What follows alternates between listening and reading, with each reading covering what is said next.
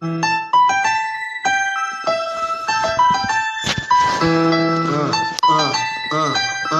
Democrats don't speak for me. Speak for me. Speak for me. Republicans can't speak for me. Speak for me. Speak for me. A bitch ass nigga can't speak for me. Speak for me. Speak for me. You coon ass niggas can't speak for me. Speak for me. Speak for me. Listen here, this is a fact of life. I be rapping like Nat Turner came back to life. Grab Donald Trump by the pussy, he ain't acting right. I never run from a conflict, I be glad to fight. It's a very cold world that we live in. Somebody please tell Elizabeth you're not an Indian. You just trying to con them people to get the benefit. Just another immigrant, stealing from the Indians. That's some punk ass shit and that's too lame. Now we finna step over to Andrew Yang. And you a sucker, you could never speak for black folks. Fake ass pandemic, trying to get the black vote. The Democrats don't speak for me. Speak for me. Speak for me. Republicans can't speak for me. Speak for me. Speak for me. A bitch ass nigga can't speak for me. Speak for me. Speak for me. You coon ass niggas can't speak for me.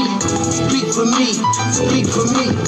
You know your boy be high off sativa. Kamala wasn't popping, so we said bye, Felicia. She ain't had a right policy. We ain't trying to meet her. Y'all can take Biden too. Bye. We don't need him. We don't need Roland Martin or that coon Al Sharpton. Didn't need Cory Booker from the start, man. I don't fuck with police and no snitch. You know I'm coming with the heat when I spit it. The Democrats don't speak for me. Speak for me. Speak for me. Republicans can't speak for me. Speak for me. Speak for me. A bitch ass nigga can't speak for me. Speak for me. Speak for me. You coon ass niggas can't speak for me. Speak for me. Speak for me. If you ever go to court and this is your luck, try not to get fucked by Benjamin Crump. I know it's hard. You and all go is hard. But who the fuck is Amy Cloak? Put her picture up on the bullseye and start throwing darts. People cut our organs out our bodies, that's a stolen heart. They can't save us from the flood like Noah's Ark. Black lives always matter, we finna go for ours. So then we savages, we don't need to pot the piss. Mike Bloomberg is sub thick with that stop and frisk. Bitch, you ain't speaking for us, we don't know you. Bernie Sanders, they get your funky ass on too. The Democrats don't speak for me. Speak for me. Speak for me. Republicans can't speak for me. Speak for me. Speak for me. A bitch ass nigga can't speak for me. Speak for me. Speak for me. You coon ass niggas can't speak for me. Speak for me. Speak for me.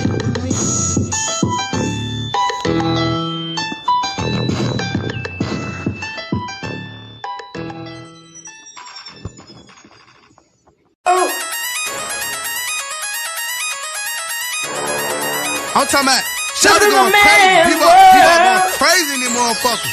Run that shit back, man. But it means nothing. Nothing. About a woman on the bed.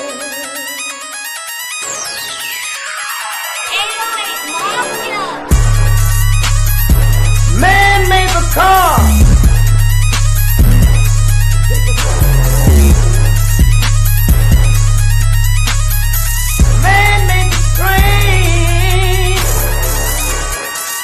Carry the heavy load. Man made the electrolyte to take us out of the dark. Man made the boat for the water like the 7-millimeter. Man thinks about a little bit of baby girl and a baby boy.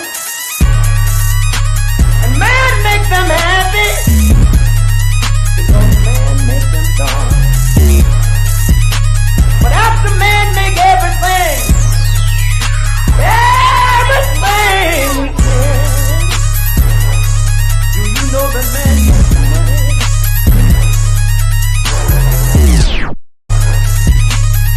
to buy from other men?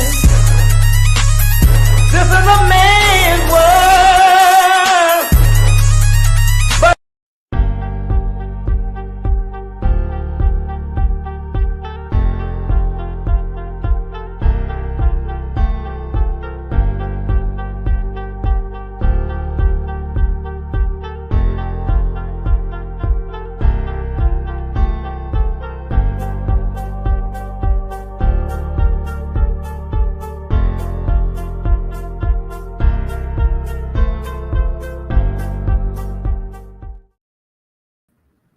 Greetings, Black family. Greetings. Thank y'all for tuning in to another episode of the Front Line Blacc News. I'm your host, Chan Krumah. I sound like I have a list tonight because I'm still dealing with this toothache out of this world. So bear with me, Black family. This is season 4, episode 46. Let's say it's in the building. You gotta go on mute or I gotta go on mute. Okay. Greetings, Lady Che. Alright. Thank you for tuning in to season 4, episode 46, part 1 of the Frontline Blacc News. And we will be discussing several topics. The first topic is tangibles. This is the year and a decade of tangibles. Continue to mess up the tangibles for your vote. So tangibles 2025, all the way to tangibles 2026. Then we got 4 clips Lady Che wanted us to play. Angry government workers sneakily exposes Elon Musk, the Musty Man, and Trump's illegal crackdown while white nationalists are concerned. Protestors with Nazi flags confronted by angry crowd.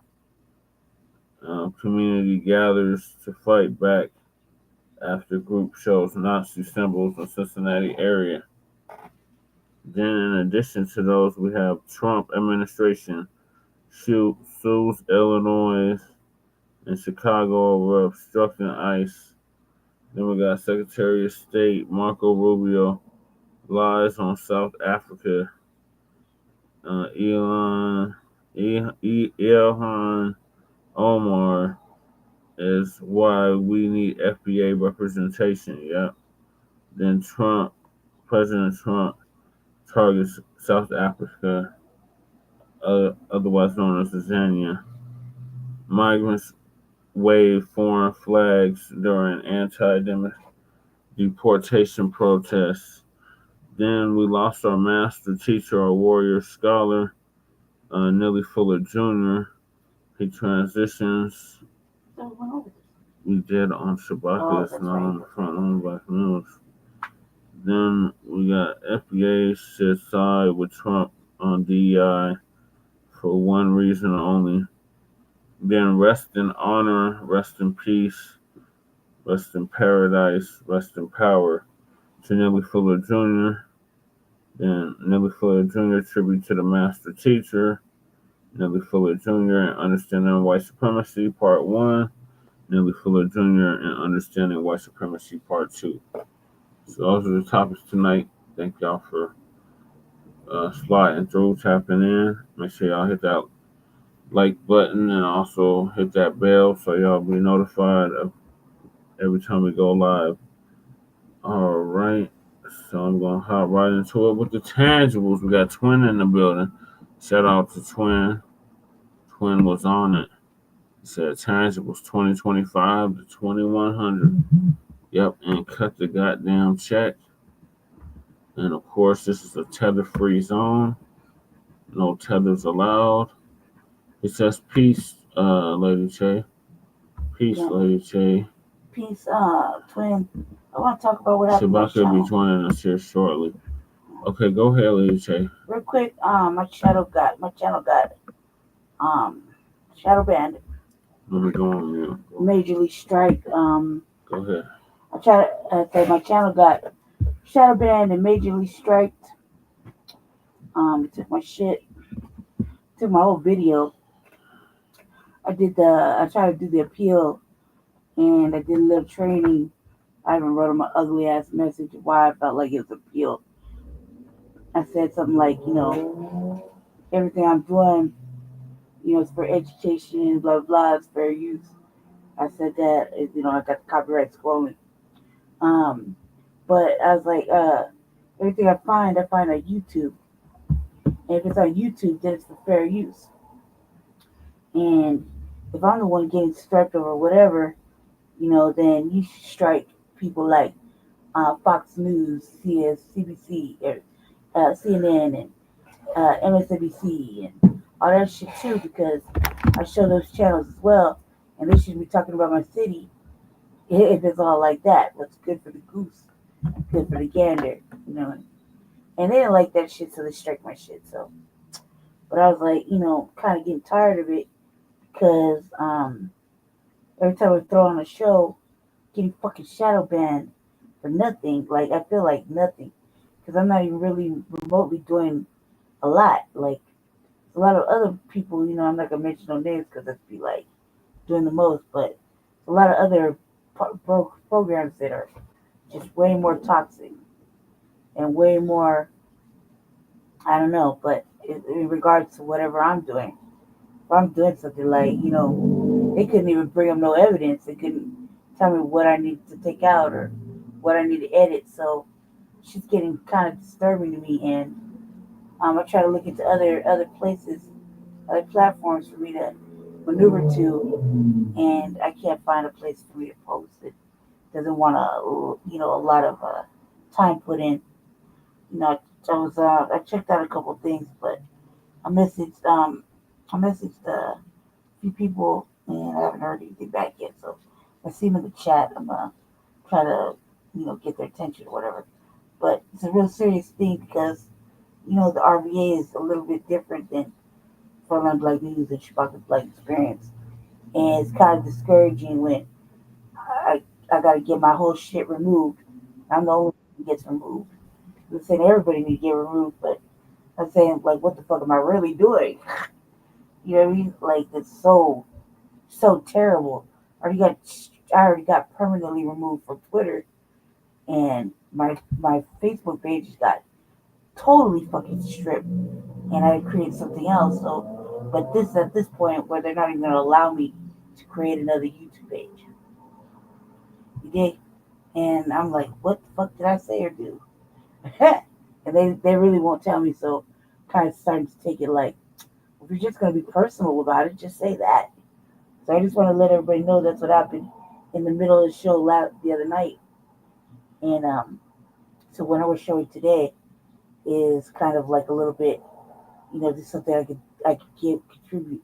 Because I don't think I'm ever going to be able to do an RVA again, which is very sad because, man, I don't even be doing as much, but we don't own nothing, so part for the course of Black nationalism, I guess. Carry on. I'm done. All right. Thank you for sharing that, Lady Che. I'm sorry that happened to you. That also happened to the Front Line Blacc News like a month ago. They struck the channel. We couldn't stream for like a week. My shit's almost completely gone. Like, one more mark, dude, it's gone. That's 2 strikes. So 3 strikes, you're out. So make sure you don't get another strike. Yeah, but they didn't tell me what the fuck I did in the first place. I'm trying to tell you what you did. No, but they gotta tell me. They're not gonna tell you, just like they didn't tell me. Carry on, Jesse. What it was I was copywriting. Go ahead and carry on. Shabaka's in the building. Welcome, Shabaka. Greetings, Shabaka. I'm muted, so I can't hear anything. Hey, what's going on? Greetings from Sin City. Greetings, Shabaka. You're just in time for the tangibles. Lady Che was just telling us how she got shadow banned and how they took her down off of Twitter and off of YouTube. Okay, that's Doge doing that is because Stinky Bird is running Doge. And yeah, dude, YouTube is full of shit, twin. And then the part that kills me, see, this is why I'm a diasporic African. Now, where's all these goddamn fundamental Black Americans ain't petitioning a motherfucking Supreme Court of this asshole not those up there infringing on the First Amendment? Not fundamental. First of all, it's foundational. Meaning we are the foundation of the country, not fundamental. Foundation. There wouldn't be no United States to even complain about if it wasn't for our ancestors' blood, sweat, and toil. All right, but okay. All right, moving right along. Okay, now the kangaroo court of the United States. Okay, it would seem to me that they would pick this damn case up immediately, as in the next 10 minutes. Okay, and saying, hey, well, he's violating the First Amendment of the freedom of speech. But however, I don't look for any constitutional protections because we were banned from it anyway. So when the raping, slave trading pedophiles had wrote it up, man, what was that there? The 4th of July or some bullshit. Yeah, You know, they didn't have, 1776. yeah. Okay. So and I don't know when the U.S. Supreme Kangaroo Courts were set up or not, but it's quite obvious, okay, is that this individual is already in violation of the oath that he swore to uphold and protect, okay? And these Clyburns, these Cop Maulers, Uncle Tim Scotts, these zippity day tricks, man, you know what I'm saying? They're a joke. They ain't even being taken serious, man. They ain't even being taken serious. March 4th. March 4th, 1789 is when the Congress was started. Oh, okay. All right. Okay. So therefore, just like our brother Crispus Attucks, who went there and got killed in a Boston massacre. Okay. Yeah. All right. I mean, what did the man die for? I mean, really? You say, what did He he die died for his freedom, but he didn't get to see it. He died for his freedom, but he didn't live to see it. Okay. That makes sense, and that is a factual statement, you know, within the parameters of what we're speaking of. But the Yes. fact of the matter is with them taking down this DEI, I think it's a great thing because that's an indirect benefit. Because it's an indirect benefit to us to go start our own businesses, regardless of the fields, and we don't have to hire these OTBs. You see what I mean? It didn't benefit us at all. It benefited OTBs. Right. Yeah, it didn't benefit. Exactly. It benefited Brother Che. It benefited every other group except us. And then, of course, as we all do know, is that the main beneficiary of that was white women. Right. They said we only got 4% of those contracts. So that shit didn't benefit us. Damn. It did, and it's like that shit don't benefit us at all. Just like affirmative action. Just like affirmative action didn't benefit us. Not in the last 40 years, that shit ain't had no benefit. Yes, sir. And then to prove your point even further is when you check the bacc decision in California in 1978. And then California, man, a dude by the name of Ward Connolly, and I believe Ward Connolly was on the Board of Regents of the University of California. And he had an issue circulated in California, you know, to get rid of the quote unquote quota system. Yeah. And see, the hypocrisy of this bastard is look how much he had benefited from it. I mean, so like I said, Brother Paris, the only politician that I'm voting for in any election, man, you know what I'm saying? If I'm eligible for it, is you. The rest of them can kiss my ass. What about Lady Che? Lady Che is gonna run for office. Oh, you running for office, Lady Che? What you running for office for?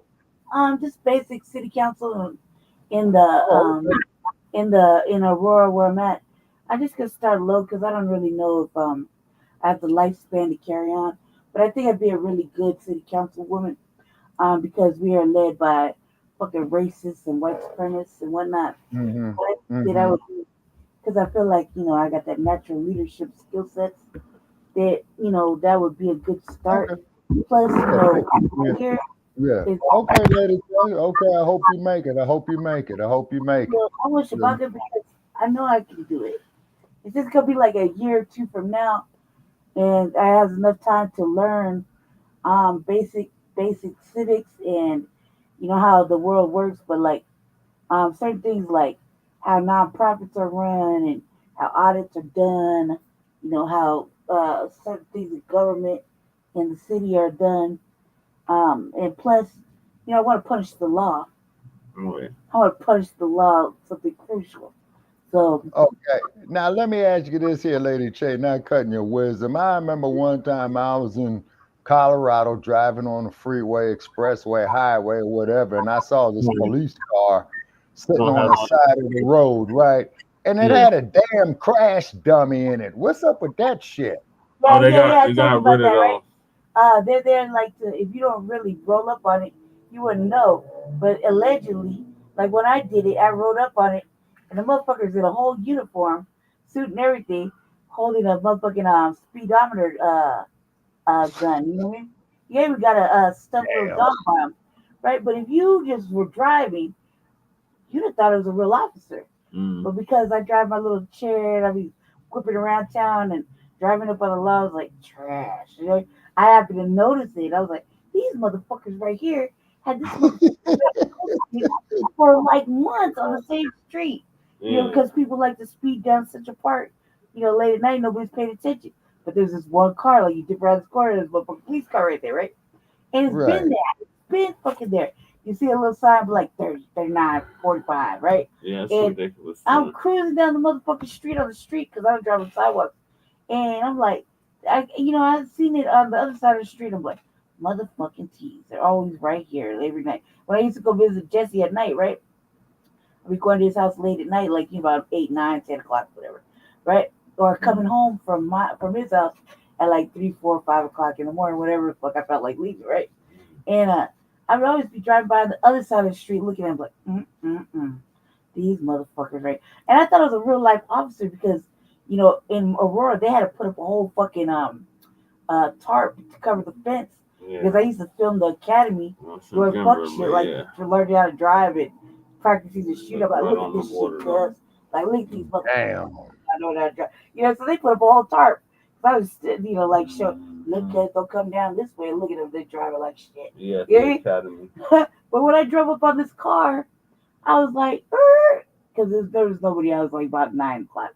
I was like, is that a motherfucking dummy? Yep, white dummy. His name is Bob something or other. Right? He got a whole tag. He's wearing a whole uniform, whole Denver PD uniform. You know, he got a little hat on, the little sunglasses.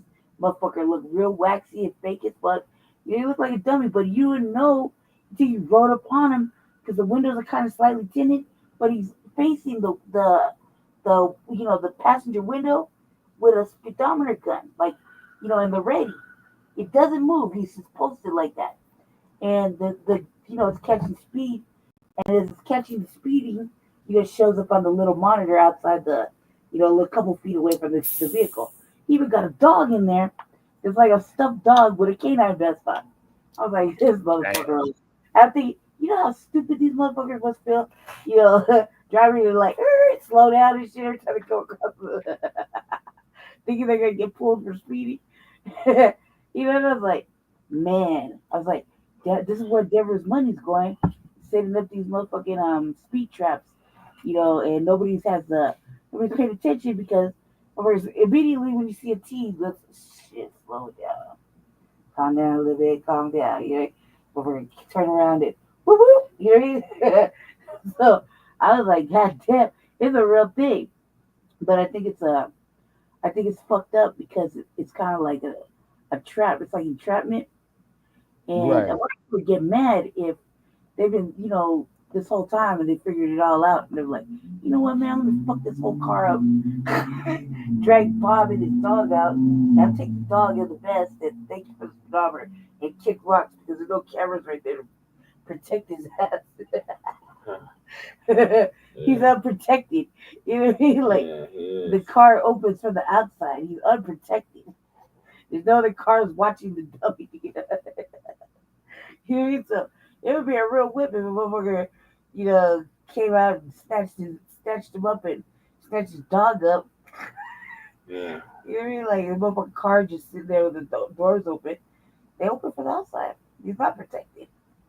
Yeah, you got suicide dog. Yeah, when you open a SUV from the outside. But I'm like, God damn, like, you can imagine how much, like, until I figured it out. I was like, I felt like, these motherfuckers always posted right there. They never go not one block up, one block down, around the corner in the side street. It's always right there. I was like, I felt pretty stupid. And I was like, this car can easily be on flats and jacked. They have no weapons in the car. Like, really, people, a police SUV out, they got a motherfucking shotgun right in the front, you know what I mean? They have the whole gated back seat like he's arresting people. It's like a real SUV. So, he's technically think if you damage one of those, you're damaging police props or something. All right, y'all. I gotta move us along to the first topic of the night, and that's All right. continue to demand something tangible for your vote, Mm-hmm. all the way up to 2100. So back in 2019, our good brother Tariq. Oops, that's on me. Sorry about that. Sorry. That mouse just jumped up, jumped the gun. My bad, man. Okay. So back in 2019, our good brother Tariq Nasheed came up with the hashtag Tangibles 2020. And in it, he was detailing everything that we, meaning the foundation of Black Americans, the foundation of the country, we're going to demand from the two-party system. So the 2024 presidential elections have already came and went. So in 2025, there's going to be some local elections. In 2026, there's going to be midterm elections. And in 2028, it's going to be the next presidential election. So with that being said, Foundation of Black Americans are going to reject the 50-year-old malign neglect policy that has been implemented by the political system. This malign neglect policy mandates that Black Americans should be ignored and only mentioned in vague and non-specific terms, lumping foundational Black Americans in the groups with minorities. Yeah, ambiguous terms. Yes, sir. Immigrants, Right. people of color, BIPOC, downtrodden, underserved, underprivileged. What is the other one? Underprivileged, marginalized. You get the gist, etc. Has only hindered the progress of Black Americans as a group while providing tangible benefits for other groups. In this election cycle, meaning, like I said, 2025 is going to be local elections, 2026 midterm elections, and next presidential elections in 2028. Black Americans are going to insist that our needs are specifically met by politicians who are seeking our votes. Foundational Black Americans want tangible, benefits specifically for us. We do not want trickle down secondary benefits that are provided for every group. Every group has not been systematically marginalized and disenfranchised in every area of society as foundational Black Americans. So we refuse to be lumped in with groups who often assist in the exploitation and disenfranchisement of Black Americans. So politicians must offer tangibles, specifically the foundational Black Americans, or we simply will not vote for them. Be sure to spread this message far and wide on social media using the hashtag Tangibles2020. And for the past 6 years, we've been spreading this hashtag far and wide. And now it's Tangibles 2025. And next year it'll be Tangibles 2026. 2026, right. And so on and so forth, all the way up to 2100. Continue to demand something tangible for your vote. All right, Shabaka, what are your thoughts on the tangibles? Okay. Oh, most absolutely. Keep it up in their face. And then with this dumpster doing, man, what he's doing, exactly, twin. I'm willing to bet, $2, right? That the dump is fucking up so bad, man. I think he's gonna wind up getting impeached by his own people. I hope that happens. You know what I'm saying? One of the Democrats who issued the first impeachment articles on him back in 2017. Right. Al Green is doing it all over again. Okay, yeah, that's right. Twin, cold cash, fuck crypto. Right. No crypto, cold cash, direct lineage cash payments to the descendants of child slavery freedmen. And then, not to mention the fact, though, as well, too, is when I look at these institutions of Hollywood and what have you, you can see, that all these quote unquote Black celebrities have been kowtowed. You see what I'm saying? We already got the reparation. Yeah. They do. Yeah, and I could understand, man, that everybody has got to make a living. You know what I'm saying? It's because I was trying to do a business venture out here in Las Vegas. And I'll Yeah. tell you about it off air, Brother Che. And I just got hit with a major roadblock with it, too. Yeah, man. Yeah, And so, but the thing is that we got to look at families, that this is chess, not checkers. This isn't So like domino. I said, we ain't even playing chess. We ain't even Exactly. playing checkers. We're playing goddamn tic-tac-toe at this point. Exactly. And crossword puzzles too, Brother Chase, because there's power in words. That's why it's called spelling, as in casting spells, right? Because when you look at a word called therapist, right? Like how you go see one of these doped out motherfuckers like Sigmund Freud, a psychologist or whatever what the trick is, right? Yeah. And they call him a therapist, right? If you cut that, if you take THE, okay, that's the, right? Then the last one is the rapist. Now, motherfucker could be raped physically. Yeah. He could be raped spiritually. Mm-hmm. And he could be raped mentally. So therefore, how are you going to tell me a motherfucker like Sigmund Freud, who is a practicing homosexual and a dope fiend, going to tell me that something's wrong with me because I like women? Yeah, that is a definite no. And then Yeah. these people that's running around confused as fuck up Oh, until absolutely. 1978, they were considered gender dysphoria. They had gender dysphoria. Yeah, well, one thing about the dump, as in human shit, and I want to make that perfectly clear, by the way. He did get up there and say there's only two genders, male and female. Well, he didn't even say what the two genders are. He just said there's only two genders. He pretty much figured you could put two and two together and okay, and connect the dots. Okay. Yeah. Okay.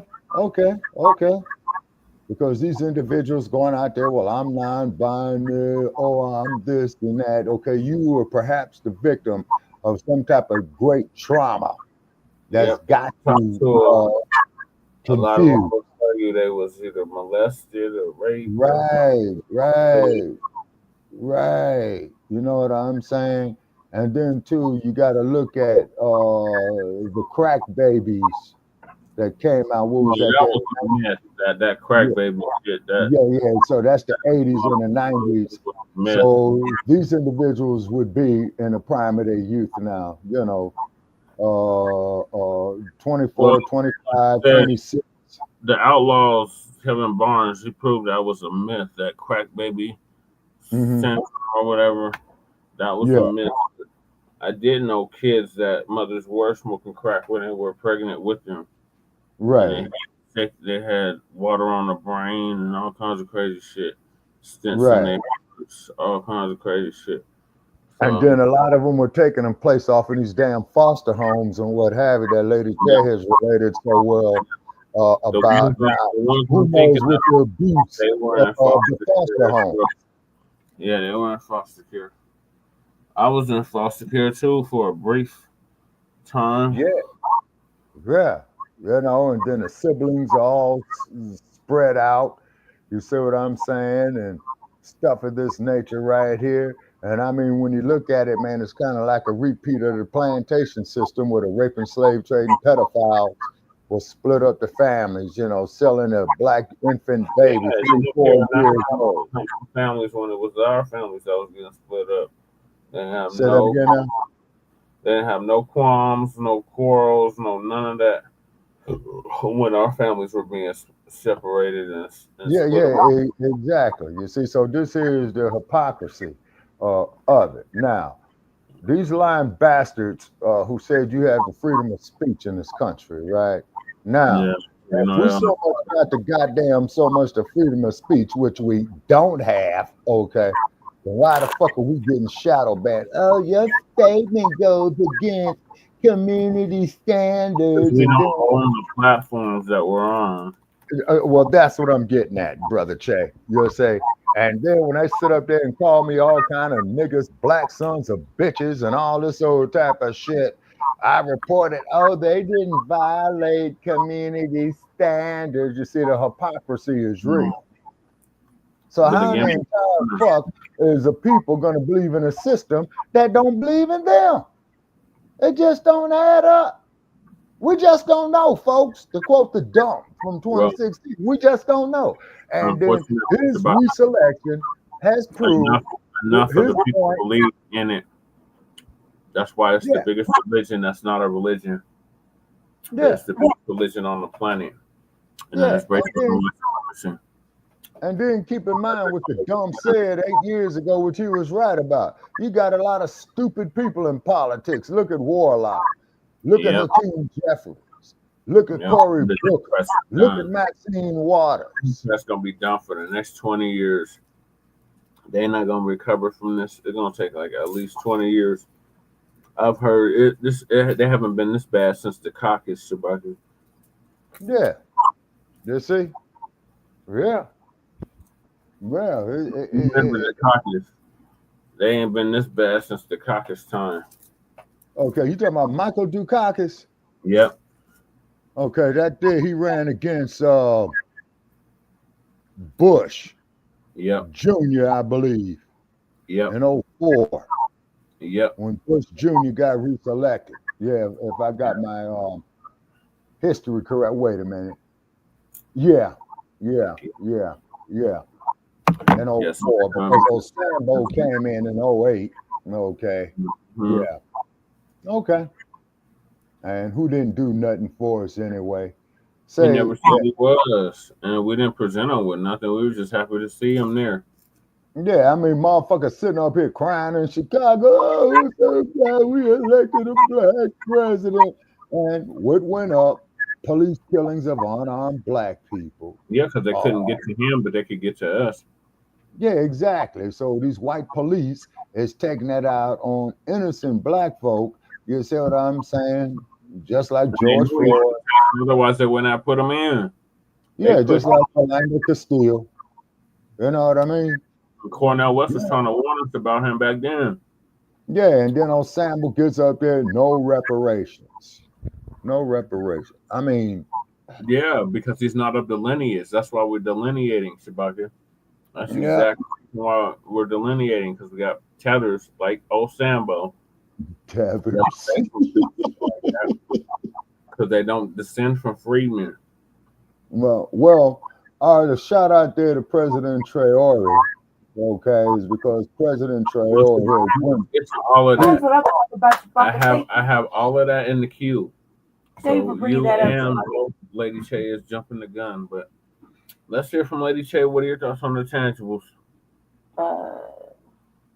Obviously not going to get anything tangible through this administration. Well, I think it's too early to tell, but I don't know. I mean, it's looking pretty fucking ugly for everybody and their mama. So not us. I feel like we could provide tangible. We looking good. They ain't messing with us. We just need to keep minding our own FBA business. Why you asking, cuz? Oh, go ahead. Go ahead. I feel like it's pretty fucking ugly. It's very clear. You know, there's obviously a lot of things happening out in the world.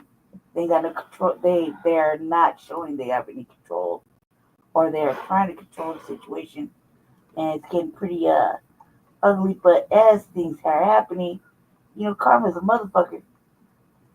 So you know, people will hopefully have their way. It's gonna be an ugly little first year. It's kind of like an ugly wound. It's gonna fester, get worse before it gets better. If it gets better, I would like to see some things happen. But however, right now, in the current state of things, I'm pretty pleased with us minding our own black business as everybody's outside protesting and freaking out, spazzing out. You know, all these white people, Hispanic people getting snatched up. I'm pretty amused because, you know, they want to talk about we got to humble ourselves. I don't think so. I think we doing exactly what we are supposed to be doing, which I'm very proud of us, like, in all these areas that are hosting, all these protests. You don't see not one black person. And I'm very proud of us because somehow we are all on code and not showing up and not caping and not holding hands and not trying to kumbaya, and that if we didn't think the message was getting out and being heard, look at all these states. All you see is them and white supremacists, crying and wondering what happened and oh my God, and whereas we stay and watch, like they said, sit at home and eat popcorn and enjoy the show. Yep, I'm highly amused. And I'm thankful and I feel so proud of us, Black family. I feel so proud of us that we ain't out there with them. Um, you know, and I put a couple of things in the queue that'll, show that, we are looking out for ourselves and they need to just hold their own nuts. You know what I mean? There's nothing tangible unless what we provide for ourselves right now, currently, how we look out for ourselves. Because it's really, anybody that's on a program, yeah, we're going to feel it. I know I'm going to feel it. I'm not even going to front. However, I'm at peace with it because, like the shadow band me, they can take anything and everything away. And so I haven't really got too comfortable in as much as I wanted to get comfortable. I could be back out on the street whenever the fuck they feel like it. So my mindset is constantly in that fear mode. However, I'm making moves now to be able to take care of myself, whether it get real ugly or not. If not, I'm just gonna keep doing what I'm doing. But it was looking pretty bad when they shut down some of those websites. Um, and I think that too, we can only provide tangibles for ourselves and our children, right now, our Black children. Um, and we are jumping the gun with the Burkina Faso thing. But I want to say this. I didn't mean to say Black. However, um, we ain't got no other choice but keep applying pressure and doing what we're doing. We gotta mind our own business. We gotta stay away from them. I don't give a fuck what they cry about and what they say. And that we gotta be humble. We've been humble and we've been tried. And those days are over with. And now we just gotta focus on our shit, which is reparations, Black agenda, Black crime bill, um, and protecting each other and finding a way to economically and grow food and take care of ourselves, just in case, you know what I mean? Because we can boycott all we want, but I'm in a food desert, like complete food desert. So there's nowhere like easily, readily accessible unless you go to Latin markets or whatever, and you know it's kind of costly. And so I just want to say that. I just want to say that it's going to be difficult for us too, family trying to get grants and whatnot. So uh, I figure we better go get it how we live and figure out another way. Yeah. Some of us might have to get dirty again just to get clean. So like I say, That's all you got to say. Hold your vote. what vote? Jesse, we ain't got nobody to vote for in the next 4 years. There's certain cities that have elections this year. Yeah, well, hold your vote like you hold your swiller. But also, regardless, we were the first ones to say we wouldn't get $2 if the shit collapsed. If both parties collapsed and burned it out. And that's kind of what's happening. I just feel like yeah, you can share it out, Shabaka. Of we're course. Americans. Just don't share the link. Well, as Americans, we're gonna watch our families. Don't share the link to the show out. We're gonna watch our parents. We're not having an open panel. And us. It's just lose certain benefits. But I can put it up on the like page, right? The show itself, yes, not the link. Okay, gotcha. Get no weird ass trolls in here because I'm screening the hell out of MUSK. Well, man, push the eject button on them tricks, man. Okay, I'm not sharing out the link. All right. No, Black Lightning is cool. Like if you want to get Black Lightning up here, that'd be good. But outside of that, no. We worry about plumbing us. That only happens on my shit. No, that shit happened on old boy shit too. Little boy. Who? What in the hell? Cuz got hella trolls. Cuz just went live and they got like 20 trolls over this. Who just went live? Jay I don't Millie. know. Go ahead, Jesse.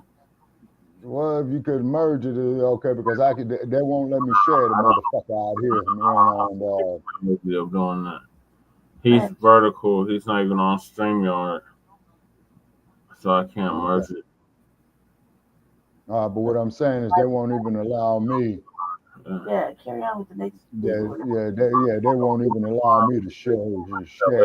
Wanted me to play for y'all. So the first one is give people context what this video is. Give me a second. We get back over there. I was actually working on something completely different on a whole nother. The angry government worker. Oh yeah, okay, cool. Right here. This is I think it's some dude from Adam something. Midas Sex, whatever, right? And he's talking to another dude that works in the government, right? It's working in the shit, and dude's go basically tell us what exactly is actually happening, not the lies that we've been told. And he actually is in there, so it's only a few minutes long, but it's important because they keep talking about DEI and all this extra shit. This dude is gonna break it down to what's really happening. Carry on. Of that executive order is, it is pulling down any document, any web page or anything with any of those 4 words on it. That's a part of it. It's not just like any sort of like external hiring path or anything like that. No. It's literally if a federal government in a office that, I'm trying to not give too much away, that like is handling a lot of the executive orders, and the government's like gonna be in shambles, dude. This is the executive orders and the return to office. This is all stuff they don't have a plan for. This is stuff written so poorly, just single-handedly to thin out personnel and to disrupt the workforce. If everyone's trying to cheer on, like, for example, DEI, it's bad. No, it's not DEI, it's DEIA. But everyone tries to fit a narrative. Do you know what the A stands for? Accessibility. Do you know what one of the repercussions of that executive order is? It is pulling down any document, any web page or anything with any of those 4 words on it. That's a part of it. It's not just like any sort of like external hiring path or anything like that. No. It's literally if a form or document that is open to the public and stuff, or internal, like literal policy manuals, for example, has the words diversity or equity or inclusion or accessibility, those sections have to be pulled down, revised, and can only be put up after manual review and legal review. I'm not even joking. Do you know what has a lot of those words in it? Tax forms. Do you know what's happening in this season? Taxes. That's right. That's not even just that. The back to work stuff, it is single-handedly, not because of productivity. No. Productivity shot up when we had telework and remote work. It's actually dropping, and it's a problem. They don't have the physical space for the staff to return to the office. They are trying to force people and reassign people to different field offices. They don't have the space. There was no plan before these executive orders went into effect. I'm watching it. I'm dealing with it. Then on top of that, getting rid of remote work, getting rid of telework and everything like that, they are trying to have people resign so that they can get rid of government positions. And what is the end goal, you might ask? Because they're also firing all of the new hires. Not every single one yet. Anyone that got a job offer, they've already rescinded that. Today was the day that they referred probationary employees, which is like your first, depending on what position you have, it's either your first year in the position or 2 years if you're like an attorney, for an example. They just referred all of those positions of new hires to their lead agency, which is then going to give that data to the OPM, Office of Personnel Management. And they are basically going to decide who is going to get clipped. Maybe nobody, but probably more people, including possibly myself. And what is all this for, you might ask? What is saving all this money for? You want to know what it's for? You want to know what shredding the government is for? It is because our politicians, specifically Trump, Elon Musk, Doge, but Republicans as a whole are gearing up to give another round of tax cuts to corporations and the ultra wealthy. And they can't do it on the current proposal because we are now at a point where corporations and the ultra wealthy are paying so little in taxes, and a good portion of them are already paying absolutely nothing in taxes and are instead getting refunds literally out of our pockets. We might as well just say, Amazon, I gotta pay Amazon $1,000 for nothing in return.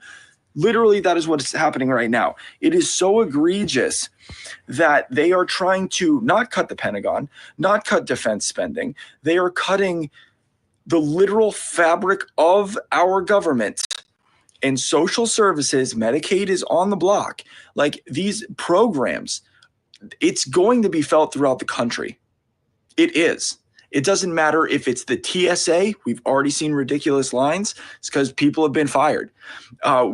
Parks, like literally the amount of government, it could be sanitary, like as in like trash collection and stuff. It can be as much as, I don't know, the DMV.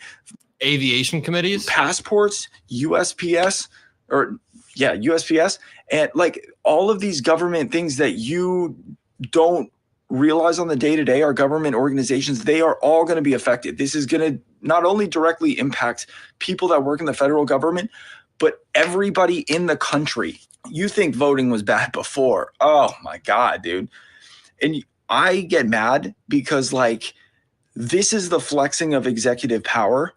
And yet the last administration, it's frustrating to watch people not do anything when they're in positions of power.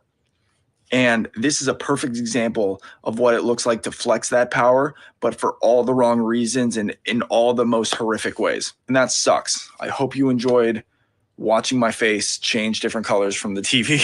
Well, that was incredibly well said from a federal worker. And I have more clips that I want to play for you guys, but I just want to highlight a few things he said there. At the end, when he says, you think voting now is hell, just wait until your forms of identification are harder to get. Just wait until they put more roadblocks up in an attempt to suppress voters. I want to play some more clips about this hostile takeover of our government and the unintended or intended consequences of what could happen. Are you guys watching this? It's intended, man. The federal government that is being labeled reform, it is clearly in violation of a number of federal laws, at the very least of which is records retention, that a lot of websites that are being unilaterally taken down, public data sets at the CDC that were unavailable for, like a CDC employee had to go out of bounds and upload those to a drive online just so there would be access to them. We have people who haven't gone through security clearances who are using Gmail addresses to join top-level OPM meetings. This is an effing circus. And I guess, sorry, that's all the time that the guest has. That's all the time we have this morning for Trump Morning News. As always, we remind you, your state legislators, you can't do anything directly about this, and there's nothing the Republican Party could have done in the last 20 years. Oh, and by the way, Musk did a salute on stage. Thanks to Josh McLaurin for ending that off with some fire.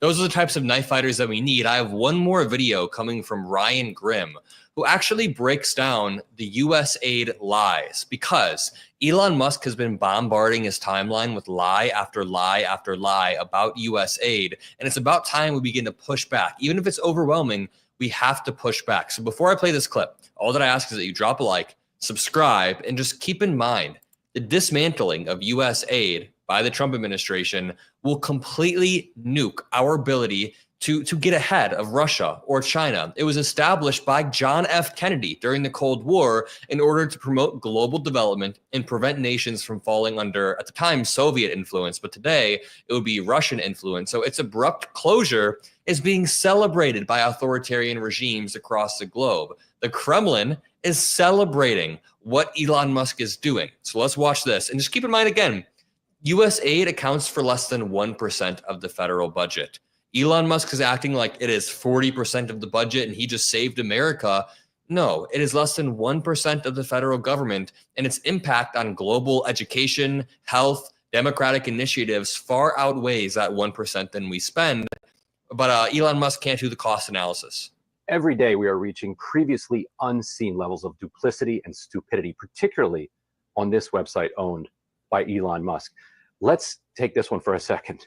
So now the MAGA populists think that they have uncovered a new scandal because they say that Politico is actually funded by USAID to the tune of $8.1 million. Now, if you look closer at the numbers that they've pulled out of this database, in fact, that $8.1 million, that's across the government. That's to lots of different subscriptions. It doesn't even have anything to do with USAID and Politico. But if you dig even deeper, what they found is that Politico, over several years, has gotten $44,000 from USAID for subscriptions. Now, Politico runs a product called Politico Pro, which can cost as much as $10,000 a year. Politico is not the only one that does a product like this. Bloomberg, some others do. I think this is a pretty corrupt way to run journalism because the people that can pay that aren't mostly government. That's a tiny drop in the bucket. It's mostly corporations, lobbyists, weapons makers, pharmaceutical companies, the kinds of people that you don't really want to be the ones that are funding journalism, because then the journalism becomes captured by that money. That is not the scandal they think they found. They think they discovered that USAID is the one funding Politico. That's wrong. But the funniest thing is, wait until they find out who funds Elon Musk. Elon Musk's main funder is the federal government. So if being funded by the federal government makes Politico corrupt when they're not actually funded by the federal government, what do they think of Elon Musk being funded by the federal government? And whatever he's getting now from the feds, he's going to be getting many times more than that over the coming years because of suckers like this guy. Very well said. And it's gotten so bad that even Russia Today had to debunk some of the lies being told on Twitter, which is ironic because I made a video earlier about how Elon Musk has a premium subscription to Russia Today. Russia Today exposed that, and they just posted a debunking. No, USAID didn't pay Angelina Jolie $20 million to visit Zelensky. We would gloat about it, but the source is a single dubious viral video. Enough real scandals without fake news. And the thing is, almost every single statement that Elon Musk has made about our institutions over the past few weeks have been straight up lies. Straight up lies, but then he uses those lies that he spreads to justify undermining these institutions. With US aid, there are many valid reasons for it to exist. Are there problems with it? I'm sure there are problems with every single agency, and we want to make it more efficient, but he is nuking. He is completely destroying that entire agency based on the lies that he spreads, and we need to keep that in mind. Make sure you drop a like, subscribe, share this video. Have a great rest of your day, and I'll see you in the next one. Peace out.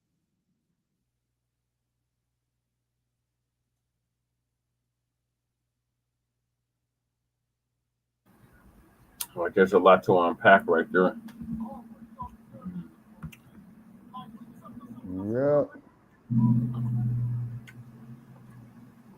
All right, Shabaka, what are your thoughts on this video? Okay, my thoughts on this right there is this, is that Elon Musk, man, he's a puppet master behind the scenes, okay, and they got him hidden under this Doge shit. So if the kangaroo courts of the United States and this hand-picked circus called the Congress, if they were concerned about some true democracy, man, they'll shut that son of a bitch down, man, within the next 48 hours, but they're not going to do it. You see what I mean? Because they want to tap all your electronics, your cell phones, your laptops, your desktops. You see what I mean? Yeah. And then they want you to do all your commerce and shit online. I would just put in your credit card number and all that. Man, fuck you. So they can go hijack your bank account and break your ass. You see what I mean? And Stinky Bird, about 80% of the posts you cannot make unless you pay for it. You see? And that's for real, Yeah.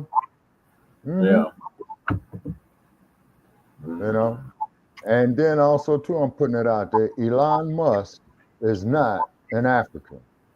He is a Boer. He is Dutch, okay? And people are not going to pull that wool over my fucking eyes. You see? Yeah. You see what I'm saying? All right, Lady Shay, what are your thoughts on Finally. All right, bet.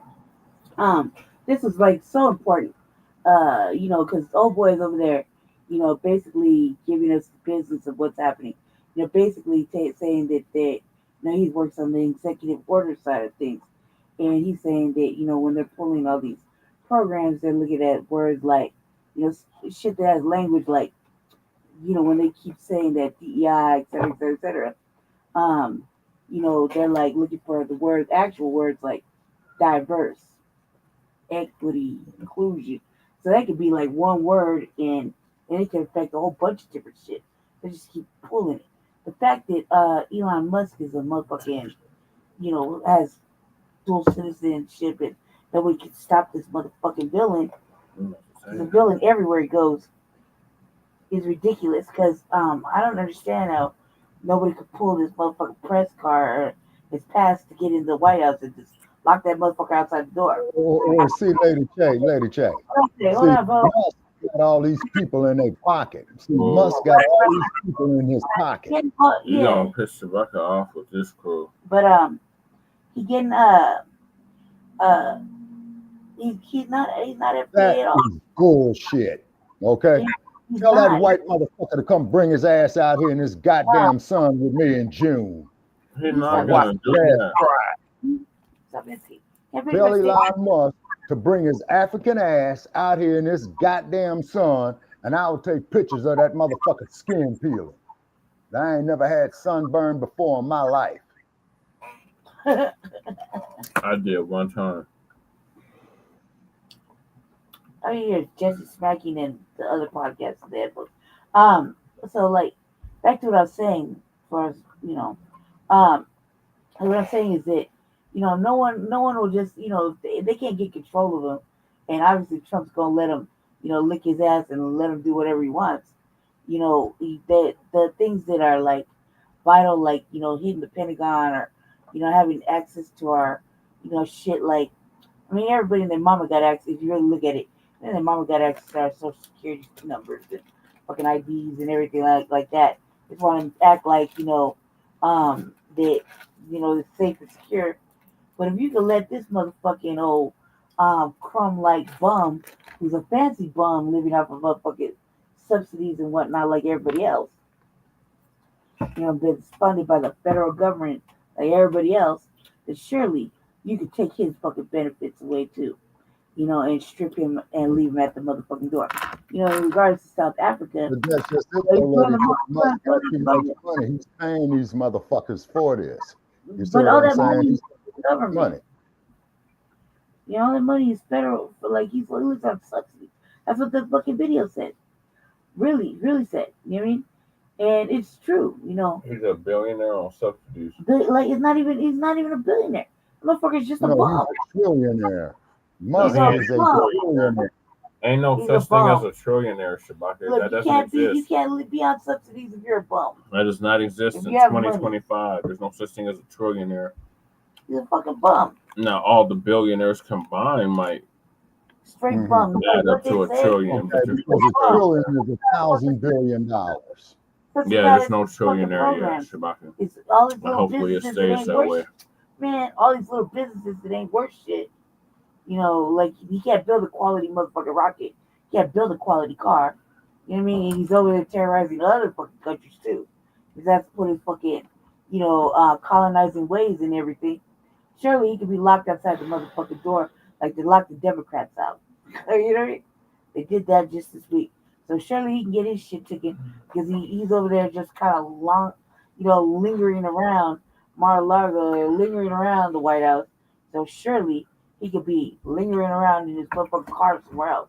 You know, and the people that he has with him are like real young people, like real young bucks, like 20, 25, whatever.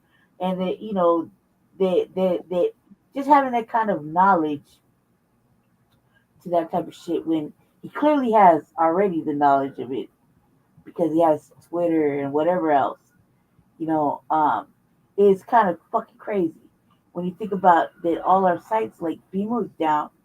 FEMA, you could put in nothing. Medicaid was down, you know, this week, and a couple others. you know, it will affect the, and he shouldn't be the culprit behind it. They're giving the fat, like what dude said was they're looking at all these kind of programs and with just a word here and a word there, you know, to justify it.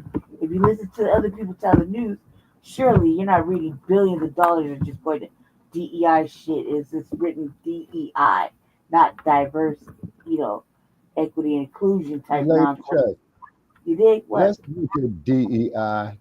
Change the last letter with the second letter, and what do you have? Die. Precisely my point. And the man said too, he said we also want to add the word of accessibility. He said that too is being on the list of shit that they just stripping away. And I also want to say that in fact in South Africa, you know, they were bullying over It's there. Tanzania, Lady Check.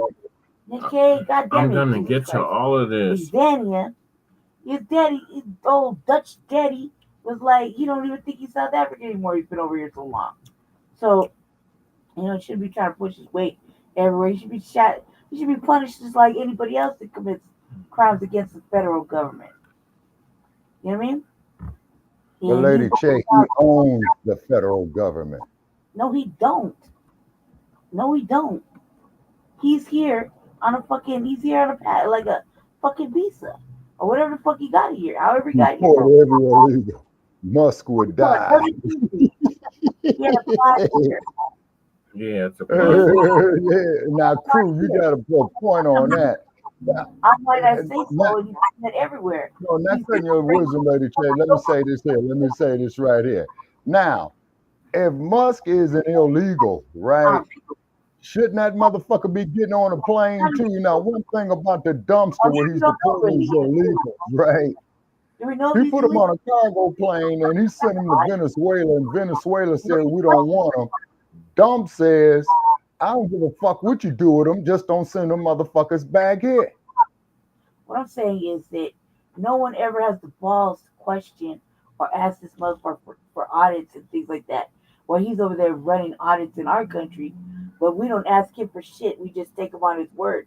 But clearly, he can't build quality nothing, and he's a fucking douchebag, and he's up to no good. He's a fucking villain, which is, I'm cool with embracing villainy. However, you're not gonna fucking do that shit to certain things. Like, you know, people that are on work their whole motherfucking lives and can't get Social Security. Mm-hmm. You dig? Or motherfuckers that are and they can't get their fucking Medicaid, or motherfuckers that pay taxes and they can't get their shit. You know, you can't fix the motherfucking the food thing that everybody's so upset about, and you know they want to keep deflecting. Look, man, you're in a free food market. Can't tell another motherfucker what to charge. You know what I mean? Grow it yourself. Go get some animals. Harvest. I don't know what you're gonna have to do, but they're not gonna do that. They lied. You know, and if you got this motherfucker running havoc, pressing buttons everywhere, I'm gonna give you tariffs here. I'm gonna do this and that, and then you got his fucking cheerleader, who has no real nothing. He's not vetted like all the other motherfuckers he put up. He's just a regular motherfucker that can walk in and out and act stupid as much as he wants to. His stock is dropping, his shit is dropping, other shit's raising up. It's ugly for him, and it's gonna get worse because he thinks he could just come over here with him, and because he's riding with Trump, and he kind of got access to go do whatever, that nobody's gonna stop him, and they need to stop him. You can't get him. You got to get him out the motherfucking thing, but you can't leave him with a bunch of hackers, including himself, to hack up into anything that has anything, even if they are selling our data and shit. So I believe it's all cap. Like, oh, our shit said he can just raid our bank account. They been could do that. Me and Jesse are a product of that. Yeah. You know what I mean? So, you know, I wouldn't trust anything they fucking say, like out of their mouths. What this man said was pretty fucking that's tracking. You know, that sounds about right. And the other countries don't want him over there because he's fucking wreaking havoc. If we don't put a stop to it, then no one else will. Not we as black people, but the people, you know, put a stop to the, you know, the madness. You know, obviously we're designed not to have shit. We just create it and keep creating. So it's like another day, another year, you know. But he's a fucking menace. Him and Trump and anybody else they fucking aligned with. You know, and it's slowly showing. It's kind of funny. We should just sit back and be amused to a certain extent. You know what I mean? So yeah, go ahead. I'm done. Well, like I said, with dump ending this diversity shit, okay, let's look at the flip side of the coin. That is a perfect opportunity for us as a people, okay, with the pro-Black agenda to develop our own businesses. Now, I believe Traore had did something recently, and correct me if I'm wrong, Brother. Yep. Where he we're gonna get to it if y'all stay patient. Yeah, man, it's so We'll exciting. get to all of that. It's just so exciting. But you gotta knock these 4 chocolates out first. All right. Yeah, this one family is you know, oh boy, whatever his name is, Nick Fuentes, right? But fucking old racist white supremacist, Mr. Pro-Trump, right? Yeah. He's now feeling the ugliness and the burn of, you know, riding with the reality, you know, and he's finally seeing, you know, this is the honorary Caucasian, this is the honorary motherfucking Nazi right here. And he's saying whatever he's saying here. This is a short clip, but I kind of like this dude because the short is kind of effective, you know, when he's showing that they're affected, and that is funny in itself, you know, that he believed, you know what I mean? So it's kind of funny. The Trump administration, then, you know, I think it really says something when the far right extremists are concerned. You guys all remember Nick Fuentes, the self-hating anti-Semite that shits his pants a lot. Well, let's hear what he has to say. I do want to express some concerns here. Seeing Trump move in such an aggressive way, it is a little bit frightening because it is destabilizing. And when you see the might of American empire directed like this, you realize that this has a lot of gravity to it. There is a weight to it. America is this juggernaut, and it can crush everything in its path. And if we have this extremely energetic executive branch that is making these moves like that, you wonder who gets crushed. And you wonder if the good guys might get crushed. People like us, people like the Groypers, people like opponents of Israel, opponents of the H-1B visas, whatever you want to say. When you see the hammer come down, you hope that you're outside of it. It feels good when it's illegals. It felt good when it was Muslims under George W. Bush, if you're a conservative. But what happens when it's nationalists? What happens when they turn those weapons that were built in the Patriot Act after 9/11 against the Trump supporters? What happens when they turn the weapons they're using against the people in Gaza and the Hezbollah supporters on the campus and the illegals? What happens when they turn that on the so-called real neo-Nazis, the so-called real white nationalists, the real conspiracy theorists, the black pillars? What happens then? And that's why I'm a little bit concerned about it. First of all, that's quite the joke he told, talking about him and the Groypers being on the good side of things. Like, when throughout history have white nationalists been on the right side of things? Never.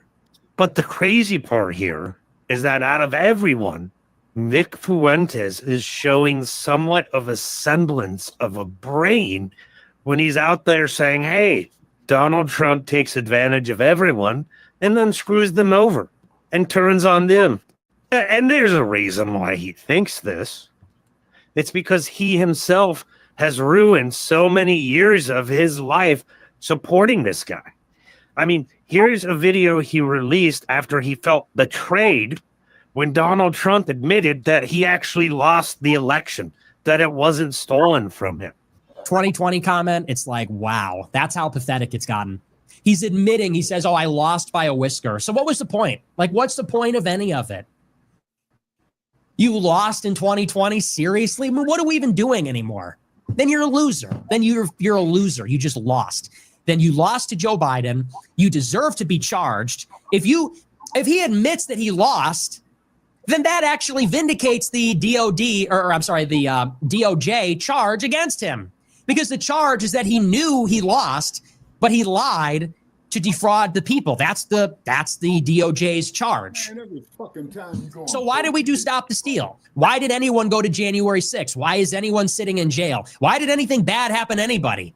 Why did everyone get censored? Why is everything bad that has happened to the people that are involved, why did that need to happen if you're just going to walk it all back and say, oh, I lost? Well, it would have been good to know that before 1,600 people got charged. It would have been good to know that before I had all my money frozen, put on a no-fly list, banned from everything, lost all banking and payment processing. Would have been good to know that before I, in 2017, dedicated my life to this as an 18-year-old in college. Just feels like a big ripoff. And don't get me wrong, I'm an adult. It's not whining. I'm not complaining about it. I'm saying you can't say those things for that reason. Like, don't get me wrong. I don't regret anything, and we all make our choices. And look, it didn't work out. It is what it is. So I'm not mad saying I want those years back. I want those decisions back. I'm not saying that. I'm saying that just goes to show what a tremendous betrayal it is. It's just such a callous indifference to the sacrifices that his supporters made on his behalf. People are more willing, I think, to tolerate losing than a total betrayal. It feels now like the whole thing, and it wasn't pointless, but that's how it feels at this point. So I know everyone considers me to be an extremist, but I'm the logical conclusion of Trumpism from 2016. I was the Trump generation. I turned 18 when he became president. I was one of the first guys, one of the first influencers in the post-Trump world. They no longer believe. And now, don't get me wrong. Nick Fuentes is the scum of the earth. We just thought we'd see other people come to their senses first. Other people to see the authoritarian tendencies and to realize, oh, he's a con man. But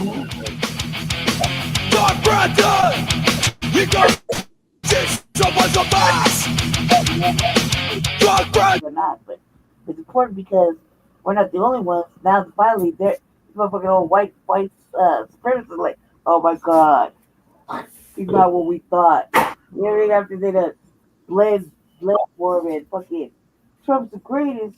And now, look, you know what I mean? And that's even funnier to me, because they were going to pull funny and walk all the way away from him in the middle of the campaign. To find out if anyone was arrested.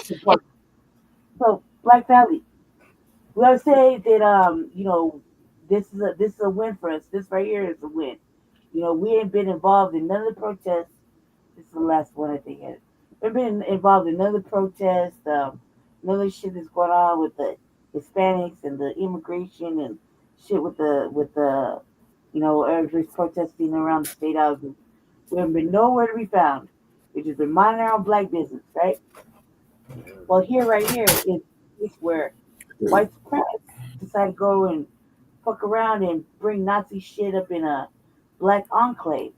And you're going to see the black people, let them have it and stand up and be united. And this is a win. This is finally like us getting the message, just wake up. It's us getting the message across to unify. Go ahead, play. That's the only policy. Evendale, Woodlawn, Reading, as well as Cincinnati Police Departments were here as well. Live in Lincoln Heights, Paige Barnes, Local 12 News. All right, Paige, thank you for that update there. Okay, and glad he mentioned Lincoln Heights. He is responding to this display. The group says, quote, we will hold strong in our commitment to the unity and respect for all people of all ethnicities, religions, gender, age, and sexual orientation. It is well known that people receive messages and actions in different manners. The current executive orders and actions have angered many and emboldened others. This is not normal and should not be accepted as such. Oh my God. Oh, it's the one after that. I thought it was right. I almost can't believe that what I'm about to say is real, but the teenager. You got the one I said right. Yeah. Where they're fucking up the truck. Yeah. Okay, hold on. Yes, Shabaka, what were you saying? Because that didn't show that one. Okay. When you look at the goddamn LAPD, right? They look just like a goddamn okay. Look at their uniform. Can't hear you, man. You sound like you're all the way in the bathroom. Yeah, that's like so weird. Okay, can you hear me now? Because I'm on the Bluetooth. Okay, can you hear me now? Yes. Okay, when you look at the LAPD, when you look at their uniforms, right? When you look at those white helmets that they put on, like they did recently, they look just like the goddamn SS out of Nazi Germany. Yep. The only fucking thing missing on them is a goddamn swastika. All right. Yeah. Okay, play this one. Play this one. You'll like this. It's quick. It's good. Immediately sent the message, they're not welcome. WCPO demonstrated in a greater Cincinnati neighborhood. The people living there immediately sent the message, they're not welcome. WCPO 9 News reporter Sean Delancey shows us how they drove hate out of Lincoln Heights. People from the historically black Lincoln Heights community were quick to tell a group of people waving swastika Lincoln flags on Heights that is overpass over Hispanic, I-75 dumb that they are fuck. not Black welcome people here. are concentrated in South Central. Right Idiot, over get there your is goddamn charred back remnants of straight. one of those Damn. No, they're not talking about LA. Waving swastika flags, some armed with rifles. Eric Ruffin took this video of a group of apparent Nazis in Lincoln Heights where he says they called him the N-word. Officially letting you know there is racism in America. This is absolutely ridiculous that I got to deal with this. Other videos show counter-protesters breaking through a police line to confront them. The group that eventually grew to more than 100 took a swastika emblazoned flag and set it aflame, leaving just this blob. Charlene Evans helped set it on fire. In this neighborhood, we do stand for something. This here turf is golden soil, and it won't be tarnished with things like that. One man arranged bullets to spell out LH on the flag, a message not to return to Lincoln Heights, to lower the temperature.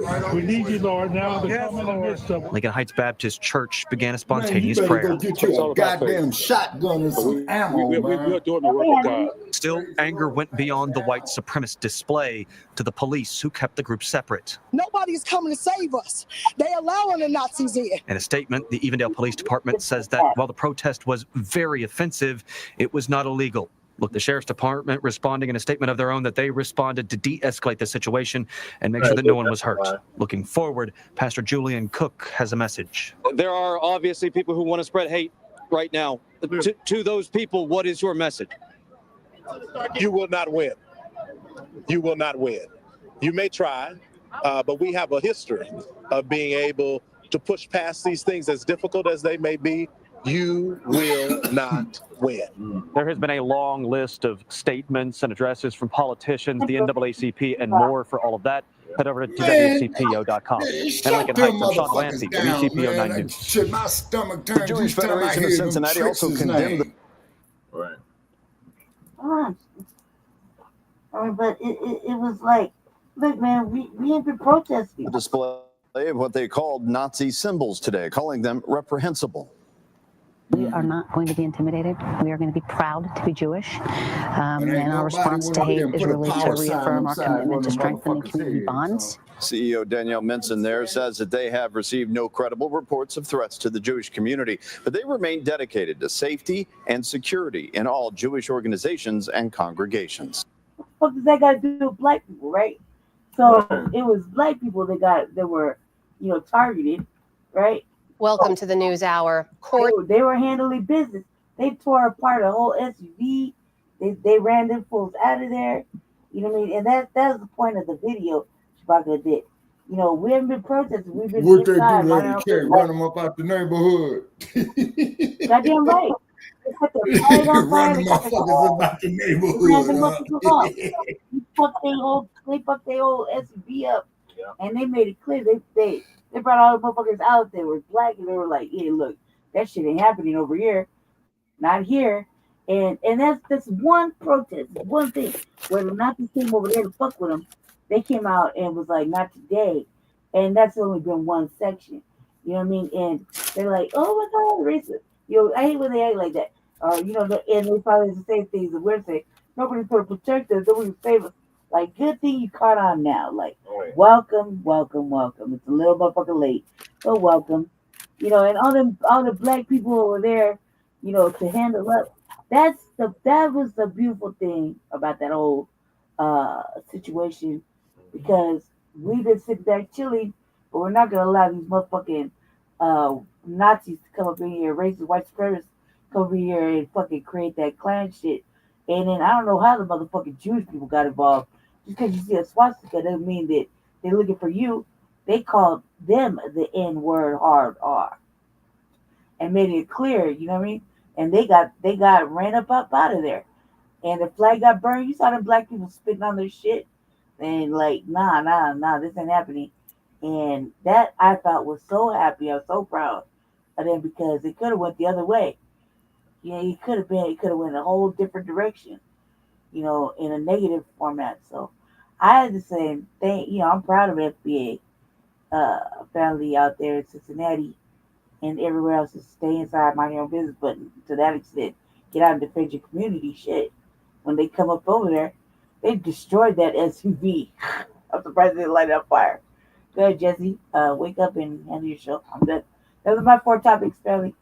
Carry on. Now they're saying something about Trump suing the state of Illinois and Chicago over obstructing ICE. Yeah. So Lisa's gonna give us an update on that. Yeah. So Trump administration sues state of Illinois and Chicago over obstructing ICE. So they refuse to cooperate with ICE. So now they're being sued. Mm-hmm.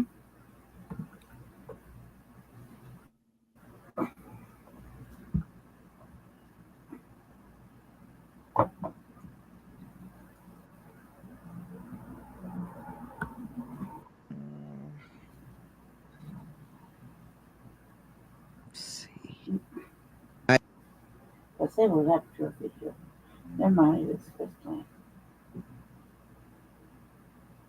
I guess things aren't going You okay? Like, as smoothly as they would like to see.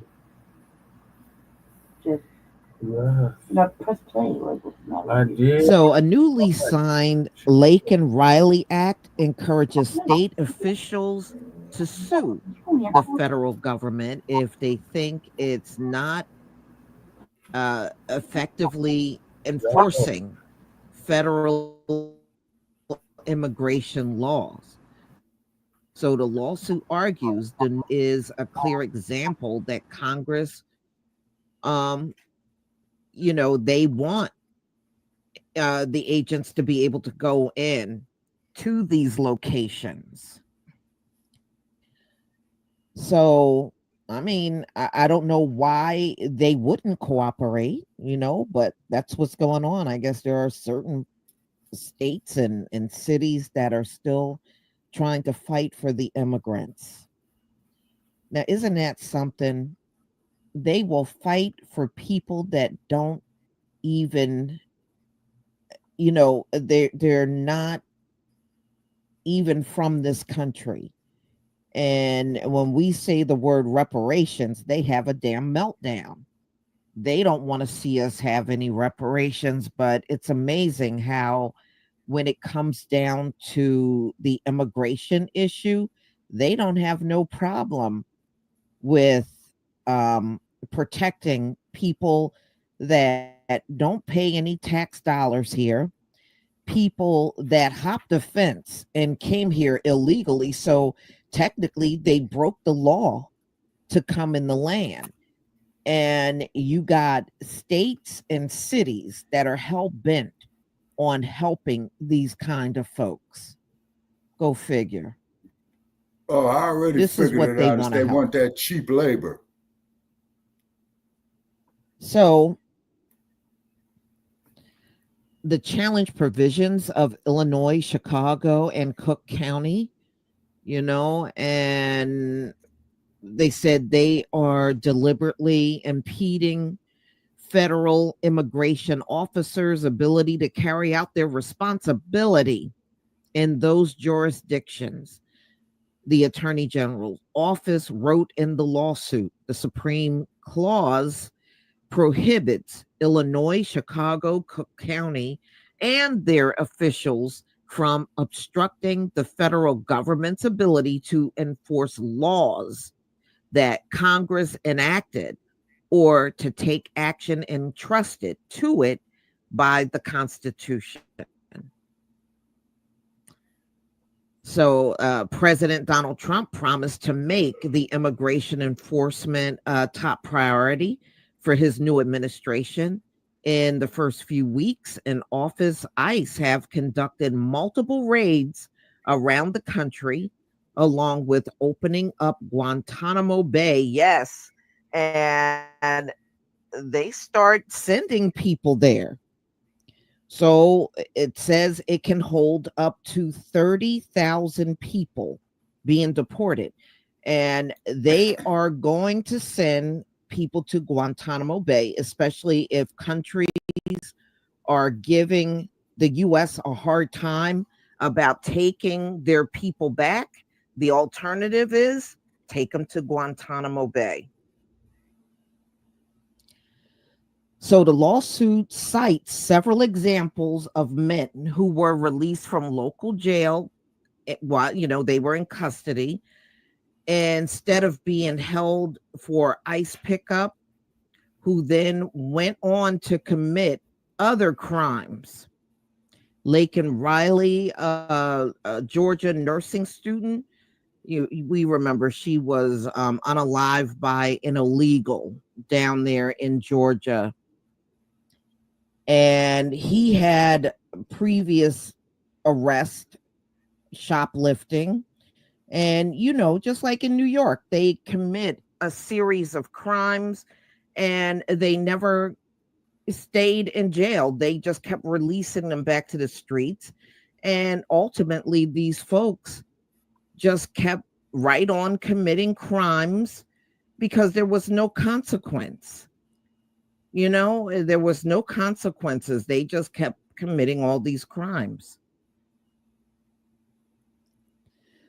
So these cities and states and counties refuse to work with law enforcement and ICE as they're trying to remove these illegals. So that's why they have been slapped with a lawsuit. I mean, of all things, to turn around and protect, why this Chicago? For real, why illegals? The whole thing makes no sense. So they're saying since many of these illegals have been here, they have been charged or accused of certain crimes, including burglary, theft, larceny, shoplifting, assaulting law enforcement officers. A person does not have to be convicted, only accused of a crime to be detained and deported. So in a statement, the governor, J.B. Pritzker, said the state will defend its choice in court. The governor, a Democrat, has long opposed Trump policies.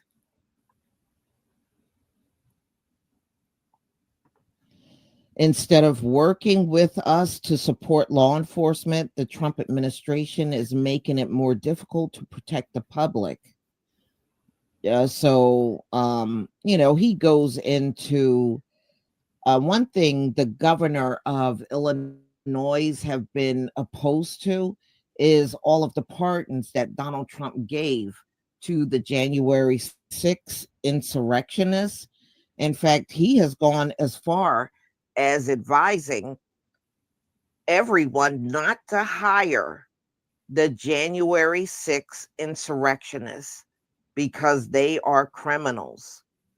And in his state, he said he's not hiring them.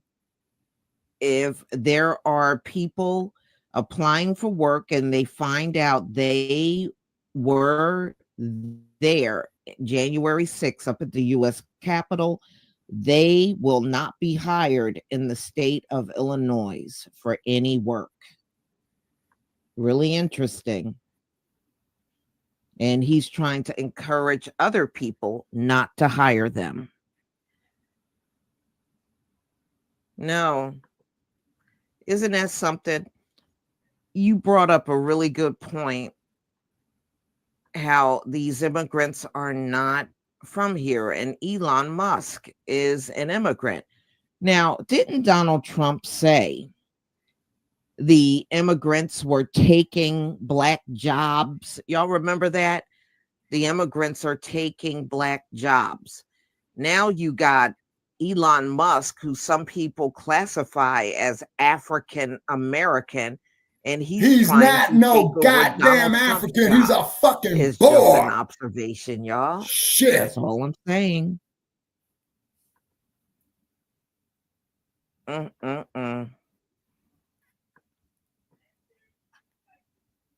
He's Dutch. Yeah, I mean, they're getting them out. I know the first weekend that they start doing the raids, they were heavily in my state. You know, there are not a lot of illegals down where I am, but in the northern part of the state closest to New York, there's a lot of them up there. So they were doing raids all over the place up there. Especially the first weekend they were doing the raids.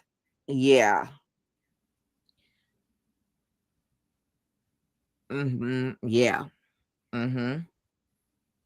So, you know, what comes around goes around, Donald Trump. You talked about the Black jobs, and you got somebody trying to dominate and take over and make you their puppet, named Elon Musk, who's also an immigrant.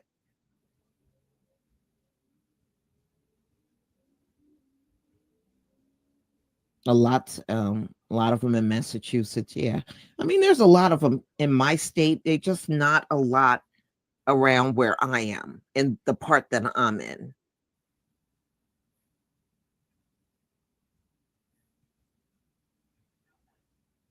Oh, I'm not surprised, y'all. I'm not surprised. You know, when All right, so Lisa's just answering questions now. All right, what are your thoughts, Shabaka? Okay, well, first place, yeah, I'm here. Can you hear me? Yeah. Okay, first place, Musk is a bore. He's Dutch. Okay. Also, too, we got some preliminary information off of my family tree. And it goes back to Nigeria so far. And so, yeah, so we are you know, getting some information there. So that's placing me closer to what I asked the sister from the continent of the Fulani. But you have to keep in mind is that we were nomadic, you know, the different nations on the Cuba line is because a tribe is a primitive person, a savage, pretty much like your European. Well, Europeans have tribes too. Yeah, well, what I'm saying is that on the evolutionary, on the evolutionary scale, they run around in mud huts in Europe. Yeah, well, you know, as we know, Brother Che, they didn't believe in bathing, and as you had pointed out, that the Catholic Church had made it a sin, it was unholy to bathe. Evil. Yeah, it was evil to bathe. Yeah, now when you look at some critters, particularly the cats, they bathe. Why do you think they're always licking themselves? They bathe their young, you know what I mean? And what have you. You see what I mean? And then, of course, you know, they keep running amok on the continent of Cuba line, you know, getting all those resources. So it'll be very interesting, you know, on your feedback on what President Traore of the Burkina Faso was doing. But what it is, though, they need to quit letting them damn Europeans over there. You see what I mean? You know, because I think Uncle Phil was peanuts over there, Shabaka. Say what now? They worship Europeans over there. Well, that is due to the brainwashing. Off the You see what I whole mean? carpet for them mugs. Yeah. Just like I saw a picture a few years ago on Facebook, man, where they had the African people there bowing down. What's his name? Kenneth Copeland. Yeah. You know, they might as well bow down to Jim Jones, and you saw what Jim Jones was all about. You see? Mm-hmm. So I don't knock nobody's faith, you know what I'm saying? But at the same damn token, if you're so busy out there, like they did in California, Brother Che, like they did in parts of Colorado, okay, that when Cortez, okay, let me make sure I got it right, because you was on it the other day, okay. Ponce de Leon, he went to Florida. Cortez came out here to the west. Am I right on that there, Lady Che? Yep, I think so. I believe so. Okay. Okay, and then Ponce de Leon, this fool was looking for a fountain of youth. Mm-hmm. You know what I'm saying? Yep. With his old stinking ass. You see what I mean? Yep. Yeah. See. Mm-hmm. And then the cold part, you know, is black women, if you saw in The Woman King, were practicing feminine hygiene and practicing bathing, because you remember the part where Viola Davis went there and took a bath and her crew was right there. Yeah. You know, you know, the ladies out there bathing and what have you, and they did have running water. So the water wasn't stagnant. They had pretty much of a irrigational system, you see. Yeah. And they don't never want our youth in these goddamn public indoctrination centers to learn this. You see what I'm saying? Nope. I mean, it's a proper level. I don't know anybody. Yeah, just like down there. Okay, just like down there in Mutamba. Right. You know what I mean? You know, just like down there in Mutamba. When the Portuguese came there and said to Her Majesty, "Oh, you're now a colony of Portugal." And she said, "Motherfucker, do you care to repeat that?" And he did. And hey, she unleashed the wrath. Yeah. For 50 years. Now, to dedicate. I think it was her. Okay, before it's maybe one. Okay, but Brother Che, for people to fight invaders for half a century, man, goes to show a whole lot of dedication. Well, none of them outside of her actually fought to try to get us back. None of them. Whoa, hold on, Brother Che. There was a story I did, and they labeled it as fake news. And then I was trying to tell somebody about it. I don't think I shared it with you. I have to pull it up. But there was countless efforts of our people going to those slave ships, okay, trying to get their loved ones back, their mothers, their fathers, their sisters, their brothers, their children. Okay, but however, Eurocentric indoctrination and getting us. None of them was trying to come here and get us and bring us back. Okay, but Brother Che. Brother Che. Brother Che. You did have that. Now, I see your reasoning, but at the same token, we got to consider the source of the information, because the European, one thing about the European and his public indoctrination centers, he's never going to show himself as the bad guy, the savage, the pilferer, the murderer, the rapist that he is. Yeah. Okay, that is a fact, because you witnessed me, Brother Che, on Shabaka's Black Experience, and I had to go back and forth with these ignorant motherfuckers. Yeah. You see? You went back and forth with them. Yep, I sure did. Yeah, you see, so, you know, I'm not doubting your reasoning on that, but I'm just simply stating is, let's look at quote unquote, let's say in these kangaroo courts. Let's check out all the facts. You see what I mean? Yeah. And then white man came with lies, deceit, divide and conquer. He did it on the continent of Kibalan.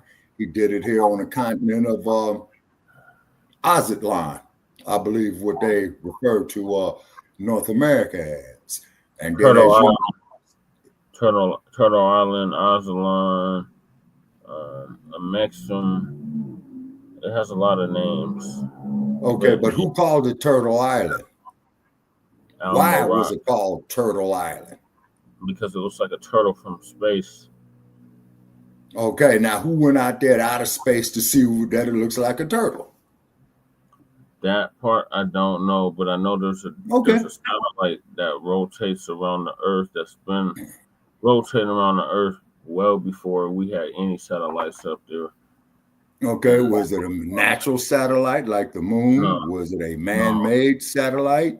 It's definitely Did we put the satellite up there? No, Shabaka. This satellite's been up for thousands, tens of thousands of years. It's called to quote. It's called to quote Captain Kirk. Okay, to quote Captain Kirk. What is this point of origin? Is it nomad? I am nomad. I am perfect. The creation of perfection is no error. Port of origin. Salty must analyze error. Right. Well, those under my error. Faulty. That shit was funny as hell, man. Y'all should have saw that shit. Yeah, I remember. But if you could pull it up, man, off of past YouTube, man, it's an episode of Star Trek, the original Star Trek called The Changeling. Yeah, I remember that episode, but we're not gonna do that tonight. What was I gonna say? The Dark Knight satellite, it rotates in reverse. It orbits the Earth in reverse of any other satellite, and it's been up for thousands of years, if not tens. Okay, well, that there now, brother Check. Now that'll be an interesting subject to cover. Yeah, the information on it is kind of limited because they kind of keep a hush hush. I was kind of seeing if Area 51, huh? It's before Didn't all you of say that. I was down the street from Area 51? You are, but it's before all of that, Shabaka. Way before any of that stuff. It's been up for thousands of years, though. But anyway, it recorded, took pictures of it. That's how they know it looked like a turtle from the air. That's the only way you can know it looked like a turtle from space. Is if you have a satellite or a drone or something up to photograph it. But yeah, so that's why the indigenous people of this land called it Turtle Island. Now, what did our people call it on the Cuba line? Another home. I mean, we were already here. That's what I'm saying. Like, they had already established trade here. It was just like a vacation home. Like I said, the Egyptians were over here. That's how you could find cocaine in the sarcophaguses of them all the way in Egypt. There's no cocaine anywhere in Africa. You can't get cocaine anywhere in Africa. It doesn't grow naturally. None of that. That's only Okay, one. well, what about Mount Kilimanjaro? Because I think that there has the altitude of what is the name of them damn mountains? Andes Mountains, I believe. Yeah, it's not even close to that altitude at all. No. Hold on, brother Che. I'm not doubting your wisdom, brother. Okay, hold on. The Andes Mountains. Altitude. They're like almost Himalayas. Andes Mountains. Okay, hold on, brother Che. You can't grow cocaine. Okay, all right. Okay, the Andes Mountains is the world's longest mountain range. The longest mountain range. Stretching 4,300 miles along South America, and it's 430 miles in width. The range extends from north to south through 7 South American countries, brother Che: Venezuela, Colombia, Ecuador, Peru, Bolivia, Chile, and Argentina. The main maximum peaks of the Andes are in excess of 4,000 MASL, whatever the hell what that means, along the tropical and subtropical portions. They're doing it. The average. That's the metric system. Okay, all right, hold on, brother Che. The highest point of the Andes is 22,838 feet. Okay. Exactly. So there's no mountain. There's no mountain like that at all. All right, hold on. Okay, brother Jay. Hold on. Again, you can't find cocaine in Africa, Shabaki. That's the end. That's the root of the story. But you can find it in South America. So how did the pharaohs get cocaine in their system all the way in Egypt? Hold on, brother Che. Climbing Mount Kilimanjaro. Okay. Kilimanjaro is 19,341 feet. Yeah, so that's not even close to the Andes Mountains. Okay. All right, so there's a mystery right there how they get cocaine in their systems, and they were clear across. They had to literally go clear across the planet to get it. Okay, now hold on, brother Chad. Now, what is the source of your information for this? Is this an Afrocentric source, or is this here a Eurocentric source, sir? Both. They'll both tell you this. Ashwa Kwesi will tell you this. There's so many scholars. Okay, see, man, boy, we need Ashwa bad, man. Yeah, okay, all right. Okay, we need Ashwa bad. Anthony Browder will tell you this.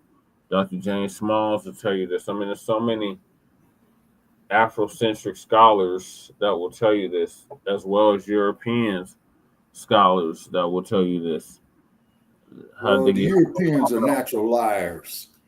Okay, and because as you said, they do that to make themselves look good. A broken clock is right twice a day, Sabaki.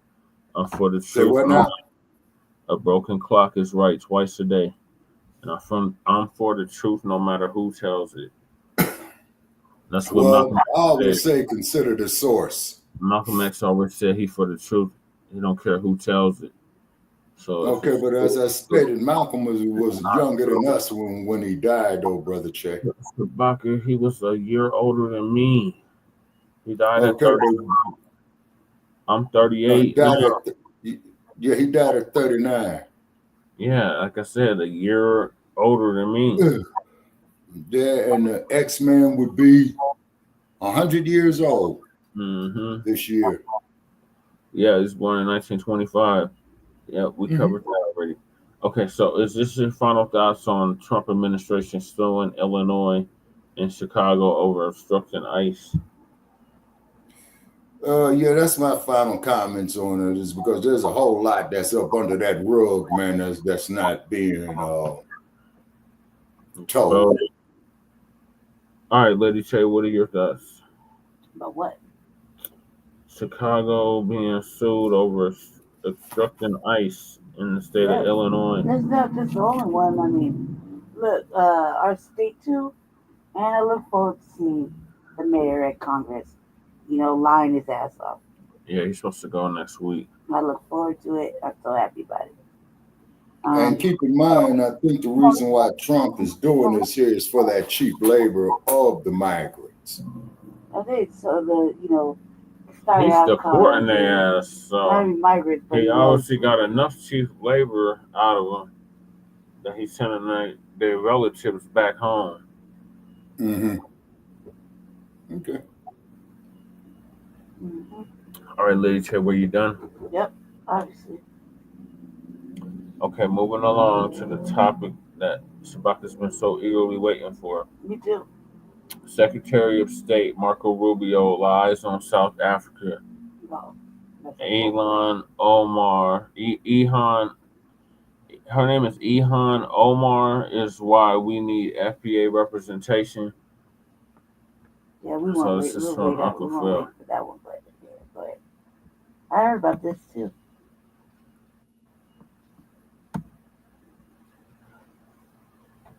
Come on, computer. Sorry, y'all. The computer is acting stupid all of a sudden. I said, there they are with them bugs in it. Yep. Yeah, that's old Musk. With them bugs in it, StreamYard. YouTube one, so. In other words, man, see, you got all this clusterfuck with this goddamn advertisement on here with this bullshit. Man, I spent 2 hours up last night, man, just deleting fucking advertisement, man, off my goddamn phone. I believe it, Shabaka. You need to get an ad blocker on your phone so you don't have to deal with all that advertisement. Yeah, because that shit is very frustrating, you know? App if you're on YouTube. Are you a successful entrepreneur? See, this is what I'm talking about. This bullshit right here.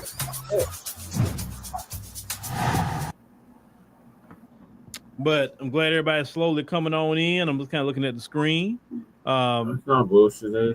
Yeah, shout out to everybody. I've seen y'all slowly come on in. And I don't know why my daughter's trying to call me on FaceTime. I don't know why.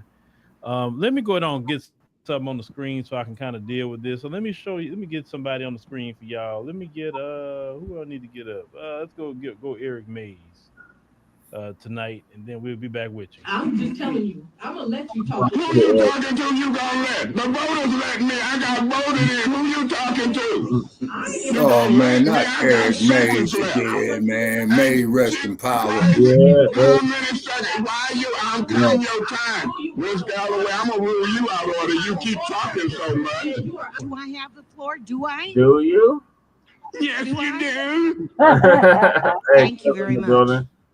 What's cracking, Cuff? We have got to help. Hey, Jay Militant, what's going on with you? How's everything up there with them Google cars, man? They still got the motherfuckers going in circles. You the reason that I'm a vote the way I'm a vote, another because goddamn you put boy. words in my mouth like I said you was a racist. You got to stop doing that. You got to stop doing that. Ms. Fields, please be very careful in that area. Please. All I said there was mediation and there were people in rooms. That's not confidential. Room and how many. But I am going to finish saying this. Oh, go ahead.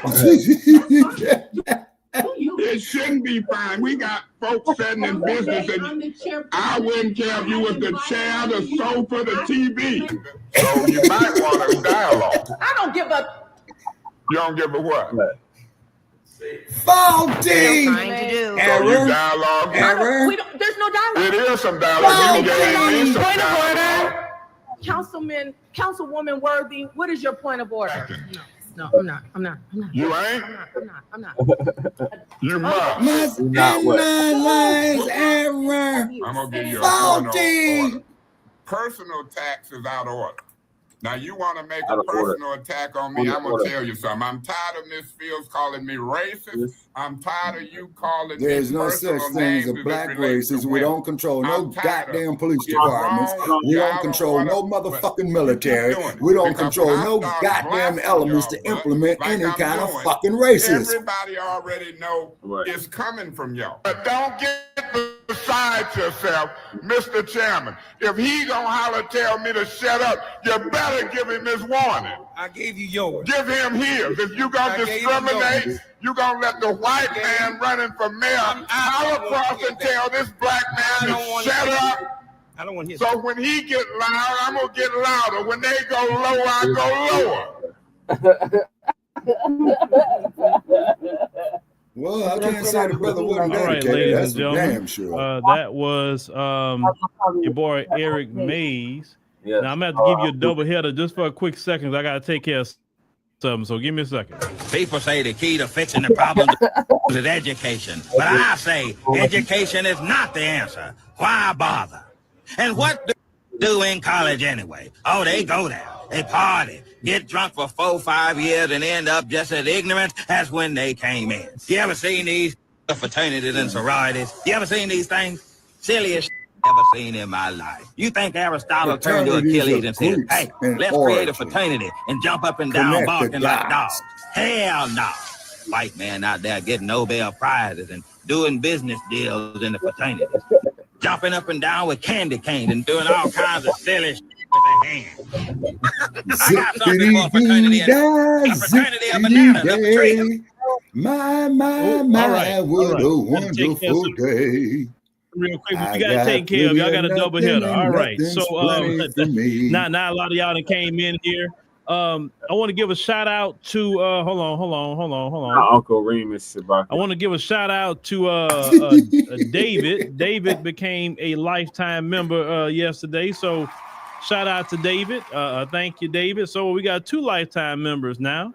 So So shout out to David, and also shout out to everybody who has joined the African Diaspora News Channel app from last night's stream. It should be nice until if you today. mention We us, definitely Uncle like to try Phil. to get 10 people. We sure do mention every you. stream. It's It beautiful sure to be see nice if everybody you mention starting to us. coming on in with the app. And right now, take advantage, ladies and gentlemen. Take advantage as you can, all during Black History Month, because we have a promo for the annual subscription. We have a promo. If you download the app, all Black History Month. This is all for Black History Month. Just select annual and then promo code BHMonth20, and you would get 20 everything. Let me kind of fix something here on my other screen. Just give me a second. So I can go on and cook here a little bit. All right. So we know that they've been starting some stuff about South Africa, and I'm gonna kind of tell you why they starting some things with South Africa. And Trump did something else today. Not with South Africa, but with the ICC, the International Criminal Court. Okay, so I don't know if y'all remember, I kind of covered that when South Africa was getting all involved with the Israel and Palestine situation. And remember, I said in a stream that South Africa, leave that mess alone. You have too many problems in South Africa to deal with. I see them, right? The biggest problem you got is to getting rid of the legacy of apartheid and making sure the Black people are good. Because what I have seen, I still see the inequality in South Africa with Black people. We know the white folks own the majority of the land. And, you know, some people, believe it or not, some people see that and like, man, come on. You go to Cape Town, you don't even think that you in an African country, you go to Cape Town. Now, Johannesburg, hey, like that's Atlanta, all in Black people, right? Cool. Durban, love Durban. Black people. All It's over the called place. You got some East Durban. Indians, but Black people. Shout out to the Zulus. But they still have the legacy of apartheid. Okay, cool. And I said at the time, leave that alone, South Africa. Make them Arabs in the Middle East advocate for Palestine. What are you doing? This is not an African problem. What are you doing? And I kept saying that over and over and over. And none of them Arab states went to the International Criminal Court at all for Palestine. But South Africa did it. South Africa went up there and they did the whole case and all of that. And then the International Criminal Court ended up sanctioning Benjamin Netanyahu and wanting to arrest him and all of that. Okay. And I said at that time, if y'all remember, I said, man, oh boy, here we go. I already knew. So then let's fast forward. Trump gets in office. Well, let's back up. Biden was in office. Then right after that, Biden started saying South Africa was sending weapons to Russia from their ports and all of that, which found out that wasn't true. Now fast forward to Trump. Trump gets up here saying, yeah, they doing some bad stuff in South Africa. They taking land from certain people. It's not certain people, it's white people, right? Which is a lie. I remember, I've been there. I talk to South Africans on a daily basis, and no white folks are losing their doggone land in South Africa. That's a lie. Complete lie. It ain't Their their law, the fucking land expropriation anyway. bill, is no different than eminent domain in the United States. The United States can take your land too and say, oh, we want to build a park. We want to build a bridge. We want to do this and that. So we're going to take your land. We're going to give you some compensation. So they do expropriate your land, but with compensation. And you have no choice with eminent domain. Look it up if you don't believe me. Now, because I read the South African law, yes, they can take your land for public interest. And part of the law say you will get some compensation, but part of the law says you may not get some compensation if they found out that, let's say, that land belonged to some South Africans. We talking about the real South Africans, the black ones, not them other ones. The other ones are Europeans. To me, a South African is black people. The other ones are Europeans that just got a South African passport. But if they find out you stole this land from these brothers and sisters, and now you got it, they say, okay, yeah, we taking that land. We're not giving you a dime. You stole it from the black people anyway. So why should we pay you for stolen land? Right? I think that's cool.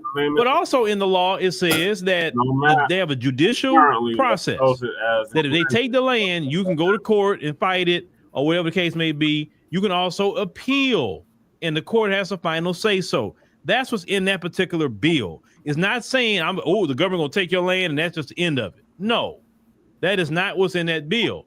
But of course, people like that, Elon Musk and Trump and all of them don't like to read.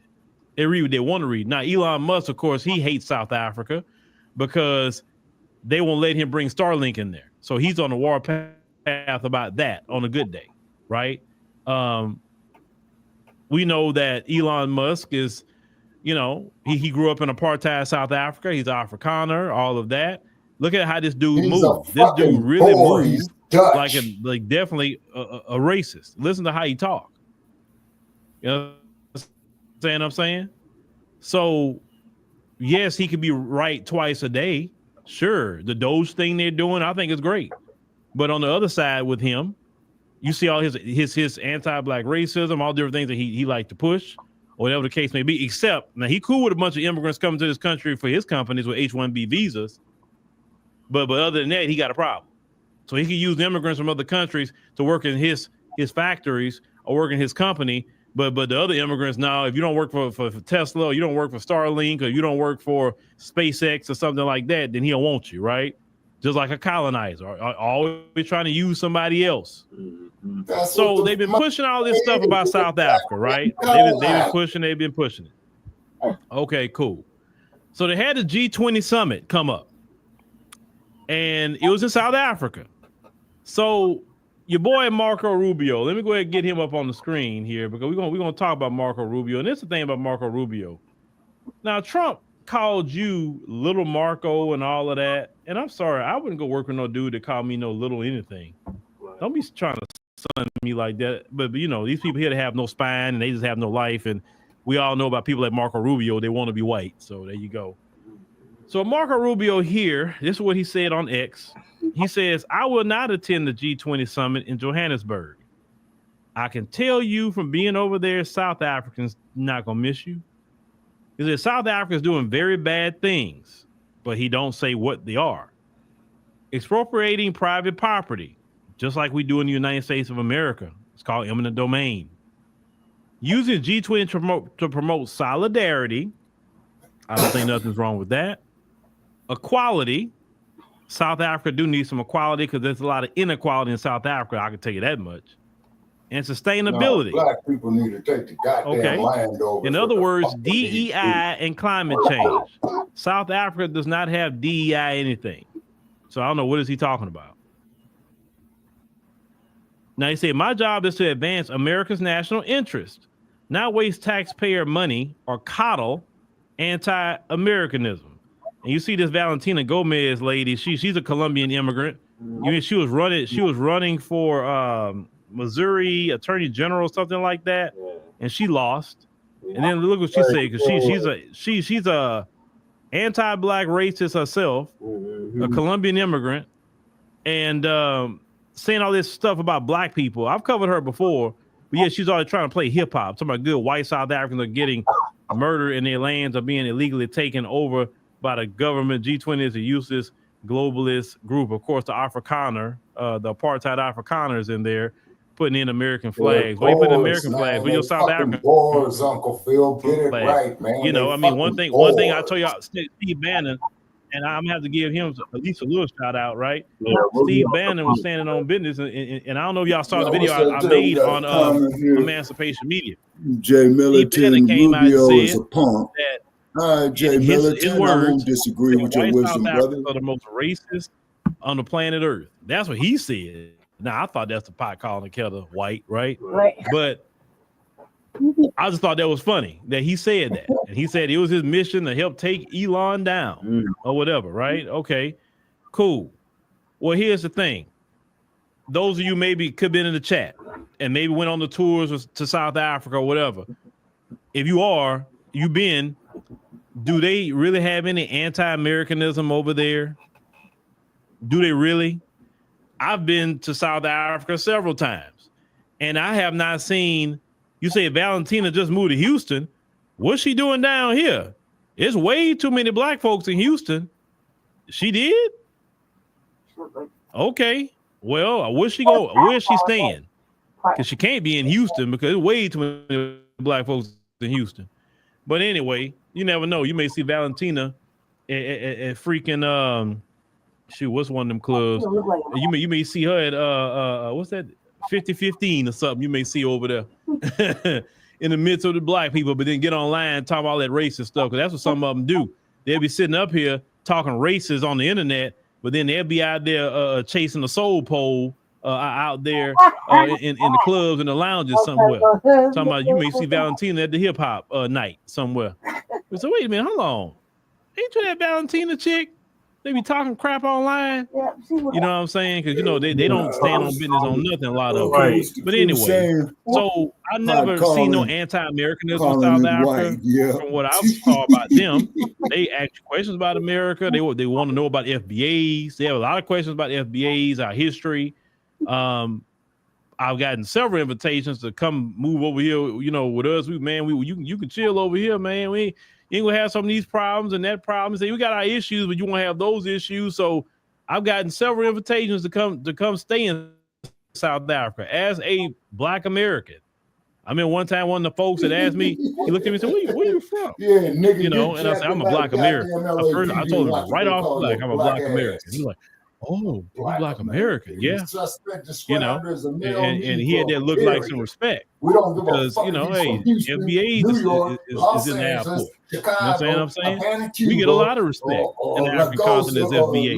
So even the folks had to have some respect. So for me being there, I can't tell you if they were going to take some land. Why don't I say this before? Why don't they go to Cape Town and take the land? That's where y'all at. If they want to take some land, go to doggone Cape Town and take it. So that's where y'all flood Cape Town. All them European tourists, even American tourists, the folks, they may land in Johannesburg, but they got direct flights to Cape Town, actually. They fly into Cape Town. I'm telling you, you step foot into Cape Town and you go to certain spots, you're like, where am I at? And that freaked me out the first time I went to Cape Town.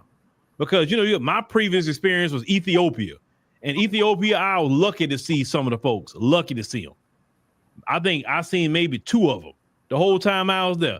It was nothing but Ethiopians. I seen maybe a little bit more Chinese, but it was mostly Ethiopians. And I don't know how many of you going to Ethiopia at the end of March. It's coming up very fast, so make sure you get your stuff together and go to Ethiopia. But I didn't see much of the folks. Then when I went to Kenya, I really didn't see much of them either. Maybe sprinkle in here and there, but I didn't see them. But when I got to South Africa, I was more so Cape Town. When I got to Cape Town, I'm like, oh my God. So when I told Mark, you know, and shout out to Mark and Dr. Latasha, I told Mark, I said, look, man, if we're gonna do any tours from now on, can it at least be Johannesburg and Durban? I say, because that's what the people at. I say, look, I ain't trying to go hang out in no place with them folks. If I want to see them folks, I have to stay in America and go see them. I'm not coming way to no Africa to go see the folks. Just not doing it. So you say shout out to the soul pole. Oh my Lord. Oh God. Yeah, I'm telling you. That's what R Wakinsi, I guess how you say your name, just said. You say she's running for something in Texas? Okay. But she has to understand the Hispanics are a little different in Texas than they are, well, definitely different in Texas than they are in California. So let's say like in Houston, Blacks and Hispanics don't have no beefs like that in Houston. They don't. You go to LA, that's a different situation, but Blacks and Hispanics get along just fine. There's never been no major beefs, no like, oh, it's the Blacks and Hispanics fighting. No, you don't have that here.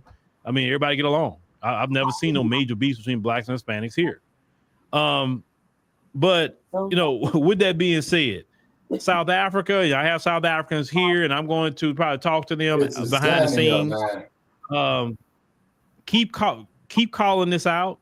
Keep reporting the news about how this is lies and how this is not what the government is doing. Who's causing the calamity is the AfriForum, which is they call themselves a white civil rights organization. They got some nerve. You say white civil rights. You got a whole country like the Netherlands. That's where they come from. They Dutch. You got a lot of them are British too. You got the UK. Carry your happy self to the UK and the Netherlands. You have to worry about no so-called civil rights. Let black people they want to complain. They calling on the United States. They calling all these Western countries. Oh, look what they doing to us, but they don't want to leave. Leave.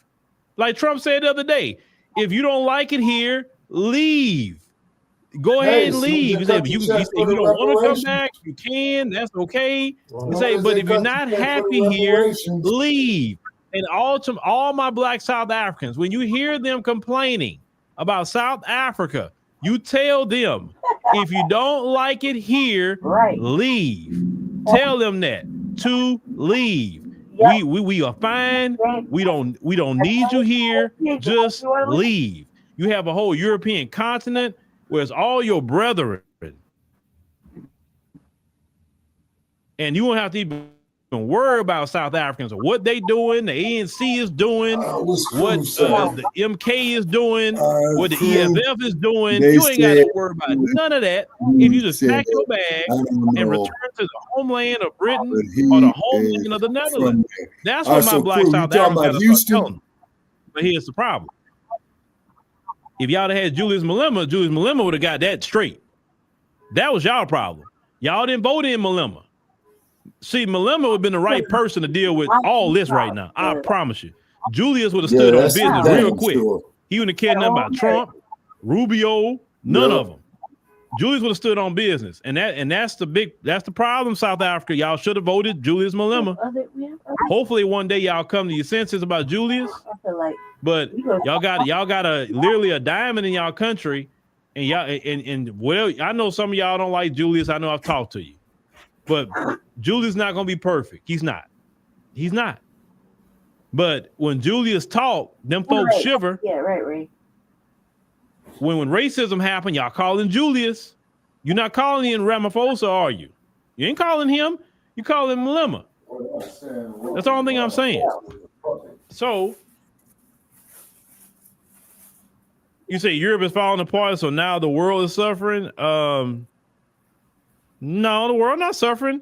The world, you said 50-15 had me dead. Okay. All right. Yeah. I heard they changed that to 30 and up for what I heard. I heard they started to change a lot of these places to 30 and up.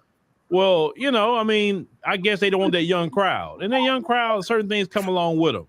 When you go to them grown spots, you just don't have certain problems. You just really don't. Now, let's move on to your girl, Ilhan Omar. Let's move on to her, ladies and gentlemen.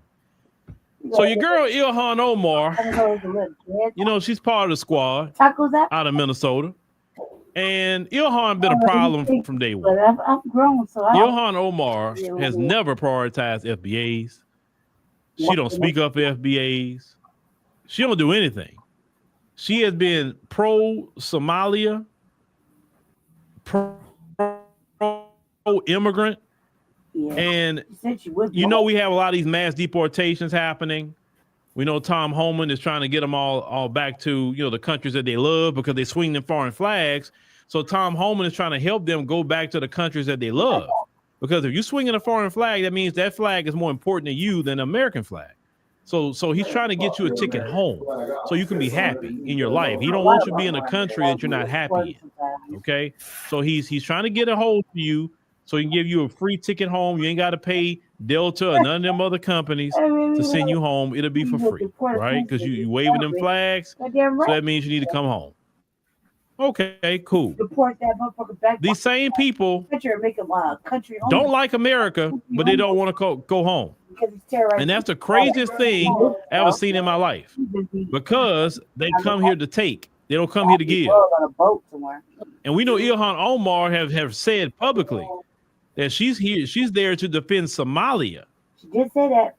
Now, with these mass deportations, let's get to what Ilhan Omar was doing with her people, and then go roll into a CNN clip after that. But I want y'all to check this out. Now, she's going to be speaking in Somali, but we got to talk about this and talk about her. Ilhan Omar oo dhawaan la hadashay saxaafadda ayaa tala bixin siisay dadka sharciga aan haysan ee ku nool dalkan waxaan ula talinayaa dadka Soomaalida ah haddii ay maxaa la dhahaa ii sheeg ICE ay isku dayaan inay ku su'aalaan maku qasban tihid inaad su'aalahooda aad ka jawaabtid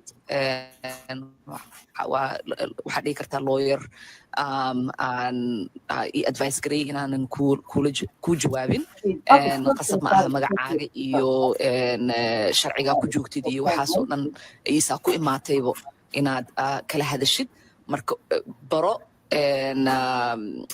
sharciyada iskuna diyaari in aad maxaa la dhahay dadkaaniiti aadan u sheegin information aadan rabin inay ogaadaan. Elon Musk, I want to see if you want to respond to him. He is actually singling you out on X. He retweeted a post that alleged you were avoid deportation. You do speak Somali in the clip, and the translation, according to the translation, it shows you telling people that if ICE attempts to question them, they are not obliged. Crew, could you specify that, sir? I do not speak Somali, and I'm basing the translation that he retweeted here. In breaking the law, literally out. Well, it just shows you how much he lacks an understanding of what the laws of this country are. In the clip, it was an interview that I gave to a reporter. I'm not in that room, actually, that they pan out to. That is an edited video. And in the interview, I was asked, what would I say to Somalis who are undocumented or who their documentations might have lapsed? And it is important for people to exercise their Fifth Amendment right to remain silent as they feel confident they have the legal protections that they need. Nobody needs to put themselves at jeopardy by speaking to law enforcement if they do not have the advice of lawyers. And we continue to tell people that. And just before I let you go, sort of back to what Elon Musk is attempting here. Okay, right. So one thing I will give Ilhan Omar, she is going to, she will defend them. She's going to help them out. She is a true advocate of Somalis. And I can't really knock her for that. Right? No, we gave him that fucking get back. Somalia. We're talking all this shit. Somali, but she's not in their government trying to advocate for the Somali people back home. So she's taking up space that could be for an FBA to be in Congress to try to be advocating for now. A lot of FBA now really don't want people with immigrant backgrounds to be in these positions because every single time they always advocate for their immigrant and not for the good community. If something goes to FBAs, it will go to the Black immigrants too. So let's go ahead and prioritize FBAs so Black immigrants, they will get definitely the benefits. You understand what I'm saying? Every single time. Where's that Yvette Clark lady that's leading the Congressional Black Caucus, Jamaican background? She's talking about immigration.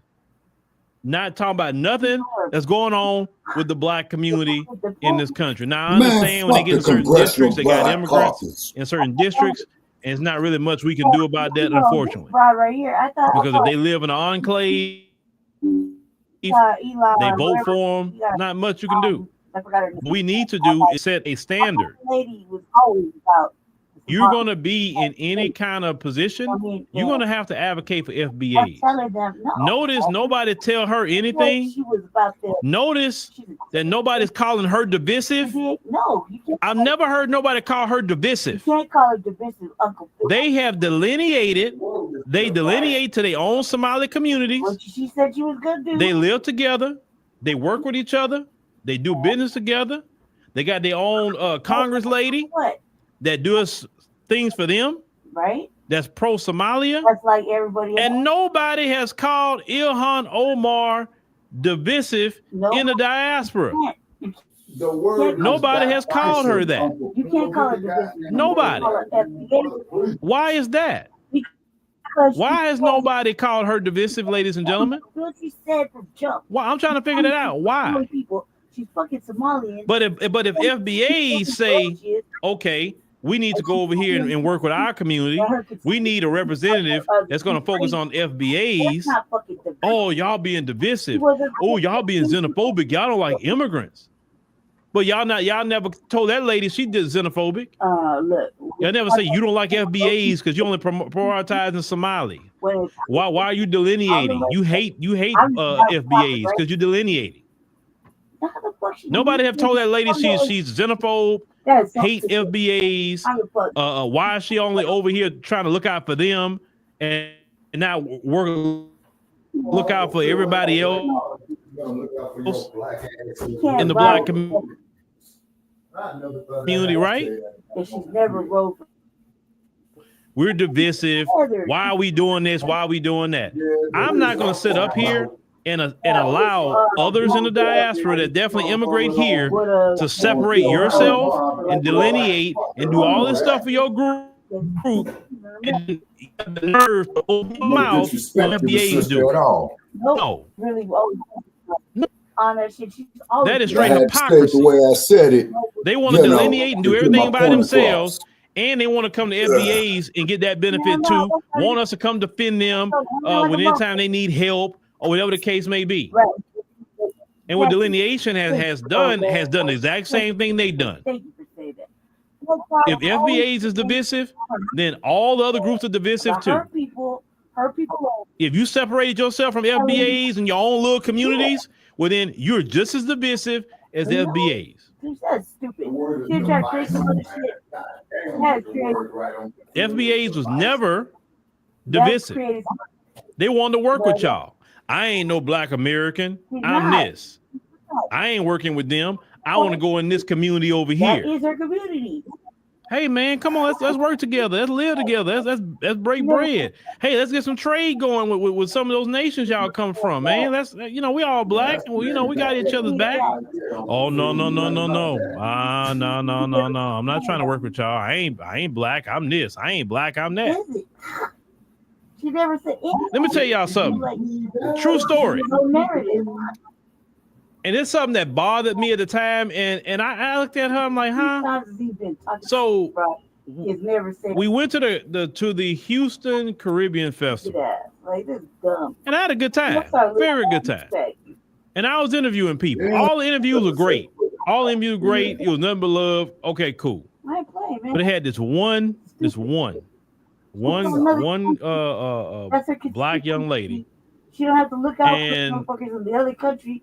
She's in the what did I ask her? Somalia, they have their own representation. I asked her something about being black in America or something to that effect.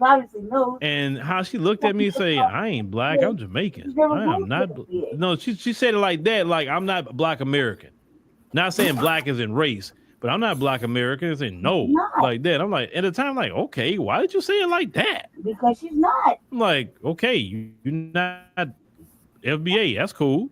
But why did you have to say it like that? Because she's not. You know what I'm saying? I didn't understand at the time why she would do that, because at that time, like, hey, we all black. I mean, shoot, okay, you from Jamaica, I'm from the United States, it don't matter, we all black, right? But I never understood why she had that look about, being in, because some of them feel, not all, because like I said, the majority of everybody was cool. Oh my God! But that particular individual, in which do you have them, you don't think they're better. I'm like, how you think you better not in your homeland? Even in your homeland, you're not better either. But still, if you love where you come from, why aren't you there? I don't understand that. I couldn't go to somebody else's country and then be waving an American flag and talking about I'm so American and pro-American and I love America. I love being an American. I'm an American. She never said that. And then I'm not there in America. She never said that. Like, I don't understand that. And when Americans, check this out. I've never seen this. Like that, you better take when Americans go move to other countries, notice Americans, they're not out there waving a bunch of American flags. They're not even protesting or getting involved with anything. No, Uncle Phil, a lot of times no, Americans would, you know, hey, get the flag of the new country they're part of. Maybe they became a citizen. Maybe they became a permanent resident or something like that, right? Leave her alone. But they're not out there swinging an American flag, or they outside their house. They got a big American flag and all that. Like, but she's why? Jump. She looks out for her particular. I don't understand that. But they don't want to go home. The issue. They don't want to go home. They don't want to go home. So what? Kara Rand says I'm always late. If you feel like, well, Kara, Monday through Thursday, we're here 7 p.m. Central Standard Time unless something happens. 7 p.m. Central Standard Time. Okay, Monday through Thursday. Friday, we are only on the app, the ADNC app. On Friday, 7 p.m. Central Standard Time. Okay, so letting you know. So you don't have to be late. Just know when we going on live, and then that's it. You can't depend on no notifications. It don't work here on YouTube. It really don't. So they don't want to be in their homeland. And Ilhan Omar and people like her, we just don't need them kind of people.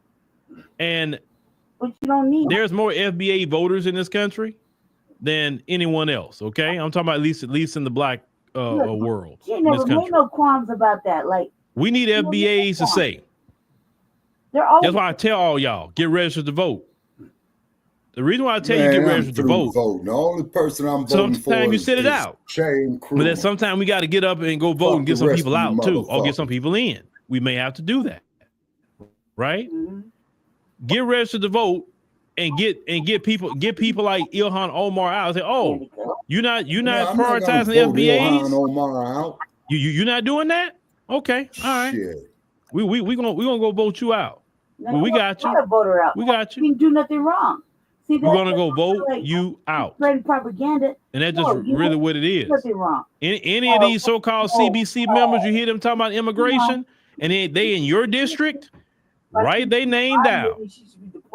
Put in your notes on your phone. Sorry, motherfucker. And then when it's time to go vote, they say, "Oh, he getting out, she getting out." Because we do not need no politicians with any kind of black skin color being pro-immigration. Because if you're pro-immigration, you're not pro-reparations. I'm going to repeat that again. If you're pro-immigration, then you're anti-reparations. And that has been proven. That has been proven over and over and over again. When have you seen these pro-immigration politicians in the CBC talk about reparations? No other tether. None of them talk about reparations. None. Justin says, "I'd like to know if there's so much better. What are their inventions compared to ours?" FBA. Well, the only thing that they can present to us is they work hard. That's really it. It's no inventions, no innovations. So you can say, "Oh yeah, we did this in America," right? No, I work hard. I got a degree, like FBAs that work hard and got degrees. FBAs got so many degrees. We've been having degrees. So they say, "Well, we get more degrees." You cannot get more degrees in FBAs. Number one, it's not enough for you to get more degrees in FBAs. And then when they want to compare themselves, they compare themselves to working class people. He the last motherfucker. Okay. They don't compare themselves to the upper echelon who's getting all these degrees. No, working class people. And just because you got a degree don't mean crap. And we all know that in America, right? Sign with the white man. Don't mean crap. Because you can have a degree all day long and be broke with a bunch of student loan debt. Like, I started to lose major respect. Libra Justice says they just want the best of both worlds. Yes, and it's on us to put a stop to that. That's why delineation has been the best thing ever, because we have been pumping the brakes on the Ilhan Omars of the world. Remember, if they are pro-immigration, they're anti-reparations. Ilhan Omar haven't said a word about reparations. You're gonna help us in the first place. The only ones out the squad that I give them honorable mention. The only ones out the squad that mentioned reparations for honorable mention was Cori Bush and Jamal Bowman. That was the only two. And Cori Bush and Jamal Bowman are FBA. They're not immigrants. But he was on that pro-immigration stuff too. But I'm saying I'm giving them honorable mention. But all the immigrants, no, they don't, because they feel if we get reparations, that's going to take from them. You didn't hear nothing like Remember, like that sister said, from we come to take. So we come in to take. We're not going to advocate for FBAs to get reparations. I'm here to take. I don't want you to have nothing. He wants her to be pro FBA, which that would be nice. That pro immigration agenda is really an anti FBA agenda. The ones who pro immigration are the main ones that say we don't need reparations. Yeah, but that don't apply to her.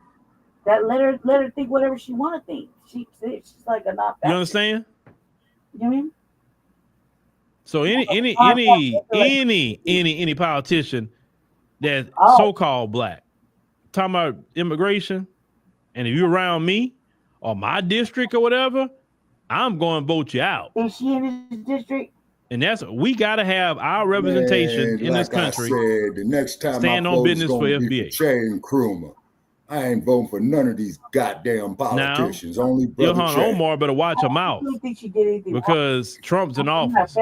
You do know naturalized citizens can get their citizenship taken away. You know that, right? She never said she was. Yes, she's a naturalized citizen. Like she is. Fucker, I know that. But she can get that taken away. So she probably needs to not say much to Trump at all in this term.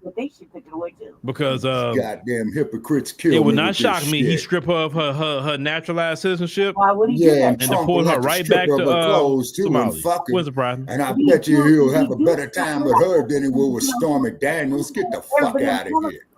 Leave Ilhan alone, Uncle Phil. Okay, Elizabeth Dennis says, Brother Phil came out. Monthly subscription be upgraded to a lifetime. No disrespect to you, with I'm just the discount.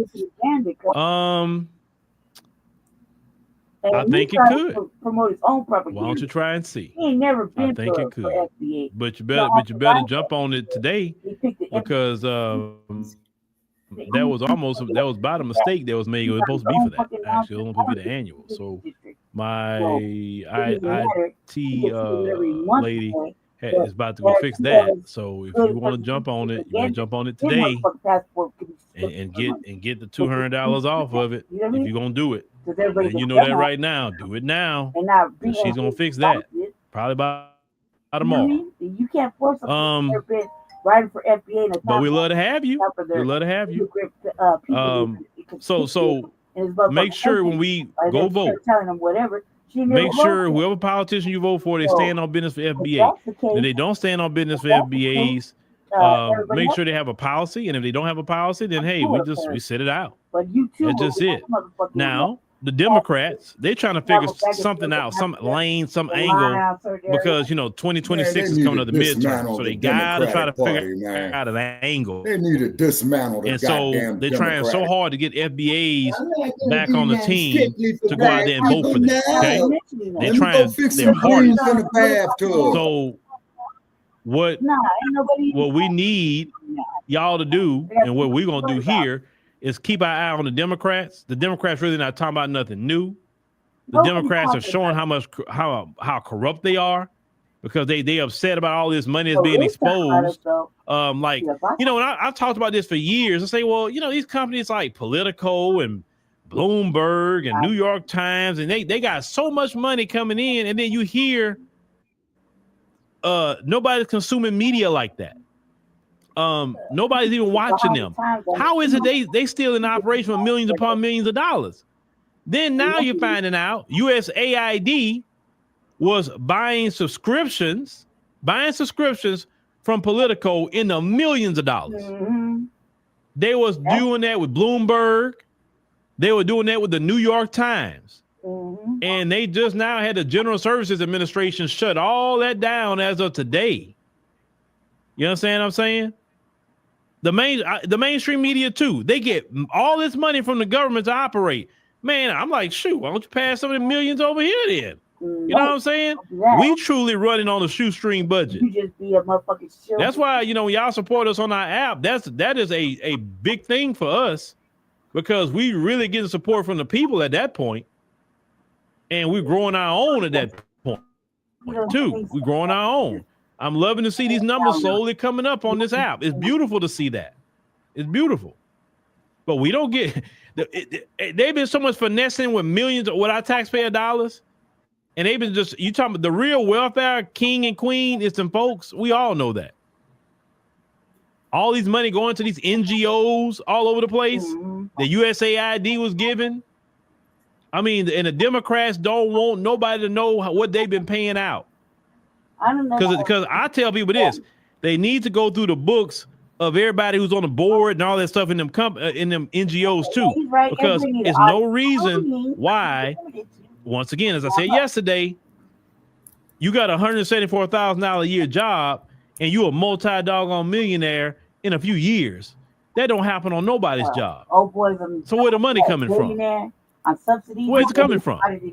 I'm telling you, what you're seeing right now is, like I said, I don't like Elon Musk at all. I don't. I can't tell. But I do like that they're exposing the money laundering scheme. And what the Democrats are afraid of, because already coming out, all this stuff been going to trans this, trans that, sex change and DEI this and all, you know, what I feel the Democrats are afraid of and why they're protesting is their hands going to be caught in the cookie jar.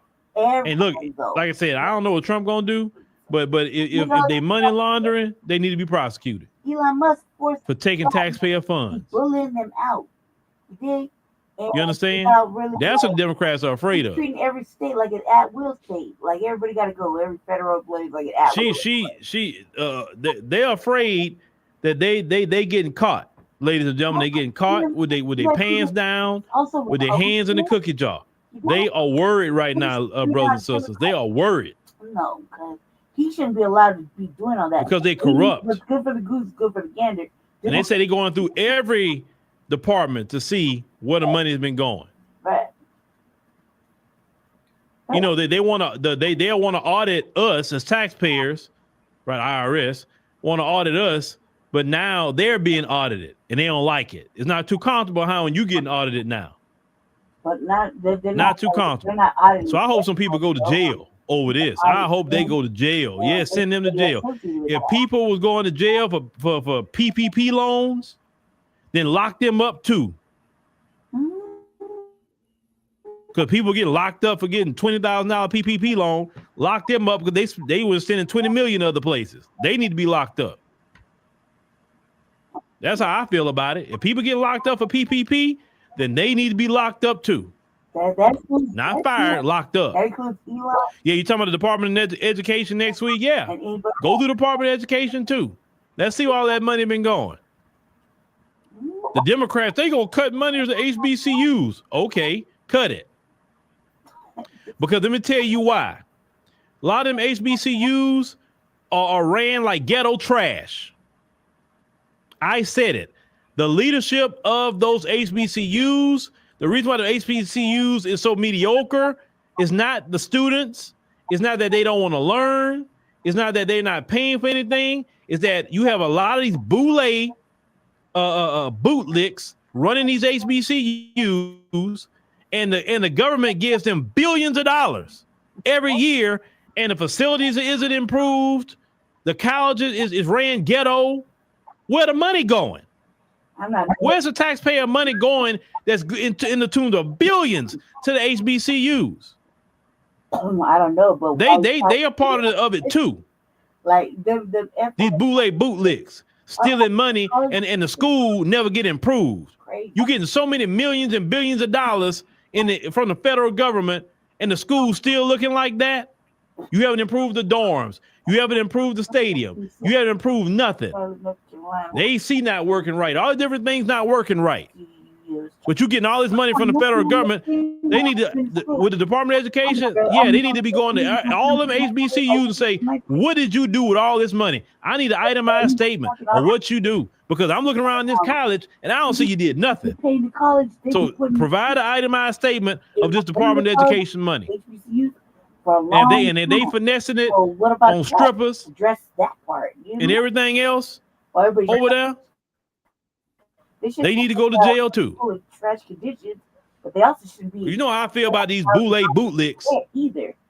They are no earthly good to our community and to our children.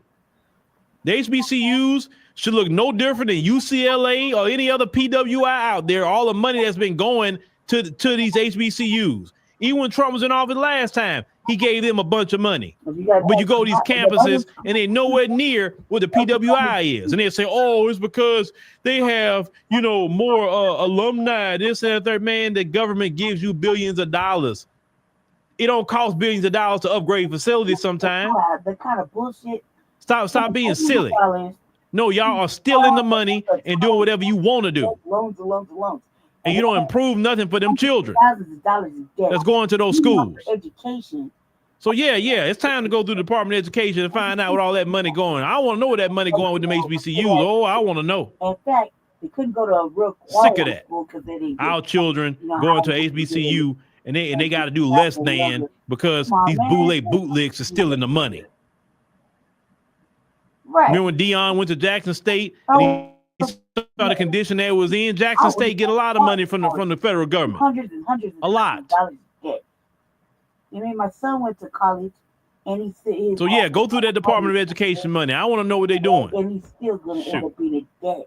And it was a quality college. But anyway, ladies and gentlemen, thank you for joining us on the stream tonight. We greatly appreciate it. Make sure you click the subscribe button. Make sure you click the like button. That's also very important. And like I said, take advantage of the Black History Month promo on the app. Make sure you take advantage of that. Just get annual and click promo, and then you click BH Month 20, and you'll get 20% off, ladies and gentlemen. So make sure you join, because tomorrow night we're streaming 7 p.m. Central Standard Time, but only on the ADNC app, only there on Fridays. So you don't want to miss out on what we're talking about tomorrow night. You don't want to miss out. So get on the app today. All of you who here, we love to have you on the app.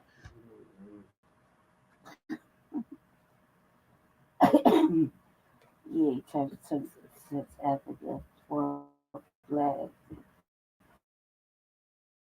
We had this up in here hollering. Because for me, no. All right, so what do y'all thoughts on I think Uncle Phil was talking that major motherfucking cabinet.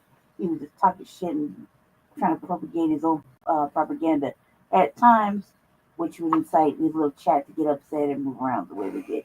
I think that old girl Ilhan or whatever her name is not doing nothing to this is because she was never for FBA. She wasn't gonna be for FBA. I just waited every month is Black August because she didn't take her ass back to Somalia. No. Why is she over here? Wait, no, because just like any other tether in the fucking government, she obviously got voted in, right? So she's not doing nothing wrong. What he's trying to say is she should be pushing for FBA. No, she shouldn't. Because we would have a fucking fit if some tether that has only been pushing for their people all of a sudden decided they want to ride the wave for Foundation of Black Americans and whatever. She has never done it before. Now it'd be faking the funk. You know what I mean? And I felt like he just tried to put his own mess on it. And what's good for the goose is good for the gander. That means everybody needs to go if they're from another country, if it's like that. He's like, let's strip her fucking or passport or whatever the fuck he said. Well, okay, cool. Then we strip yours too. We're talking that bullshit on Africa and certain countries when I can show you video right now where it's not like what he said. You dig? So I think that by the way, fuck Black History Month, see me in June. Ha! Right. Like, you know, I don't understand why we gotta celebrate when we Black all 365, 366. You know what I mean? But CB again, I'm in Black August all year long. Black August all year long. In Khalid Muhammad mindset. The thing is though, I don't think she's doing nothing divisive. If she's in the United States, she don't necessarily have to take care of the people over there because she don't have that kind of power to really do something. But if there's her constituents that she's talking to, Elon Musk really don't got a motherfucking fucking voice in the thing talking about she should get deported and I don't know what else, because he should get deported and stripped too. And he's not even in the fucking government. She's in the government. He's making way more doing the most. She's not doing none of that, really, hardly any of that. And it's just like motherfucking old stupid crockpot hasn't mentioned FBAs. When we don't ride her motherfucking helmet. I mean, I do a little bit, but still. She's an American. No, look, Death Bride has said what she said, and she's always been on that. Simple as that. And she's trying to tell them, look, you're beasts and laughs, do this to protect yourself. Oh, motherfucking stupid ass, Dutch ass, bore ass, motherfucking Elon should have a fucking opinion, or he gets the punishment too if it's like that. And that means everybody gets it, not just her. Every fucking tethering government, if it's like that, since they can't ride for FBA.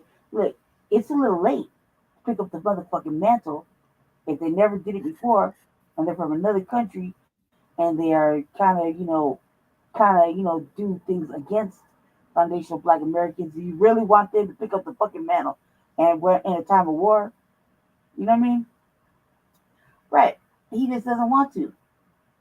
He's the president. I didn't forget because he's just not doing that.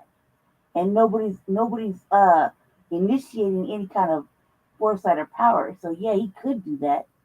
He absolutely could do that. He isn't doing that. And they're in the government. She's in the government. You know what I mean? In a position, Musk is just running, wrecking havoc on his motherfucking old, fancy fucking subsidized motherfucking lifestyle. And just, I'm white and I say so, pushes his way through. So, that's what I think the real issue is. I think he kind of just wanted to propagate his own motherfucking propaganda, which is kind of not something I'm digging. I wouldn't want somebody that's from another country that never rode for us at all to pick up the mantle now and start waving the flag. So I would think it's fake as fuck, and as soon as it got hard, she would ditch us and go back to her country. So, you know what I mean? Let's just count ourselves lucky and let her do whatever she's doing. Why you got to pick on her? She's always getting picked on. Leave her alone. She's always getting fucked with. Her hair and her fucking be Muslim from another country. But nobody fucks with this motherfucking old a fucking friend of the White House. You know what I mean? It's like a lost puppy. You don't know where to be. Anyway, go ahead, Jesse. Shabaka, you there? Jesse's trying to. Yeah, I'm still here. Yeah, what you think, Shabaka?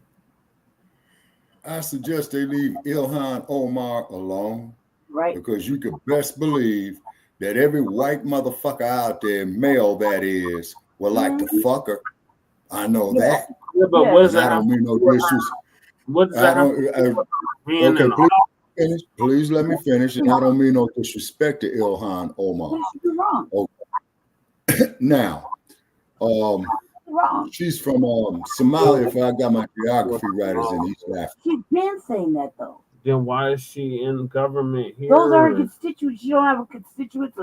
All her constituents are not. No, Somalians. But those people she was talking to, aren't they her constituency? They're part of her constituency. Okay. They're part of it. She's supposed to do for the people that she represents, right? She's supposed to do for the people in her, where's her district? Where's the district?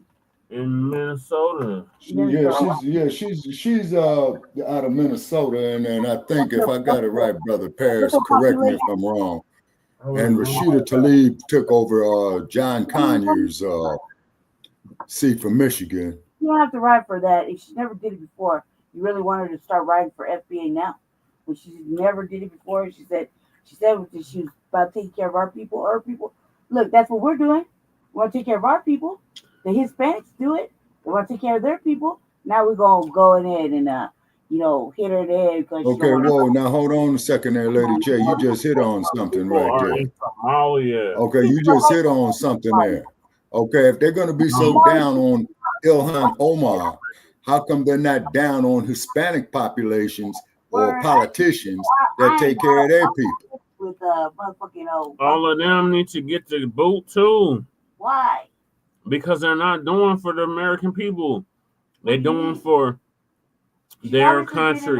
For how long? So if they want to do for their country, why don't they take their ass back to their country? How long has she been and run for office there? How long has she been in that seat? Since 2020. There you have it. I thought she was there since 2016. There you go. Okay, she might have been there since There you have it. 2016. Somebody put her in there twice. Okay, but I'm not sure of it though, Brother Che. You know, hold on a second. Yeah. I said, Oh boy. I don't agree. How Why is everybody on long has like, what do you Ilhan Why? She didn't do nothing. Omar? She said. Yeah. How long? And what are you talking about? In I heard how long ago it was. Did you hear what she said? Yes. What did she say? She said she was about the Somali people that she has there. No. That's what she said. She said she's Somali first. That's what she said. Okay, so we're black first. So fucking what? It's not the same thing. No, leave her the fuck alone. She's not with us. Oh my God. What the fuck does that got to do with this thing? She's in the United States government. Okay, that's so what it has to do. You're right, Brother Che. She's been there since 2019. There you go. So exactly. Do we got to kick out the white folks? Yes, Brandy. Anybody that is not representing the U.S. best interest needs to go. Oh, that's everybody then. Then they need to go. So why are we tripping on just her? She didn't do nothing And wrong. she was also, too, Brother Che, in the Minnesota House of Representatives from 2017 to 2019. Defending her. Because she if you went over, okay, look. If you going over to Somalia and you said, hey, I'm going to run for office in Somalia, I only want to do for the Black Americans. Do you think that the Somali government would tolerate that shit? First of all, that's not you think the people there in Somalia would tolerate that first shit? Of all, that's not it. They got their own government, right? I asked a question. They got their own government, yes or no? Can I get an answer to my For question? What? Because no, she's I asked the questions. Why would you ask the question with another Black question? Americans in Somalia. Oh my God! Yes, there is. Where? There's black people. There's Black Americans in Mogadishu. Well, they're not as big as. It don't matter how big they are. Constituents came to the they're over White there. Or the office. A lot of them are in the military, but they're over so there. What? So fucking what? Okay, well, here's the timeline on Ilhan. Right. She was born in 1982. Okay. Go ahead. I don't even know if she is now. Oh, she was born in Mogadishu, Somalia. In 2001, she graduated from Thomas Edison High School. In 2011, she earned her a Bachelor of Arts degree in Political Science and International Studies from North Dakota State University. Yeah, that's what the same school. North Dakota? Yes, Shabaka. That's the same school, if I'm not mistaken, that Kevin Barnes went to. Okay. Oh, yeah. Okay. And 6 years after she got her BA degree in Political Science, she began her term as a Minnesota House of Representatives member for District 608. Okay. Can you find out what her district looks like, Shabaka? Like, what is the population of the district? What are the demographics of our district? Okay, demographics. Okay, at the state level, at the y'all defending terrorist behavior. She ain't never going back there. She needs to. Why? What she want to help Somalia, then take your ass to Somalia. In her no, area. She wants to help Somalia. Look, so if she want to help Somalia, and we can't go over there, right? We can't help our black cousins over there, right? They're not giving us no dual citizenship. Okay, she got dual citizenship. So what? Do we have dual citizenship? No, we don't. Oh my God, she came here. She referred to. Yeah. That on the gate. That she on the referred gate. to as a Texas lawmaker calling out the fact as that a dumbass. To do for Somalia. But her ass ain't nowhere near Somalia. Her constituents are there. Oh my God. Did you watch the interview? All her constituents are not Somalians. Did you watch what happened? Yes, I watched so how many fucking Somalians were in that room? She was talking to Somalis. How many? Hundreds. That motherfucking room was jam-packed, right? Yes, Brandy. Okay, so I watched the video. Them, right? Yes, Lady Che, I watched the video. I'm gonna say deport her ass. I said, oh my God. If she gotta needs go, to go. Everybody gotta go. Duh. That's what we've been saying. Uncle Phil gotta be stripped of his passport. Okay, well, so be it. So there it is. Everybody there. I'm okay, but what does that have to do with what he's talking about? Because he's just trying to promote his own propaganda. That's bullshit. You know it is. You know I'm telling you the truth. Y'all sitting up here caping for this woman. One thing I will say about Ilhan Omar, she looks a hell of a lot better than Stormy Daniels. Yeah, but Stormy Daniels ain't in office, Shabaka. She is. because she obviously qualified, dude. Look, we were gonna let everybody else and their mama up in there. Yep, he could give or take a revoke security He clearance. could, but why to would he? anybody anytime because he is the He president. probably would because Did now anybody forget that? you No, know, I didn't fucking forget Trump, it. fucking kids ass Elon's probably fucking with her. So yeah, she probably will. I'm sorry, But y'all. then I've been deport sucking her. on the comments. Then deport her, Elon too. Oh, Leonard's in the building. Sorry, Leonard. Mm-hmm. I'm sorry, y'all. I don't know. I hit the understand why wig y'all and don't shit. get it. I don't know why y'all don't get it. What am I supposed She to want to get? do for Somalia to take So her ass what? to Somalia. Hey, Jay Millerton, you see how he switched up California or LA? So what? And the Bay You is want different. It's only one for them. Like They have everybody's a about their people. caucus. They have a whole caucus. We have Does a she sit on any caucus. caucuses? Cause What does our caucus do? Yes, she sits on the Congressional Black Caucus. okay, with all Not the other Congressional things, right? Somali Caucus. Okay, look. The Congressional Black Caucus. All right, Jesse, whatever, man. You're right. You and Uncle Phil are so fucking right. You're so right. Condemn the poor broad for why to take care of her motherfucking people. If she want They to take care of her live there people, around then go her. build her 'Cause damn obviously she had a homeland. whole interview. Hey, Crew. Over there. Crew says You know, it's Ain't this whatever. will the same report talking about a tell them, person in government. like, Okay, why Crew. the hell are they Now, over who's here? we? Why aren't they over there building their own I don't homeland? care. I don't care. It's none of my business. She's talking about the United States government. We I don't will care. deport I a don't care. person in government. I don't care. It's possible. But I'm asking Brother Crew, who is we? I just answered who was we. Yeah, go ahead. Go ahead. The United States This would government. be a great, Leonard Dayota says this would be a great message if it was delivered by someone else. Right. It would. Don't ever Not at home. That's all I gotta say. Because motherfucker be like, "You're from America." Just port your motherfucking You damn ass right Skippy. back. Phil said it correctly. Why would you go over there and say, I think Phil is okay, but Crew, I think Phil is an undercover Dunk supporter. But that's my opinion, though. Why are you over here Let's go, man. Carry on telling to the us how to do shit? Did she tell you? She tell nobody. Yes, she did. I'm gonna do for Somalia. She was telling. So this what? ain't Somalia. Those are her constituencies. But this ain't Somalia. Right, but so she can't address her constituencies. This isn't Mogadishu. This ain't so all them 100 fucking Somalian men in front of her fucking face. We don't even know if all those people are in her district. They all look just like her, right? Again, Shabaka, were you able to pull up the Were you able to look demographics at of the her video district? while you're sleeping? Were you Okay, able to all right, pull hold up on. Okay, all right. Thanks, Brother Che. Hold on.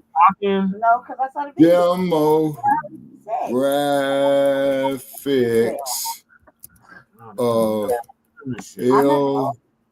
Ilhan. Demographics. Okay, all right. Okay, here you go, Brother Che. All right. Ilhan, Omar's district, which includes Minneapolis and its suburbs, has a population of 721,389, with 60% in Minneapolis and 40% in the suburbs. It is the most diverse district in Minnesota, with 36% of residents being people of color. Man, they kill me with that people of color. That's what I'm saying. Like, her whole district is not damn Somalis. Okay, and but she's not the median age is 33. Terminology. And it has the sixth highest percentage. It has the sixth highest percentage of millennial voters in the country.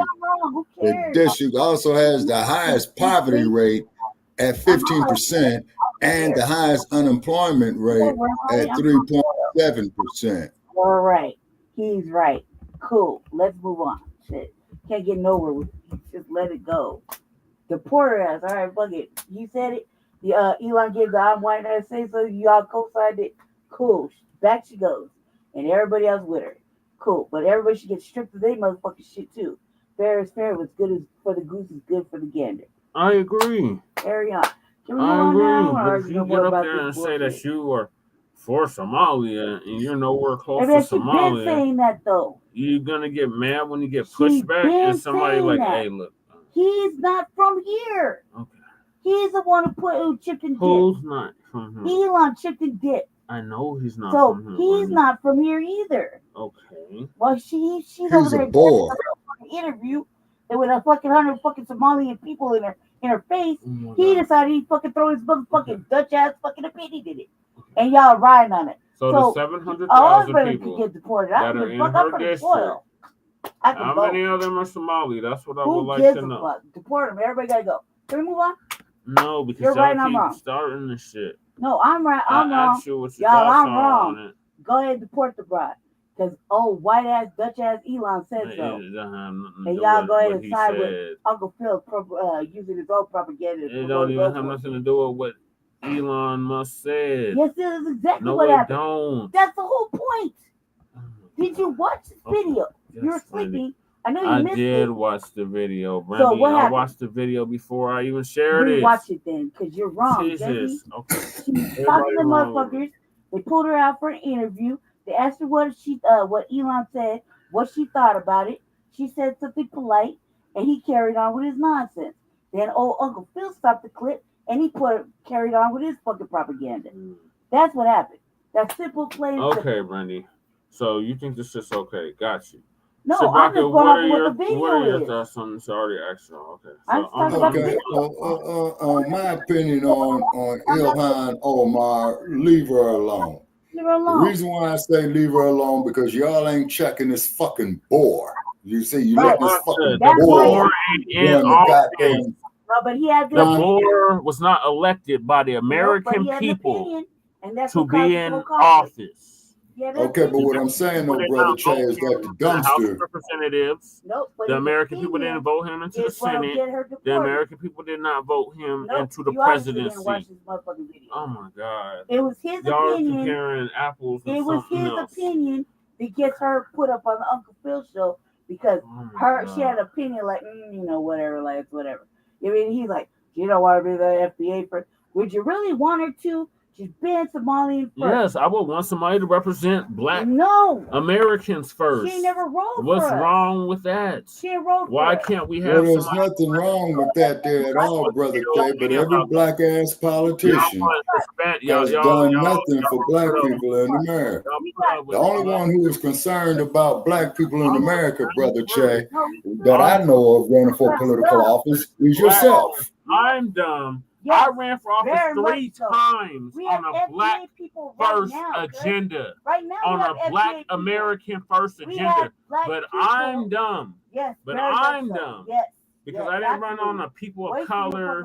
I didn't run on a marginalized people agenda. I didn't run on a Somali first agenda. I ran on a Black first agenda. So don't we have American Black people in all fields? Yes, it's called the Congressional Black Caucus. No, not just there. They sit on the House. That's part of the Congressional Black Caucus. They sit in all fields, right? That's part of the Congressional Black Caucus. Okay. Do they represent us? No, all right, they don't. Maybe we should look to them. Go. Maybe we should I've look been to saying them. that they the need to go. If they're not going to represent us, they need to go. Not a fucking Somalian woman. I know, Brandy. Right? I mean, maybe that's the real said thing. That. Y'all are literally getting hung up on Ilhan Omar. No, you're on She's not the only one that does that same shit. But I don't hear y'all talking about you need to just leave them alone. Listen, no, we crumb bum on the Congressional Black Caucus every chance we get. You want her to represent but all of a sudden, FBA, y'all want us to make an exception for Ilhan Omar? You're not listening. Not doing that. You want her to represent FBA. She can't represent FBA. Well, she can't represent Somalia either. Here. This ain't Somalia. We have FBA people here that are doing but this ain't Somalia, though. I went to JCSU not doing the work. Charlotte. Not listening. North Carolina. Like American people. They've been stealing for decades. I know, and they need to go. By the way, fuck Black History Month. See me in June and August. Now, see, that's what I'm talking about, Jay Militant. Black history been here since the beginning of time, and it's going to to the end of time. We're going to give this a head of this fucking month of the year, Jay Militant. Yeah. Football built that one, bro. This old as hell one on that. Like in the office. That's what I mean. You don't even know what you're talking about. Who's not in office? So Mammy Sanders is not in office, cuz. Okay, so we only got one fucking FBA lady in here. Oh my God. Jeffrey. Jasmine Crockett what about is Jeffrey? FBA. Hakeem Jeffries, he's not FBA. Are you sure? Yeah. Hakeem Jeffries is an idiot. Yeah, fine. So we only have one FBA person? We got 14 out of all the Congressional Black Caucus. 14 of them only are 14 not of them are doing FBA. FBA work, right? The majority of them are At FBA. all, right? No, I said FBA. No. How many FBAs we got? Because 14 out of how many Congressional Black Caucus members? I don't know. That's it. So 14 of them are FBA. Out of, yes. Okay, so those 14 don't give a fuck about us. No, they don't. But you're looking at the Somali chick. Oh my God. To I'm looking at the Congressional FBA. Black Caucus as a whole. We always crumb bumming on the Congressional Black Caucus, but now y'all want to make an exception. You made an exception for Ilhan. her. Y'all were over there talking shit about her. She need to be She's part of the Congressional Black Caucus. Is she not? An individual. Is she not part of the Congressional Black Caucus? Yes or no? Is she part of the Congressional Black Caucus or no? Yes. Answer the question. I guess you said it. It's not. I guess. What is the answer? You said she was. Yes, she is. So? And she's not doing the But interest you want her to of write Black the flag. people. You want her to wave the flag for us. Oh my God! Yeah, she's in America. She got voted on in so America. What about our 14 Americans who don't give a fuck about it? They got to go. Oh, you're not going to G-check them either, right? They got to go. You're not wearing the FBA flag, but you don't give a fuck You're about not. They need to right? go. Whoever, whatever district they're in, right? They need to be voted the hell Nobody's out. gonna ride that helmet, though. Yes, we will. We've But been doing it. We've been riding the Congressional Black Caucus helmet since we've been in operation. They should be. What are you talking about? They don't Since do shit. All the way back to the foundation of Shabaka's Black Experience Enhanced. What are you talking about? You're late to the party, cuz. They don't do nothing for us. You're late to the party because we've been they saying don't do that. Nothing for us. We've been saying that for 6. 14 fucking Brandy, FBA people we've been here saying that shit for 8 fucking us years. For decades, right? Brandy. Let's be like, When did the Congressional Black Caucus come into fruition? Go look it up. Go look it up. 1972. It came into fruition in 1972, Brother Chair. I remember it. 1972. What's the significance of 1972? What's the significance of 1972? You're right. What is the significance of 1972? You're right, right? The significance of 1972 was the height of the Black empowerment era. Also, too, that's when the FBI had forced a lot of the Black Panther Party members to leave. And then on top of it, too, that's Watt Stacks, 1972, and where the Staple Singers, they came out with a big hit called Respect Yourself. What also happened in 1972, Shabaka? Okay, let me see. George McGovern ran against Tricky Dick and lost by a landslide. George McGovern even lost his own goddamn state of Montana. Yeah, he did. And what else happened, Shabaka? Who else ran for president that same year? Okay, Richard Nixon. Besides, okay, I'm trying to think of the primaries. George McGovern. Okay. OTB. That goddamn Ronald Reagan had threw his hat in the ring at that time. Shirley Chisholm, Shabaka. Yeah, Shirley Chisholm. Okay. Yeah, you're right about Shirley Chisholm. Okay, hold on, Brother Chad. I'm going from memory now. Now my memory ain't what she used to be. Shit, this one happens when you become an old bastard. You know, you kind of lose your memory a little bit. Okay. Don't laugh, Sonny. Live long enough, you be old too, man. Yeah. With half your teeth gone and gum and grit as well. And I'm gonna need me a caregiver in a minute, man. That ain't no bullshit. Okay, all right. Okay, also too in 1972, Brother Che, the Black exploitation films, you know, had came out, and one brother I was debating with that said something that made a lot of sense online. He had stated it was the Black exploitation films that saved the Hollywood industry. And I think he was right. Okay, let me read this for y'all so y'all can get a better understanding of what I'm saying. So the Congressional Black Caucus, right? Since its establishment in 1971, Shabaki. So it's 50, okay, so I'm a year off. All right. It's 53 years old or 54 years old. The Congressional Black Caucus has been committed to using the full constitutional power, statutory authority, and financial resources of the federal government to ensure that African Americans, which we don't even identify with that anymore in large numbers, so but that's what it says on the website. In other marginalized communities. What the hell is that? Exactly. That's the fucking problem with it right there. Going out to here and all these fucking other groups, man, who didn't give a fuck about us. You see, so I agree with you on that there, brother Che. Yeah, that they did do. In the United States had the opportunity to achieve the American dream. What? We have never had the opportunity to attain the American dream. It's been a nightmare for us. The caucus is chaired by Congressman Stephen Hawksford as part of the commitment to CBC. Horse, like the Broncos, horse forward.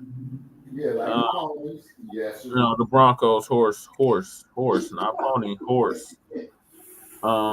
Have fought for the past 50 years to empower these citizens and address their legislative concerns by pursuing a policy agenda that includes, but is not limited to, the following: reforming the criminal justice system and eliminating barriers to reentry, combating voter suppression, expanding access to world-class education through pre-K through post-secondary level, expanding access to quality, affordable health care, and eliminating racial health disparities, expanding access to 21st century technologies, including broadband, strengthening protections, and expanding access to full. Hold on, Shabak, I gotta finish reading this or I'll never get it.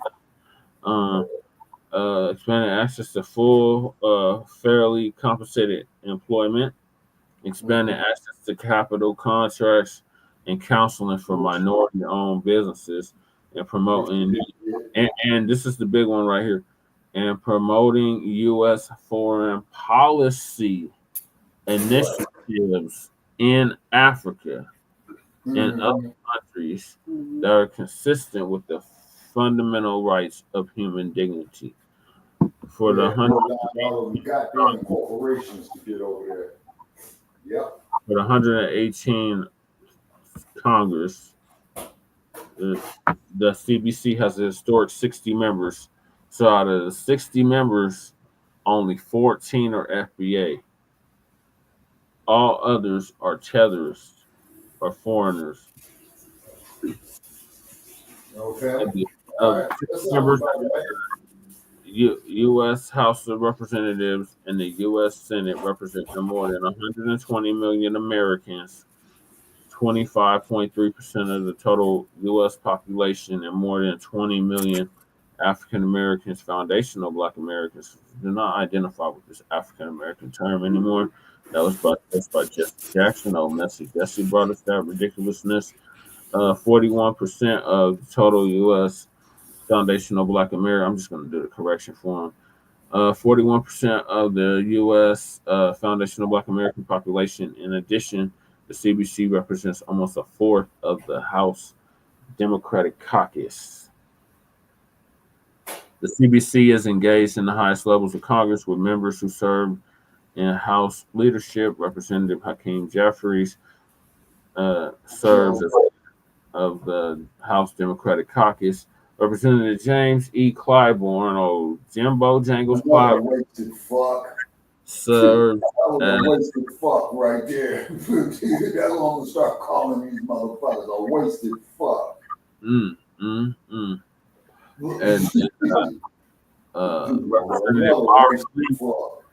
Representative Barbara Lee serves as co-chair of the House Democratic Steering and Policy Committee. In addition, 5 CBC members serve as chairs on full House committees, and 25 CBC members serve as chairs of House committees. Oh man, I'm not gonna be able to read all this. Let's see. While CBC is predominantly made up of members of the Democratic Party, the founding members. Non-partisan organization. Well, so much for that. Their vision did not ever come to fruition. Consequently, the CBC has a long history of bipartisan collaboration, and members were both Democrat and Republican. Well, they won't allow Black Republicans into the CBC, so I don't know what they're talking about with that bipartisan shit. As founding member, Representative William L. Clay Sr. said that when the CBC was established, Black people had no permanent friends, no permanent enemies, just permanent interests. For themselves. Yeah, for our people. Yeah. No, what I'm just saying though is this, Brother Che, that goddamn Congressional Black Caucus, man, them the biggest goddamn sellouts going on. They ain't shit. I agree, but and if we would have had a damn podcast, I'll tell all them motherfuckers to call in. You know what I'm saying? The U.S. America's best interests. Yeah, they'll get the business. How is a foreign born in the federal government? I mean, I know, right? Right, where I just made a scene. Deport her ass. Oh shit. Well, they could deport Ilhan's lovely ass to my house. I know that's right. I know that's right. Husband, but Ilhan is one beautiful woman. You ain't gonna find Stormy Daniels looking that good on her worst day. Right. I don't even know why the two are not even comparable. Fine as hell. No disrespect to your husband, Madam Congressman. But goddamn, you're gorgeous. All right, I got to get to this next point, Chewbacca, before you go. All right. I'm sitting here at a lunch counter begging for a cup of coffee in my own house. I need a cup of coffee, Bob. You Bob.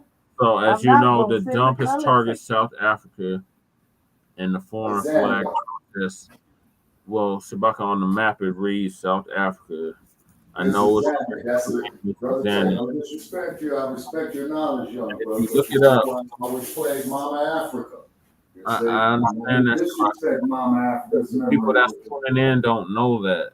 All they know is what they see on the map, and on the map it reads South Africa.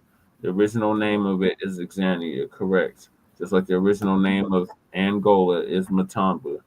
Those are all correct, but currently the original name of the continent of North America is Aztlan, Brother Che. I learned that. Al-Marak, it has several names. Just like the original name of Africa is not Africa, it's Al-Kibalon.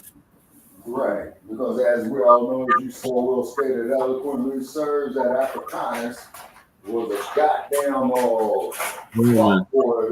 explorer like that motherfucker Balboa, you know. Well, I'm naming it the Pacific Ocean. Motherfucker, the goddamn ocean been there longer than your stinking ass. Leave the fucking ocean alone. The Atlantic, the Atlantic used to be called the Ethiopian Sea. It wasn't called the Atlantic. It was. And the Ethiopian women are so goddamn beautiful, man. They are hypnotically beautiful. Shit, because Oakland has a large Ethiopian population. We have beautiful. We have them here too in Denver, Chewbacca. We have our own little Ethiopian community out here too. And just like they got one there, they even got an area of Los Angeles, Brother Che, called Little Ethiopia. You know? No, they're gonna have to deport her back. Stop at Chewbacca's house and grab him too. So the dump wants to help out the Boers, I guess. So Uncle Phil's gonna give us an update on that. I've said this before. Politics is too easy for me. It's too easy. I know this stuff like the back of my hand is not as challenging to me. And at times I need a break from it. I told y'all that. Like the toxicity that comes with politics. And I'm not talking about the folks. I'm talking about the toxicity that comes from some of my own people. Let me tell you something. The politics bring out some of the mental cases, literally. Yeah. And I think in all communities, but we don't talk about ours. It brings out some of the most Lord, you just need a break from it at times, right? And so, some of y'all who's just listening to the content, whatever, you're not engaging in that, but you literally have some people, y'all, that will email you things. When I had my mailbox for people to send things to, I shut that down because I'm like, I don't want these people sending me some weird things. And so some things, it's just like you got some characters with this politics, right? So for my sanity as well, just for my creativity and to challenge me, yeah, I got to create other things, you know, and that's just really what it is. Okay, Lisa, you say you're finally on it. Okay, Lisa, cool. I appreciate it, but everybody new, take advantage. So tonight, we're gonna talk about Trump. Trump is targeting South Africa, and I want to give my definite opinion on that. Goddamn place right, man. Shit. And also a lot of the without immigrants, and a lot of them called off to work, didn't go in, and they said, America, you're going to see how it is with a day without immigrants. Well, you know, I saw a lot of immigrants working today. Definitely, I didn't see a mass exodus of a whole lot of people, at least here in Texas, because there's a lot of immigrants here in Texas, for sure. But before we get into talking about Trump and getting some education on a few things, right? We'll talk about South. Even though I don't dive into too much of the African politics stories, not because I don't want to. I let the people who actually live there talk about it, but since Trump is involved, it has a lot to do with our politics at the same time. That's why I want to get involved with that, you know, Trump and South Africa situation. So it's Monday. Let's go it on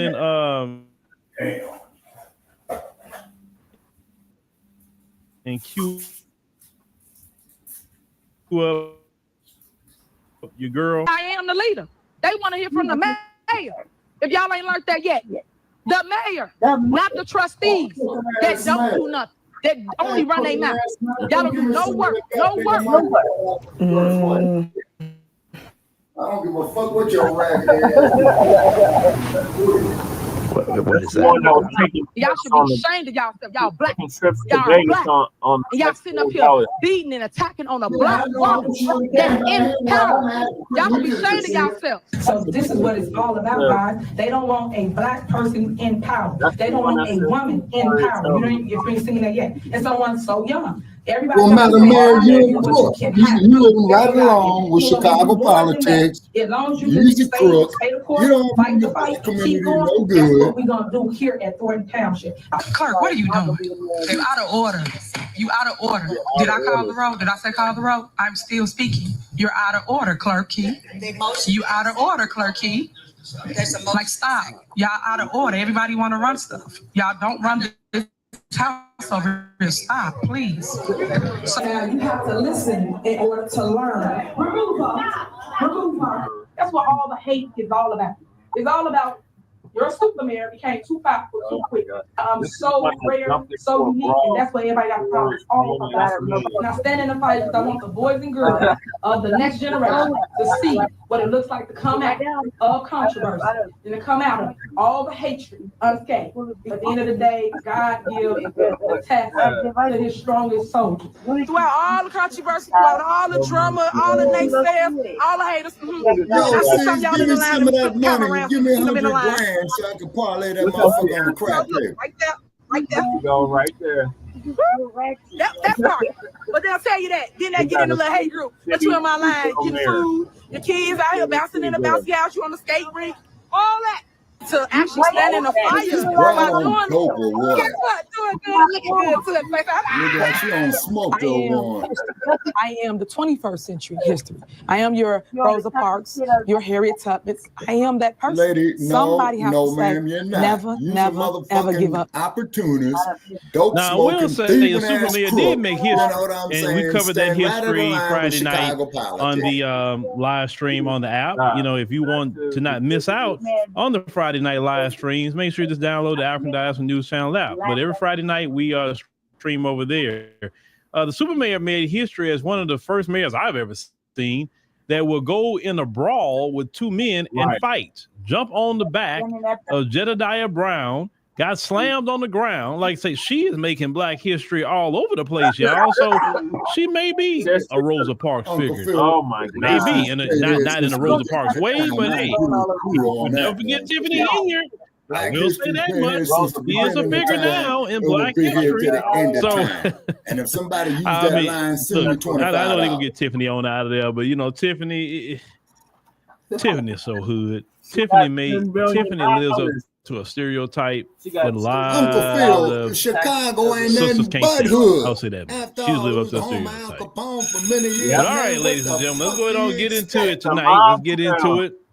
Let's start off with your boy Exactly. Trump, and we're gonna talk about your Like boy old Trump a raggedy little ass bit. Sergeant Black, So where you better know, email that Trump crook, man. has got a new buddy, and you know his buddy is Elon Musk. Elon Musk is a foreigner, immigrant from South Africa. It's a Borg. Elon Musk's family was not a group of people that was any kind of freedom fighters in South Africa against the apartheid regime. Elon Musk grew up during apartheid when black people was treated horribly in South Africa. And we have seen, based on his responses, he has not gotten away at all from his apartheid type of thinking in relation to black people. The only person I kind of seen him flustered with, even on X, was Julius Malema. Yeah. And I still would say South Africa made a major mistake by not putting Julius Malema in office, because Julius Malema got the number with them folks. That's for sure. Well, the reason why I'm bringing up Elon Musk is because you know there has been a lying propaganda coming out of South Africa claiming that there is a white genocide in South Africa. That black folks are just running around taking the lives of these people. Y'all, I have been to South Africa several times. And I'm telling you, from what I have seen with my own two eyes, what I have talked to people who are in South Africa, those people walk around comfortable. They're not walking around, walking on the other side of the street when they pass by black folks in South Africa. Like, they don't act like how they act with FBAs in America. You know how some of them look at Walker on the other side, they kind of get scared of you a little bit. They're not like that over there. They're very comfortable with them over there, right? Black folks aren't going on their land and doing them anything. Now, do you have criminals that could be doing things? Sure, you got criminals in every country, right? And a lot of times the way the system is in South Africa is that apartheid is over, but economic apartheid haven't ended. So you got people out there. It never has, man. That's why do you think, Uncle Phil, we say fuck you Gandhi? put somebody in a bad position, they got to eat. Gandhi My wasn't thing for is, black people. let everybody get something to eat. I mean, like I say, you can have what you got, but just make sure everybody gets something to eat. That way you won't become the prey. Well, so they put out a propaganda. They've been doing this for years. That, oh, it's just a white genocide. Oh, they doing this to us. They doing it. So fast forward in South Africa, they put up a bill, an expropriation land bill, and the president signed it into law. So basically, and I looked through the summary of that bill. So there's a part of the bill that says, yes, in the public interest, or if you gain this land by, horrible means, like basically ran black people off their land, stole their land, or whatever, and we find this out, we will expropriate that land and not give you compensation. So this is what they're mad about. The expropriation of land without compensation part, right? So now the propaganda is these black folks in South Africa just taking white people's land. That's just what it is, right? They haven't even made a move. In that bill, they have a provision that the courts can get involved as well. It's just not like the state gonna take it. No, the courts can get involved. You can make appeals. The court to make the final decision if there's a dispute. That's kind of how it is in the bill. So it's not just the state taking it, it's also the courts getting involved as well, right? And they'll get involved with the compensation part or not compensation. So all that's in the actual bill. But when they're putting out this propaganda out there and not even looking at the bill and what it's about, I mean, come on, if somebody stole somebody's land, right? These people who colonizers stole black folks' land, and you want to get paid for stolen land, and it's proven that this was these people's land. It kind of like in America. There's millions of acres of land that's for FBAs. And if they had the same kind of law, why should the government pay these people who stole the land from your family? When originally the land is your family. It's not like you sold it. They literally stole it. They literally terrorized you off your land. Why should you be paid for that land when you didn't get it by the proper means? So that's all really what that bill is saying. what is wrong with that bill? The point that I but was making, brother, because Trey, you got to have this, you got this, apartheid era Afrikaner that's up in the upper echelon of the government now. It wasn't even confirmed by the Senate or anything. He hasn't been questioned on anything. He's just kind of allowed to do certain things. I know a lot of this that's Trump talking about right now. He's behind it, right? Also, he's mad about Starlink. What I found out, the ANC like, yeah, you can have Starlink over here, but we need 30%. And he like, oh hell no, I ain't giving y'all black folks anything. Who are y'all to be telling me as an Afrikaner that I got to give you anything? So I'm just kind of painting this picture a little bit of what's going on before we get to Trump, right? So now let's get to Trump. Let's start there. Why South Africa? It's only South Africa. Terrible things are happening in South Africa. The leadership is doing some terrible things. It's horrible things. So that's under investigation right now. We'll make a determination. And until such time as we find out what South Africa is doing, they're taking away land, they're confiscating land, and actually they're doing things that are perhaps far worse than that. Like what? All right. So that's just a short version of it. But in his post on X, he said, oh, they're doing human rights violations to certain people. And I was like, okay, well, who is the certain people? Yeah, that's because last time I checked, when I was in South Africa, I didn't see no human rights violations. I didn't see anything. So what are you talking about? I've seen so many videos of them folks attacking black folks. Seen those videos, but I haven't seen a bunch of the folks going to attack them, black people, right? Okay, cool.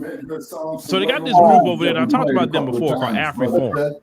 And they are just a white supremacist organization. Yeah, they did do that. They are mad that you have a black government over there. So they want basically apartheid to come back.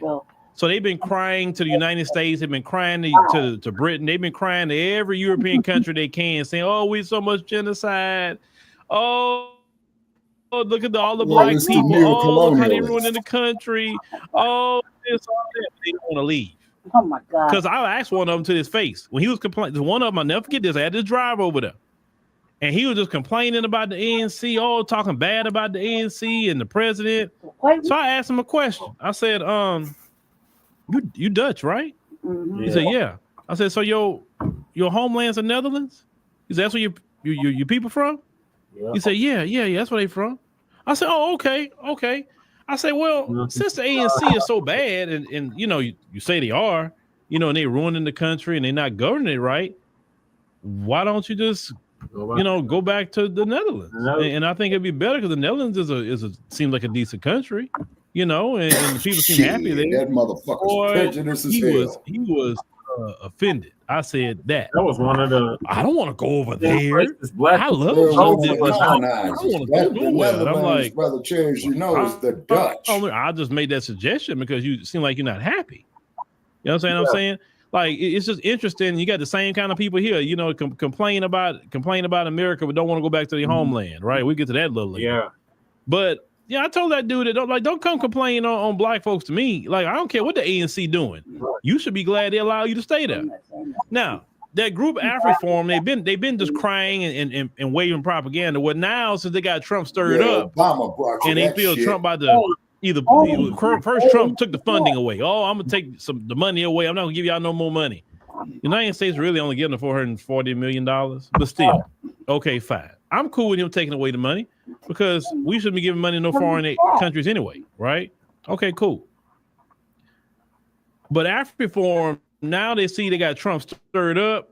I want you to listen to what this dude says from AfriForum real quick. Hold on. Let me get this going. AfriForum will urgently write a letter to the South African government asking them to urgently start a process to draw up an amendment bill regarding the expropriation Act to avert the crisis that we are now seeing.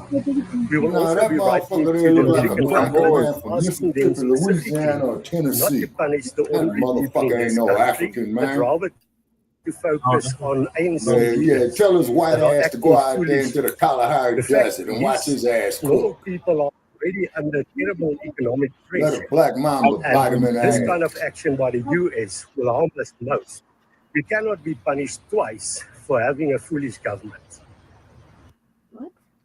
All right, so so now since you think it's about to get real, now you want to say, hey, Trump, hold on, just only sanction them in the government. Don't sanction our country because yeah, you idiot. If you push him to put sanctions on you, you gonna suffer too, dumbass.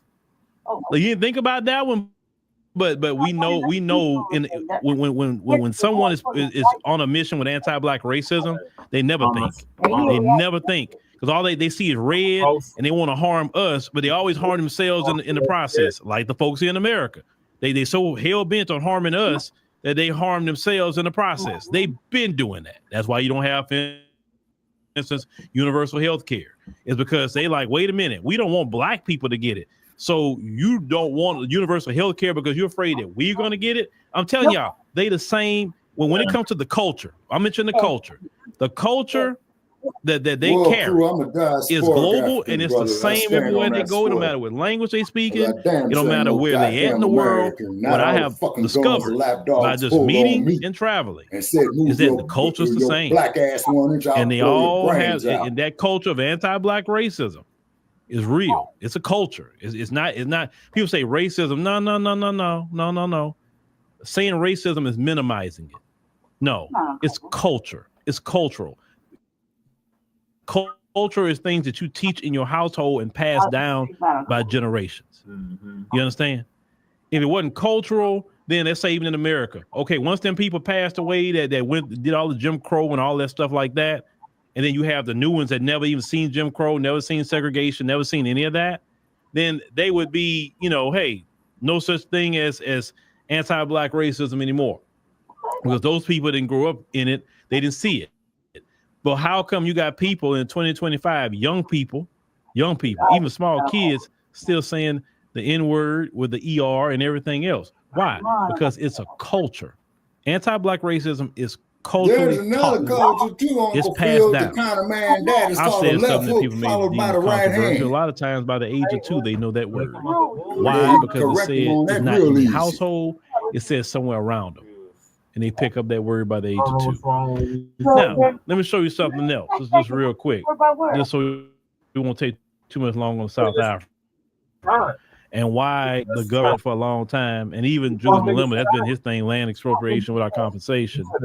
This is why. He said it's not racist. So let's kind of look at this in South Africa. Now, this is still like this 30 years after apartheid. Okay. So remember, we in class. Racism, white supremacy. So if you look at, let's say as of 2015, of course, now we ain't looking at any further, just 2015. If you look at the farms and agriculture holdings in South Africa, I know you love 72% of the land in the farmland is owned by white folks over there. They are the minority group there, and they own 72% of the land. The majority, black people, Africans, they only own 4%, and they are the majority of the population. The majority own 4%, but the minority own 72%. Colored people own 15%. Of course, East Indians 5%. They say other about 3%. Co-owned, they say about 1% or so. Okay, cool. Now you go to the urban land. When it comes to urban land, 49% of the urban land is owned by the folks. All right. Once again, they are the minority population. That's your business. They're not the majority. Of course, black people own 30%, colored 8%, Indian 8%. You say other 3%, co-owned 2%. Okay. Now they say they mentioned the amount of land owners, as you can see at the bottom. Well, there's more landowners who are white, and after that, of course, be the black people are the majority population. And if you want to feel that way, crew, then you that's call your colored, business, Indian, bro. I just and disagree other. with you. Agree. So, and a lot of the land that was received, Crew, you ever been to Los Angeles and got stopped by the LAPD? Terrorism and things like that. Same kind of terrorism that we experience here in the United States of America. We had millions upon millions of acres of land, homes. We had beachfront property. We had all kind of things. So that's why I always tell people what happened to us in America and what happened to them in South Africa literally mirror each other. They mirror each other.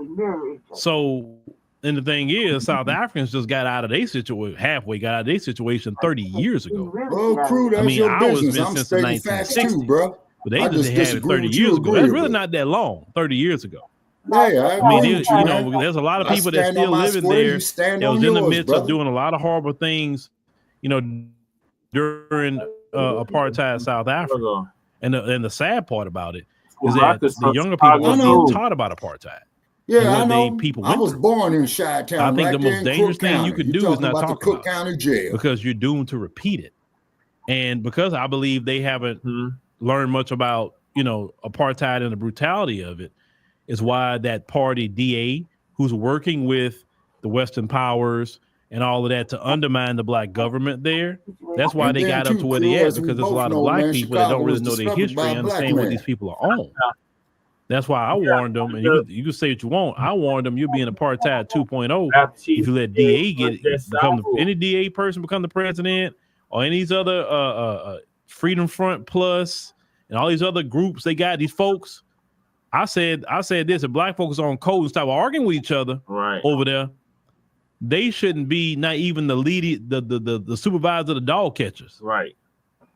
That's how far I would go with it, because I'm like, no, you had us literally enslaved for 200 at least 200 some odd years, and they arrived in I think probably more than that, 15 something they arrived over there. Damn. So they've been colonizing some 15, I think I forgot the actual date, 15 something, all the way up to 1994. Come on now. Like I said, that's how I would get down with it. I said, no, you done had your turn. Now it's our turn to be in leadership now. So you either get along with the program, if you don't like the way we run the country, or our Tombo Airport is right there for you. It ain't nothing nice. You can gladly get on the plane and head on back to your homeland. That's how I would get down. But that's just me. But don't cry if Trump sanctioned your AfriForum. Don't cry, because that's what you wanted, right? You wanted them to get at the black folks. Well, he can't just get at the black folks by themselves. He got to get at the whole country. So you want to invite suffering on yourself? Stupid. That don't make sense, right? Remember, you're the minority, so it's probably gonna hurt you. And then let's call it what it is. If you saw that graphic, only 96,000 of them are landowners. That means the majority don't own no land. Exactly. And I've seen them. They live in object poverty. Oh, yes, they do.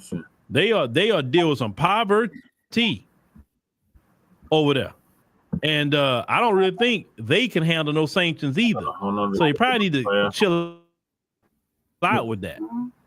Right? But these folks never learn. They never learn. Now, on there, I had, you know what? I'm not going to even justify with that, what I was about to say. But know that, Trump, Tom Homan, and all of them have mass deportations. Okay. And there's a lot of people that's not really happy about that. A lot of migrants aren't happy about mass deportations. They feel that, they should be here. Some of them feel that they're not illegal because they feel this land is stolen land, even though some of this land was sold, literally sold to the United States. Yeah. And a lot of the land was paid for. Now, all of it was obtained through war, but they have the attitude that, this is stolen land, this is our land, and you can't call us illegal in this land. We're talking about this part, of the Arizona was considered the United States of America.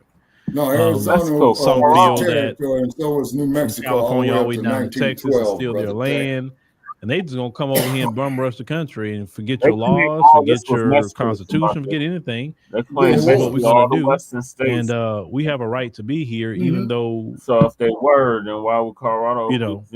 America's a sovereign country, no different than Mexico is a sovereign country, or Guatemala, or Colombia, or Canada, or any nation in the earth. It's a sovereign country.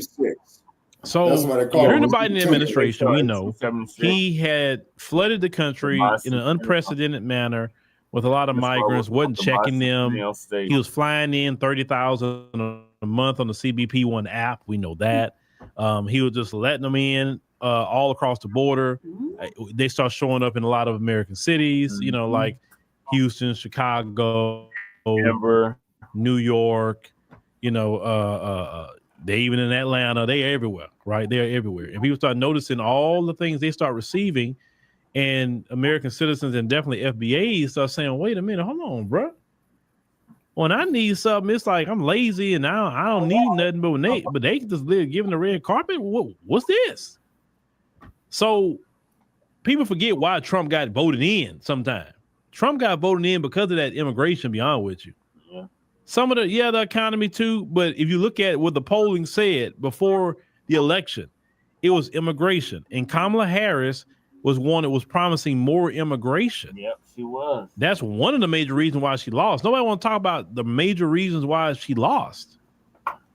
If people are pissed about immigration, you can't go promise more of it. Right. You understand what I'm saying? So anyway, they did a protest all over the nation.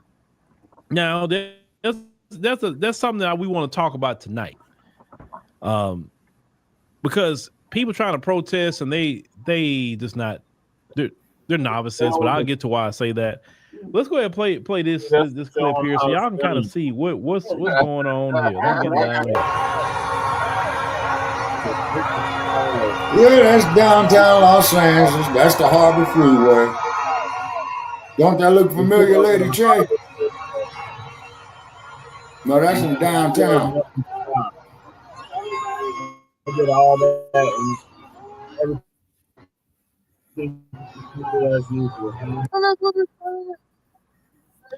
okay, see, it's not audio to this, but as you can see, they're burning the American flag, but they want to stay in the country, but they're burning the flag of the country that they want to stay in and waving the flag of the country they don't want to go. That's the California Highway Patrol. That there's the Twin Towers right there. That's the California Highway Patrol.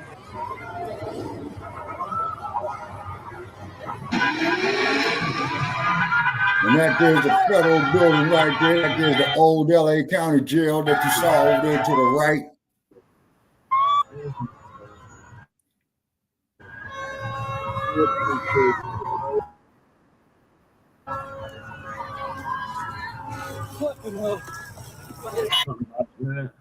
Okay, so I had to kind of silence the music on that. This is also down south. You'll see here in a minute, it'll be from Atlanta. I want you to notice the theme is a bunch of foreign flags.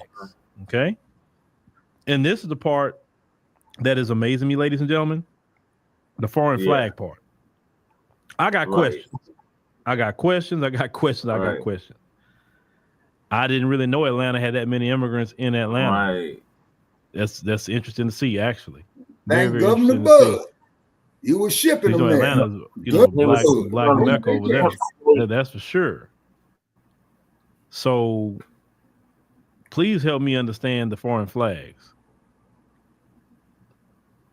Just want y'all to see all that. Damn, Dickens amazing. That shit. Utterly amazing. Dominican, Panama flag. Yeah, Panama. Step down after TBA put those billboards up. But there's a group of people that's not out there, and I'm gonna talk about that. Imagine if I went to Africa and I wanted to live there, right? And all of a sudden, Africa wanted to deport me back to my homeland, the United States of America. And imagine if I went and I protested against Africa and I was lifting a United States of America flag in protest, saying I wanted to stay in Africa, but waving this flag from another country. How crazy would that look? How crazy would that be?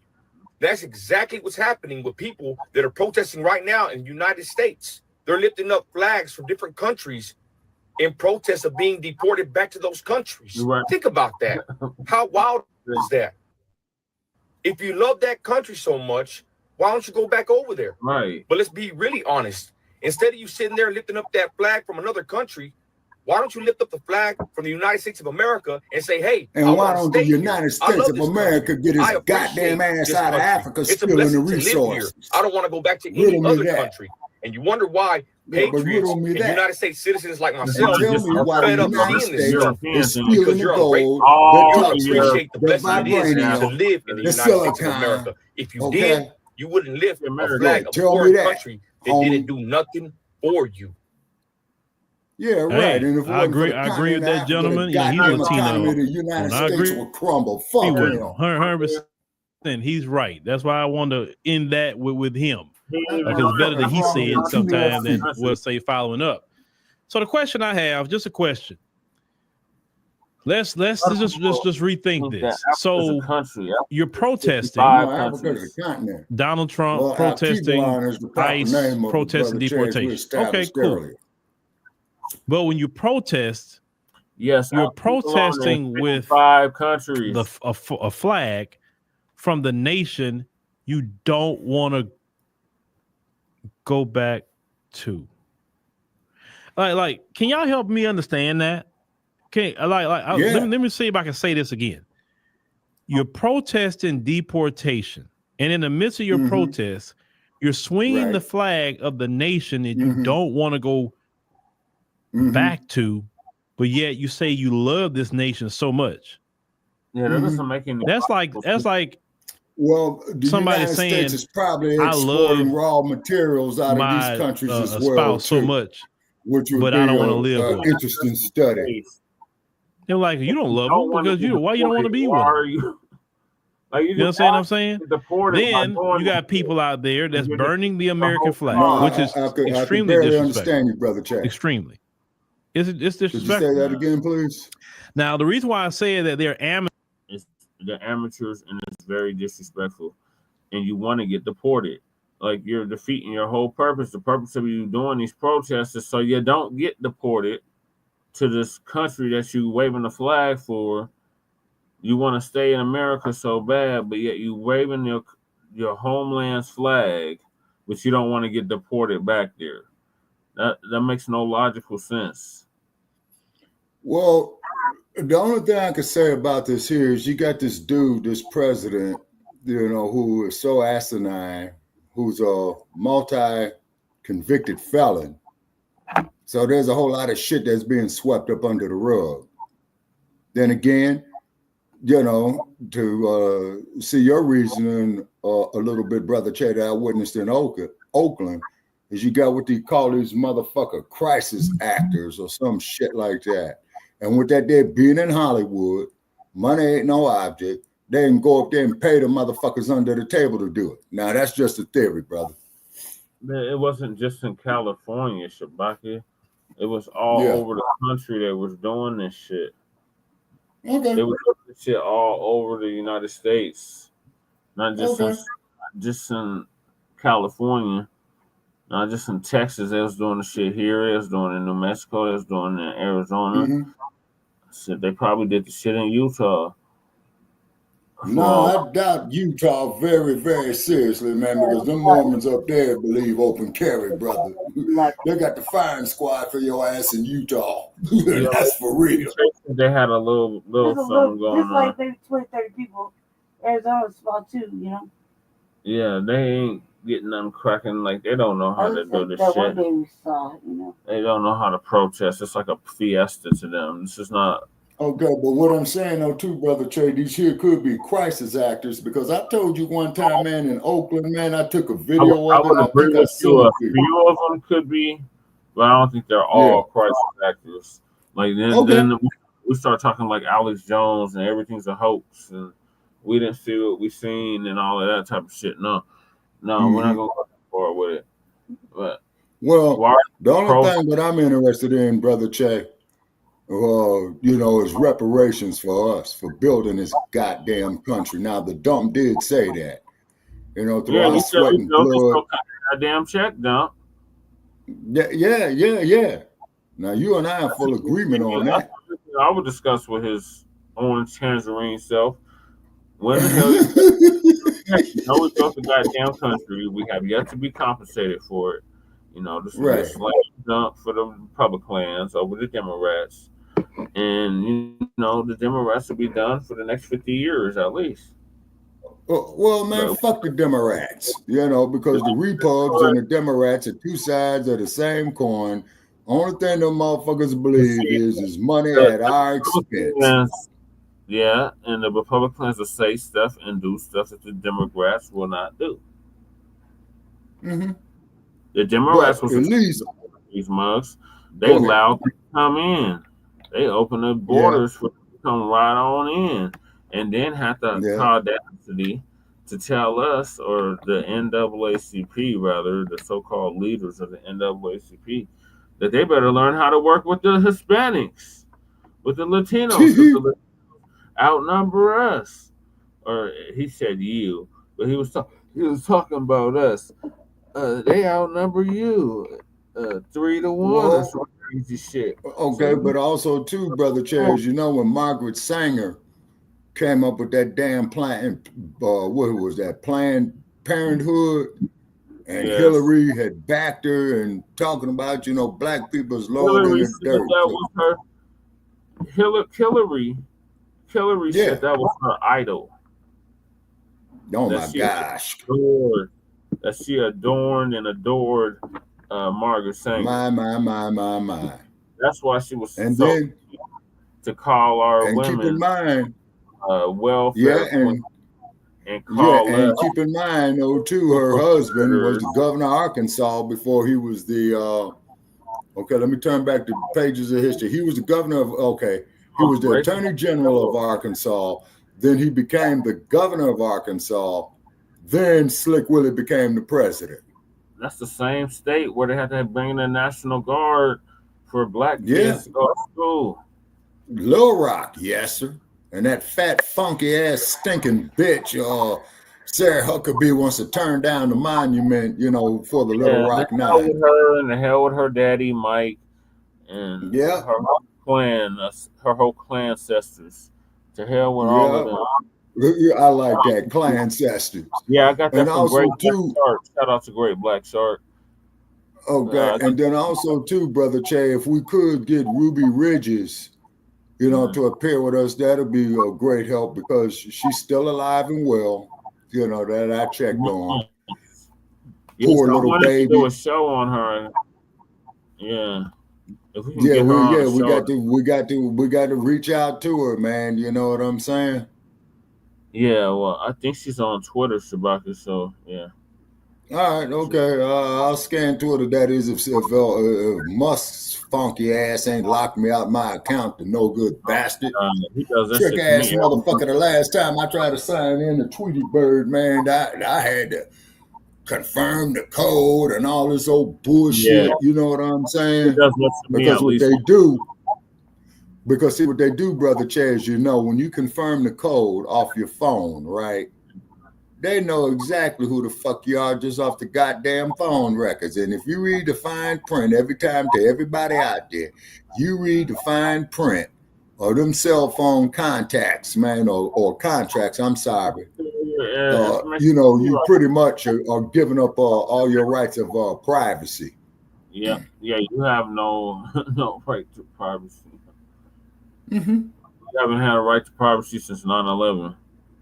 Yeah, man, and they know exactly who the fuck you are. I'm surprised they ain't blowing up these goddamn laptops yet. Mm-hmm. You know what I mean? Yeah, you got to do updates. They already sent me a damn thing on my other phone. You need to do the updates. Like I was saying, they just doing updates on racism and white supremacy. Yeah. Now get this here, y'all. They sent me updates last week. Yeah. Well, and then if you don't do the updates, they'll lock you out your goddamn phone, and you pay for the motherfucker. Yeah. What kind of shit is that? Trying to update. You got to update. Yeah. Mm-hmm. Motherfucker ain't nothing but a goddamn tracking device, and they can and will use your information against your ass in one of these goddamn kangaroo courts. Who else said dumb bunny ass that? Huh? You know who said the exact same thing? Who that? Pops, Chairman Sekou. He's my elder. Yeah. He left. He said he leave his phone at home. He don't want to be tracked. I'm like, I don't blame him. The only reason I carry the motherfucker with me, man, when I'm out driving, in case I got to call a family member, man, in case something happened to my ass. Right, that's understandable. But the chairman is correct. He's my elder. You know what I'm saying? Yeah. Oh boy.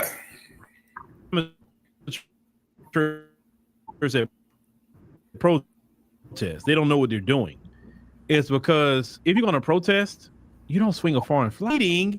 Your protest. You want to stay here. You help done things here. You work here. You say you build the roads and the bridges, and you say, I'm just talking about what they say. We build your houses. We do the hotel. Okay, cool.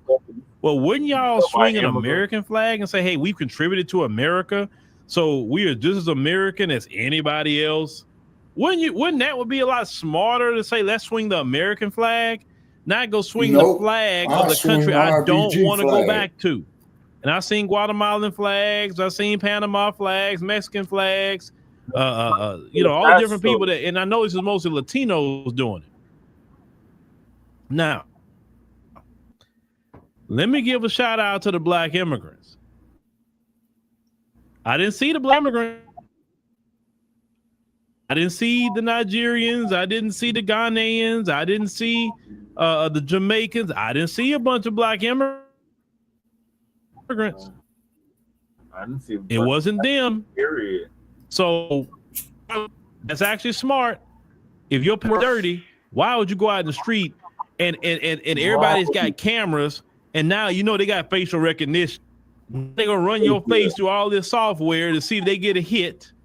You out there, right? At least the black immigrants were smart enough to stay out of that. Now, I know the black immigrants went to work today. They're like, man, I ain't missing out on no money. Shoot, if they gonna get me, then I gotta have some money if they gonna get me. Shoot, I ain't going out there. What? So ICE could show up? I mean, that's to be smart. I wouldn't show up there. Listen, if they deporting people like that, ain't no way I'll be at some protest. Ain't no way. Man, you wouldn't see me. You wouldn't know what I'm doing. If I knew my paperwork was dirty. That's silly. That's silly. And I know there's people in that crowd that's American citizens. I know. But what I'm saying is there were people in that crowd that was not American citizens. But that's really not a good look. I'm just letting y'all know. Those from Latin America, that wasn't a good look for you, because now you're fueling Trump even more. You know what Trump can say? Well, I saw videos of them burning the American flag. They hate America. Don't you see? I really got to get them out of here now because they hate America. They're swinging the flag of a different nation. Clearly, they don't love our country. They got to go. I got a question. I got to get them out of here. This is a national security threat at this point. If that many people hate America, then I really got to do something about it. Y'all really don't know. Y'all know y'all dealing with a dude who would just say something like that on the drop of a dime and just do something outlandish. He's like that. And y'all like just poking the bear. Y'all poking. I don't know why are you poking at Trump? That's what they're doing. This ain't Biden. You can get away with that with Biden. Biden didn't even know if he coming or going. Right. But Trump, he loves to do some crazy things. Yeah, he should. I don't get himself. Yeah, like one person said down here. They making ICE job easier. What? That's what I'm saying. That's like snitching on yourself. Right. Why are you gonna snitch on yourself at this point? Like, please. So they're gonna be. So what's gonna happen? ICE gonna be looking at all them videos, seeing who they looking for, and say, oh, we were looking for them. Oh, yeah, we got them. We got them. And then they're gonna be on videos crying, talking about they getting deported. Like, maybe they wouldn't even found you. Your behind wasn't at a protest. Silly. Right. Well, let me tell you something else. I liken too. Like, you don't want to leave, but you say you love your country. And you pissed off that Trump want to send you back to the place you say you love. That's like a relationship like a gold digger. And like if a woman is gold digging on a man, and men have done that to women too, not as much as maybe the other way, but it's gold digging. There's men that got in relationships with women and they only want to use them for their resources. They don't like them at all. They don't. They be their girlfriend. Sometimes they'll be even their wives. And they will siphon all the resources they can out of them, right? And the moment that man don't have the resources no more, that woman's gone. Because that woman never liked him. That's why they call him tricks. She never loved him. Yeah, she says she kind of loved him, whatever. She married him. That's why they call him tricks. The moment the resources were gone, she was gone. That's the relationship why they call him tricks. with these people, with America. They're only here to siphon the resources out of America. The moment America can't give them resources, they're gone. They're not gonna deal with America. They're not gonna go through any suffering with America because they're gonna run back to their homeland because they don't even like America like that. They like what they can get out of America. but they don't really like America or Americans. And I'm talking about those who's in that street. I'm not talking about everybody. So don't send me no messages because I don't generalize nobody. I understand that there are people within the immigrant community who don't even agree with what they're seeing. Plenty of them have made videos about it. Plenty immigrants have said they don't agree with them even telling black people anything because they didn't show up for black people. They didn't vote in their own interest. There's a lot of immigrants have said that all over the place. So not all of them feel that way. So that's why I won't say all because it's not true. But what I'm saying is a lot of people like the sister said, I come to take. That's exactly the attitude. They come to take. They don't come to import anything into this country. They come to benefit.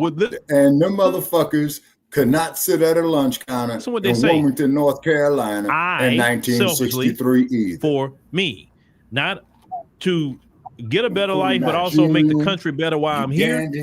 So it'd be like a mutual benefit. No, I come to America to get a better life for myself, my family, and also send money back to my people back home. I'm here for a selfish reason. I'm not here for nothing else. And I have no problem if you want to come here and make you some money and have a business or whatever. I'm not against you. My thing is, don't come here taking resources away from American citizens in the process of your selfishness. If you want to be selfish and just think about yourself, cool, do you. But like the immigrants did before these current, the previous immigrants that came like in the 80s and all of that, they didn't get that assistance. Like these ones are getting today, hotel rooms and all this money and food stamps. They weren't getting any of that.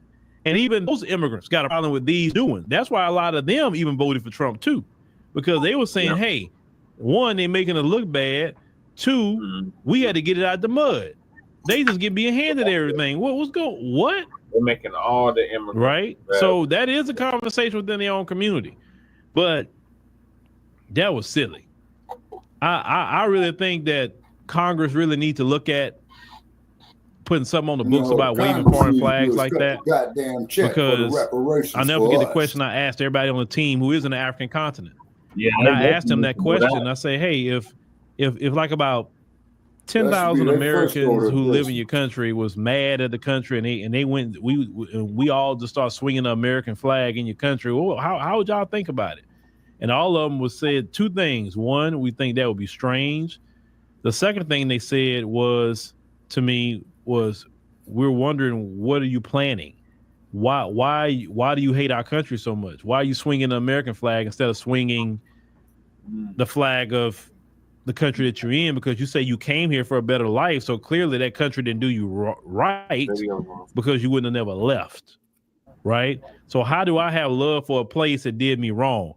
If I leave America because I say, man, America did me wrong, forget America, then whatever country I decide to go to, I'm going to pick up the flag of that country because that country took me in. I'm happy in that country. So I'm going to say, hey, I'm going to be part of this nation. I'm not going to be swinging an American flag if I said I came here for a better life. It just doesn't make sense. But like I said, you can correct me. Maybe something I don't know, maybe something I don't get. But once again, I'm going to give a shout out to black immigrants because I didn't see them in the midst of that. I didn't see a bunch of Nigerian flags. I didn't see no Kenyan flags. I didn't see no Ethiopian flags and masks. I didn't see any of that. So I will give them a shout out for that. You said you there in LA?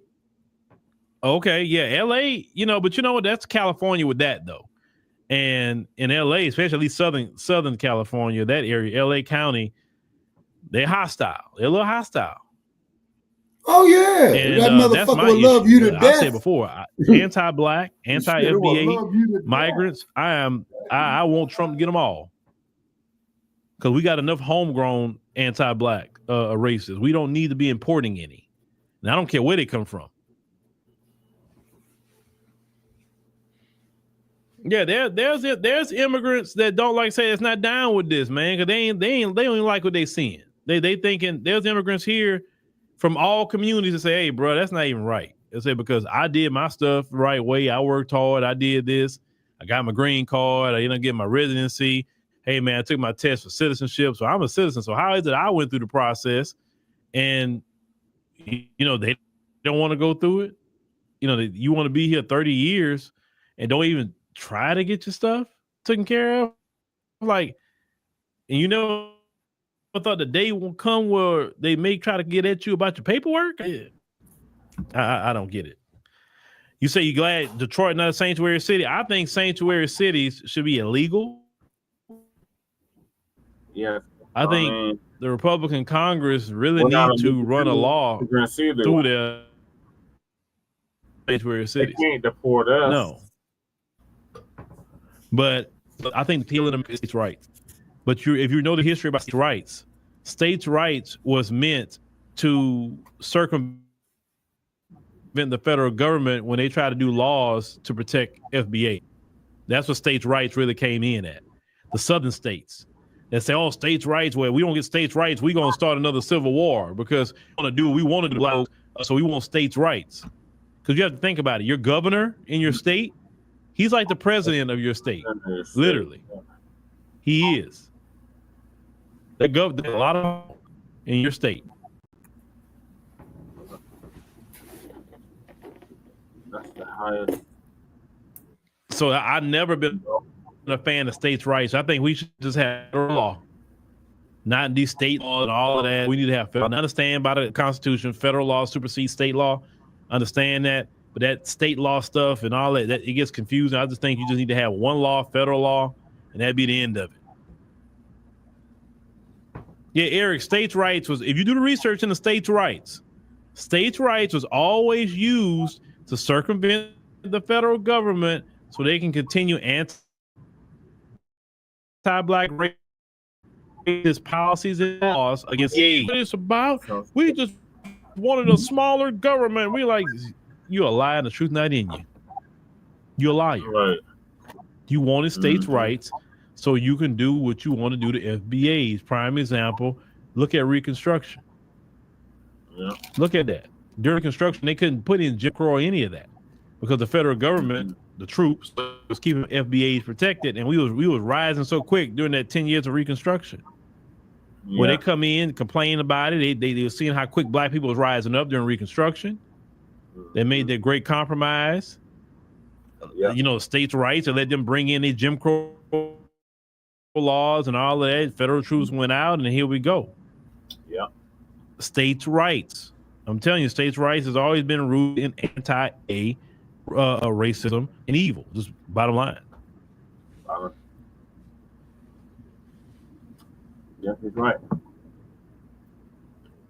So when they say we gotta defend states' rights, understand that's really a right to disenfranchise FBAs. We should have just one law, one government. We got already a constitution. What do we need? A state constitution. What do we need? Well, there's a law in this city, ordinance in this city, like in the county. Like, why do we need all that? Because these people don't really want to follow just one set of laws. They want to get away with doing all kind of things. Yeah. You understand?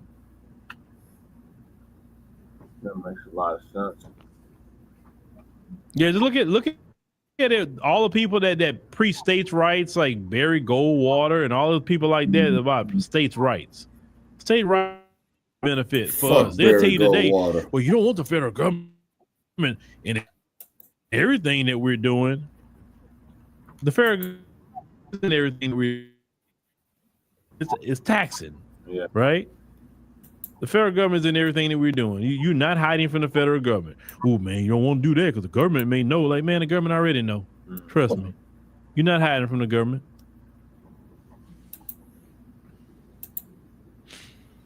Yeah, that's right. Yeah, you said, Raven says, well, because once you make it federal law, you codify and able to enforce everything. Yes, and it's enforced in all 50 states. Yeah, you understand? So that's what that is. So yes, you want things coded. That's some people complaining. Well, Trump rescinded a executive order from Lyndon Johnson about equal opportunity in federal contracting. Why would you want to hang on an executive order codified in law? like Ray said, in law. Of course, we have to employment. You know, we have the Civil Rights Act, Title VII. That's not going anywhere. Okay. But what I'm saying is that you want things codified in law, federal law. That way it has to be obeyed in all states, not it's a state law here or whatever. That's why when you talk about reparations, you want it in federal. Yeah. You don't want it with a state. But anyway, ladies and gentlemen, thank you for joining us on the stream tonight. We greatly appreciate it. Make sure you click the subscribe button. Make sure you click the like button. Click the subscribe button and the like button for Frontline Black News. All right, Shabaka, what are your thoughts on your way out? Okay, my thoughts on my way out is this. But it's very important. It's free. Share with your friends and family. This here is a complicated issue, okay? Now, Phil had said a while back, you know, these immigrants come here or what have you, they should work 12-hour jobs. Ain't no way in hell I'm working on no goddamn job for no 12 hours, number one. Two is, what he's not telling you is, I know, Brother Chase, sun up to sundown. I know, I'm well aware of that. But what Phil ain't telling you is that a lot of these migrants, these big companies are hiring them clandestinely for that cheap labor. You see what I mean? Yeah. Because they'll tell them, well, yeah. Those owners need to be arrested as well because they are facilitating this shit. Oh, I agree with you on that one. Because they keep allowing this shit to happen so they can have a labor force that they don't want to pay what they should be paid. Yeah, but for some odd reason, Brother Che, they still want us here. See, there's a clandestine reason why, and I think what it is it's the melanin that they want. Because what did you say, man? It's like almost 500. I just heard recently it's almost $500 a gram. Okay, times that by 16. Times it by 16. Yeah, if you got a calculator available. On the computer. Okay.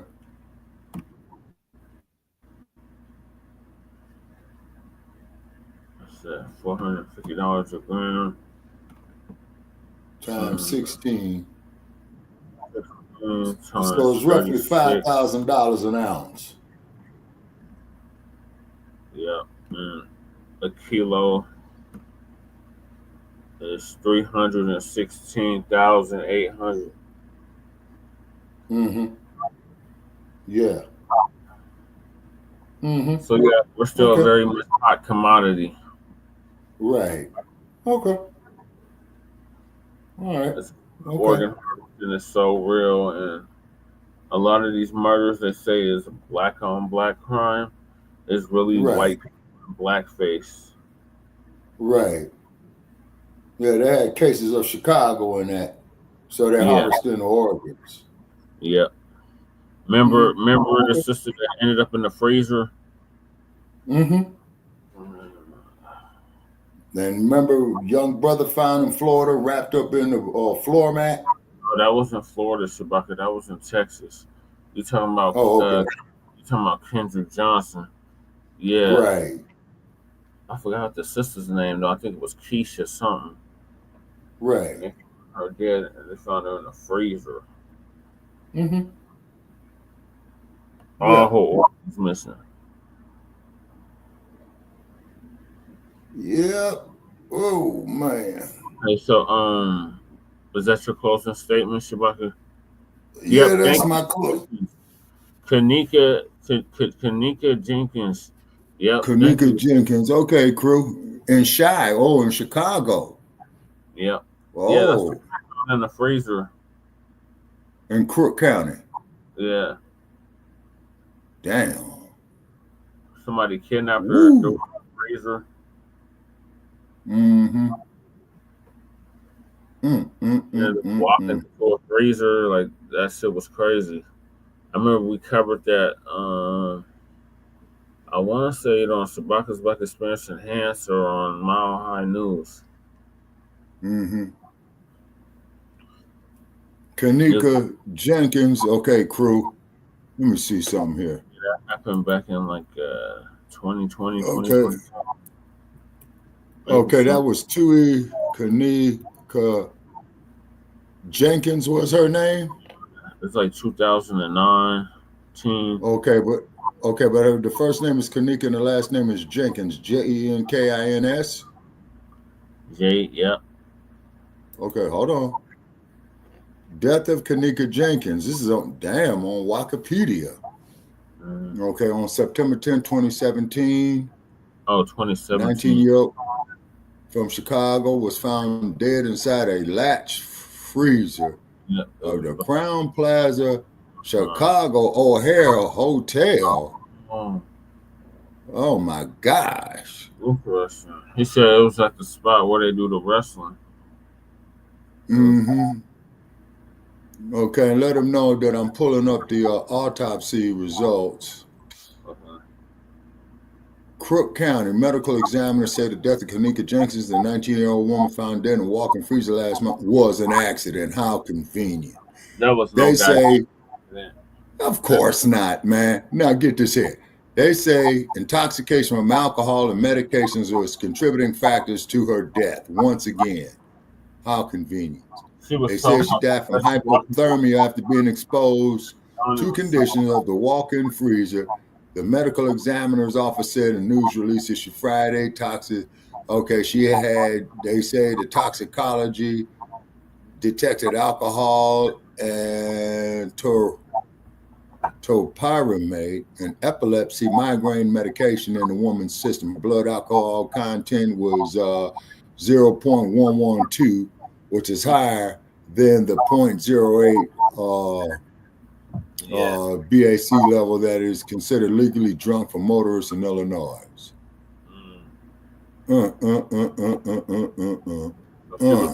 Fucked up, as you would say, Shabahi. Like okay, they show a staggering here in this short video, bouncing off the wall. The autopsy determined that a substantial factor in her death was cold exposure, and the alcohol and drug found in her system was capable of hastening the onset of hypothermia and death, the medical office says. Jenkins did not have a prescription for the topiramate medication. Her family reportedly told investigators the amount of the drugs in her system was in the therapeutic range. The coroner officer said alcohol and topiramate are synergistic. When combined, the effect of either or both drugs is enhanced. Yeah. It causes dizziness, impaired memory, impaired concentration, poor coordination, confusion, and impaired judgment. Well, that sounds about right. Central nervous system depression or impairment combined with cold exposure can hasten the onset of hypothermia and death. And these days, more suffering is right. That whole scenario just makes no sense to me. Okay. The S is silent in Illinois. Yes, sir. I'm quite familiar with that there, crew. Yeah, it's a French word, actually. You're right. Okay. Illinois. So once again, they're using us for experimentation, harvesting our body parts. I mean, see, this is it's either hypocrisy or irony. You know, they hate us so goddamn much, but yet though they want to use our body parts. The entire article he is reading is explaining why George Floyd died of drugs, not the knee. No, crew, I hate to disagree on that. Is because Brother Che and I looked at that film, man. What was that, Brother Che? We reviewed it at least 20 times, and George Floyd expired at the 9:05 mark, I believe. Yeah. And Chauvin's knee was clearly on there. Okay, Illinois is an American Indian tribe. Yeah, I have heard of that. Yeah, like the Kiowa. Okay. All righty. Okay. So I'm confused, crew. Are you saying you think George Floyd died of drugs, or just saying that the article that Shabak is reading is saying that? No, well, because accordingly that George Floyd had fentanyl in his system. But if the drugs didn't kill him. Chauvin's knee on his neck did, because the man did urinate on himself, crew. And you could see Chauvin was applying pressure in a systemic way. And as explained to me, is that Chauvin, the way he was leveling his hands and what have you, okay, was applying certain pressures on pressure points. I'm saying the article he was reading is the same excuses George Floyd excuses. Okay, I read it. Okay, all right, okay. I feel you, crew. All right. You talking about the article he's reading about Kanika Jenkins? Yes, that's what he's saying right here, Brother Che. In other words, if I understand it correctly, crew, and please type it up, man, if I am, is that this is a murder that is covered up. Yeah, it's a cover-up. Really a cover-up. You see, this is why, man, I miss that guy who was the coroner of L.A. County by the name of Thomas Noguchi. You see what I mean? Because Noguchi told the real. He said, something ain't right. No, that wasn't Noguchi. That was the other coroner, because Noguchi was dead. But the coroner, Dr. Henry Lee, when he did it, something not right. Something not right. Something not right. Yeah, something not right. Yeah. Yeah, something's definitely not right with the Jenkins case or Kendrick Johnson's. Both of them is just like, what the hell? How the hell he end up folded up in the mat, and how the hell she end up locked in a freezer? Yeah, and then keep in mind that both their internal organs were gone. Yeah. Yes, Kanika's article is the same excuse how they say George Floyd lies and white explaining. Yeah, I know that's right, crew. They love to do that. They love to white explain. Okay. So, Shabaka, is that your closing statements? Yeah, man, that's my closing, man, because it is 2:00 in the morning here, man, and then I want to, do some other work tomorrow, man, because I'm going through a bunch of paperwork, filing papers, and all this old type of shit, Yeah. And then I got another data card, man, you know what I'm saying? So it's probably going, and I'm going to have to go through hell and high water for that, because it takes me about 2 hours of arguing with a goddamn computer before I speak to a technician. You know what I mean? Yeah. So I have to make sure that the phone is working. Also make sure that the hotspot is working. It's really complicated, And you got all these goddamn offshore companies, up there. You know what I mean? And then also too, crew, if you feel like to it, man, if you ain't doing nothing, brother, just please Google some of our past episodes of Shabaka's Black Experience Enhanced, man, if they still there. I don't think they can find them now if they took the whole blog talk down. Okay, they might. Hold on, let me see something, Brother Che. I'm just gonna search here. Shabaka's Black Experience Enhanced. Okay, all right, Brother Che. They do. Okay. Yeah, okay, wait a minute. Okay, I think what they're showing up, man, is on YouTube. They got on Podcast Etiquette, Blog Talk Radio, The Night Before Brokenness. Okay, yeah, they're here. And then I think, man, what you have in the presence of mind, Black You, Shabaka's Black Experience Enhanced. Did you host this show? Which one? Black You. Now Stinky Bird is coming up. Hold on. I think I knew it. Stinky Bird. Black You, hosted by Shabaka's Black Experience Enhanced. Yeah. All right, and the air date of this episode, Brother Che, was October 26, 2021. Let me see something here. That was in the heart of the pandemic. Yeah. Yeah. That's Blog Talk Radio throughout the years. Keep podcasting on Spreaker.com. Okay, thank you. Yeah, man. Okay. They want us to move over to Spreaker. Oh, thank you, crew. What did crew say? He said I'll be watching y'all. He said I do some in the morning. I want to be okay, I do some push-ups in the morning. I want to be an IG fitness instructor. Okay, crew, yeah, more power to you, brother. Hey, crew, what recommendations that you got for an old bastard like me, man? Woo, man. You in damn, jail, brother. Yeah. Oh shit. Was not in Sorry to jail. hear that, crew. I was in an insane asylum.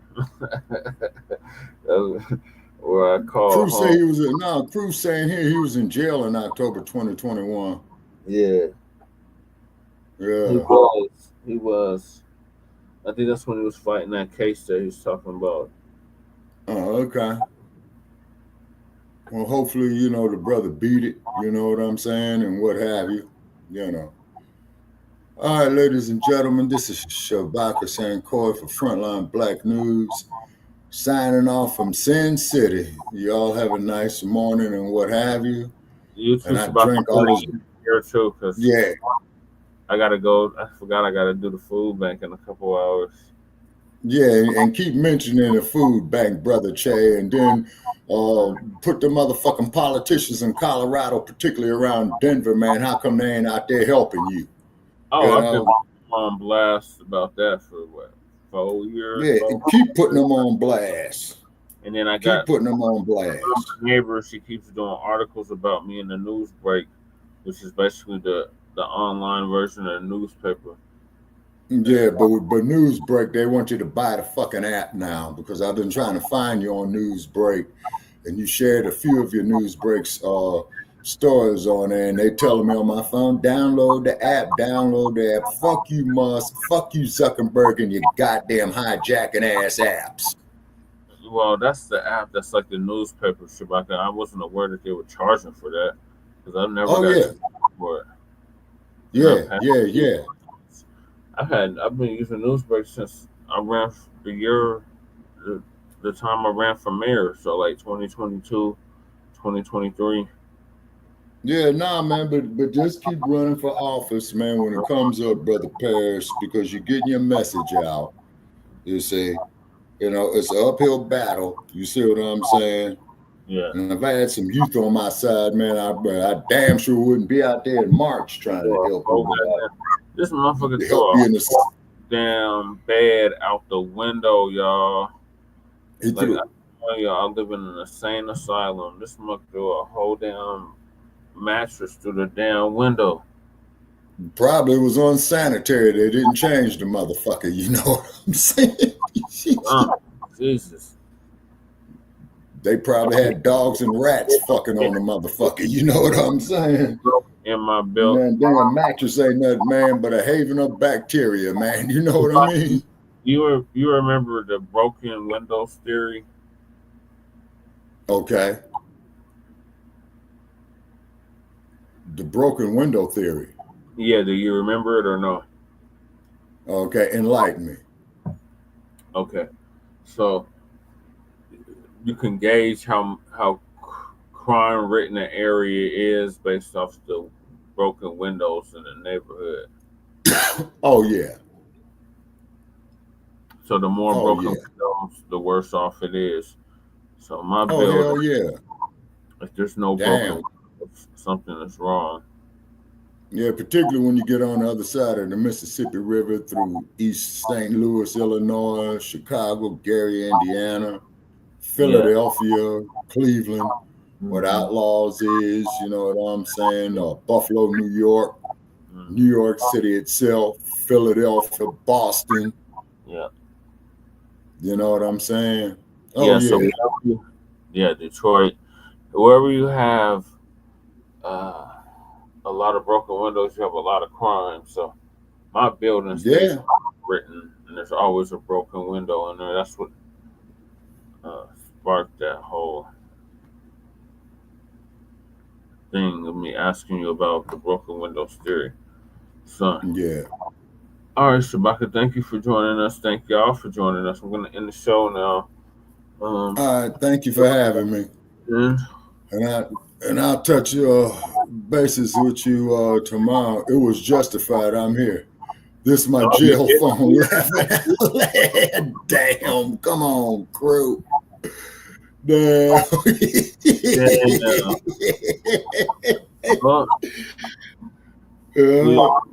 Okay, crew. And when we go to prison, we just go to a greater form of confinement. That's what the code teaches us. So, prison planet, in other words, under the system of racism and white supremacy. Yeah, and just like up there at Folsom Prison, crew, they got a big ass sign up there in that motherfucker in California, man. The prison industrial complex. And the main motherfuckers, y'all, that buy that shit, from Folsom, if they're not giving it to them, man, is Walmart. Yeah. It's Walmart. And then I forgot the other one too. After Walmart, there's the other one. Shit, I'm looking at the sign of it right now, and I can't remember the name. IKEA. Yeah. Yeah. IKIA. Yeah. Yeah, IKEA. You see, you got a bunch of crooked ass politicians there in California. They say you got crooked politicians all over. Actually, I look at these motherfuckers as professional crooks. Yeah. The only thing they're selling is lip service. You know what I'm saying? Thank y'all for staying up late with us. I'm going to end the show now. Thank y'all for tuning in to season 4, episode 46, part 1 of the Front Line Blacc News. Join us tomorrow or later on today for part 2. Time. Make sure y'all like and subscribe to all of our platforms. Absolutely, and definitely like and subscribe to the like page on Facebook, Shabaka's Blacc Experience, and Shabaka's Blacc Experience Enhanced. I'm sorry, and also too. Be sure to follow us on Stinky Bird at Shabaka capital EXP. That is, if they ain't kicked me out the motherfucker, you know what I'm saying, and just scroll up to some of our past episodes. Please leave us a comment. Tell us how good we're doing. Tell us how fucked up we're doing. You know what I'm saying? Because we're trying to make it as professional as possible. If we disagree, ladies and gentlemen, please let us disagree agreeably. Yeah. And what have, because we got a lot of work to do. And we need all hands on deck. You know what I'm saying? And stay on these crackers' helmets. You know what I mean? Yes, sir. So thank you for staying up late with us, Shabaka. We're going to bid you a good night. And peace of light, reparations and separations and Black empowerment. Hell, I might try to take me $20 and go to this casino across the street to see if I could boss it up. No, I took my damn meds. Motherfucking police catch me out there driving. Hey, you under the influence, motherfucker. You know what I'm saying? Yeah, let me just go and take my tired ass to bed. To quote Fannie Lou Hammer, I am sick and tired of being sick and tired. All right, okay, now how do you like the avatar I got up there too, Brother Chairman, to ask you that? Oh, you got the original avatar up. That's what's up. That's good. Yeah, good. For Shabaka's Blacc Experience Enhances, because my RBG one, I couldn't find it, but that is RBG colors. You know what I'm saying? Yeah. All right, y'all. We're going to lay it on down now. So, peace, love, reparations and separations and Black empowerment. Chan Crewman. Always. Shabaka, signing out from the Sin City. From Sin City. And it's 45 degrees right here, and I'm cold, the motherfucker. Told you I was a heat creature. It's 22 degrees here, so I don't know what you complaining about. Oh, hell no, man. No, man. No, thank you. No, thank you. No, thank you. Not when I went there, man. Damn vehicle buried in snow. And had to ask people. We about to get like 10 inches of snow in 2 days. Ooh-wee. Damn. Well, maybe you can get Joe Gibson out there and Sarge. Oh, I forgot. Well, Sarge want to be white. You know what I'm saying? They might go out there shovel some snow for you. Definitely the modern day Uncle Ruckus. Oh my God. Zippity doo dah, zippity day. Uncle Ruckus. The one that said that's even worse. That was making that's fun even worse. I've seen Uncle Ruckus, man. I mean, goddamn. Ooh, shit.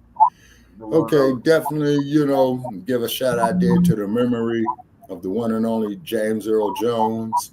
Yes. The best film I loved that he played was that of The Great White Hope, where he loosely portrayed the first black heavyweight champion of Jack Johnson. Don't forget gave John them Amos. crackers. Oh yeah, and damn sure don't forget John Amos. Right. Because I love the role he played on The Good Times, where he was And a he strong played for father. the Broncos. Yeah. Man, later for them ponies, man. He played for the Broncos and the Quicks. Yeah, well, I'm looking for KC, man, to smash the Birds, man, you know, because that they're definitely. I think Hunt's gonna get it. Hurt. Nah, well, Hurt's gonna get it. Nah, well, we'll see, you know, depending on how these bookmakers got it. You know what I'm saying? Technically, 2 black quarterbacks in the Super Bowl this year. Sir.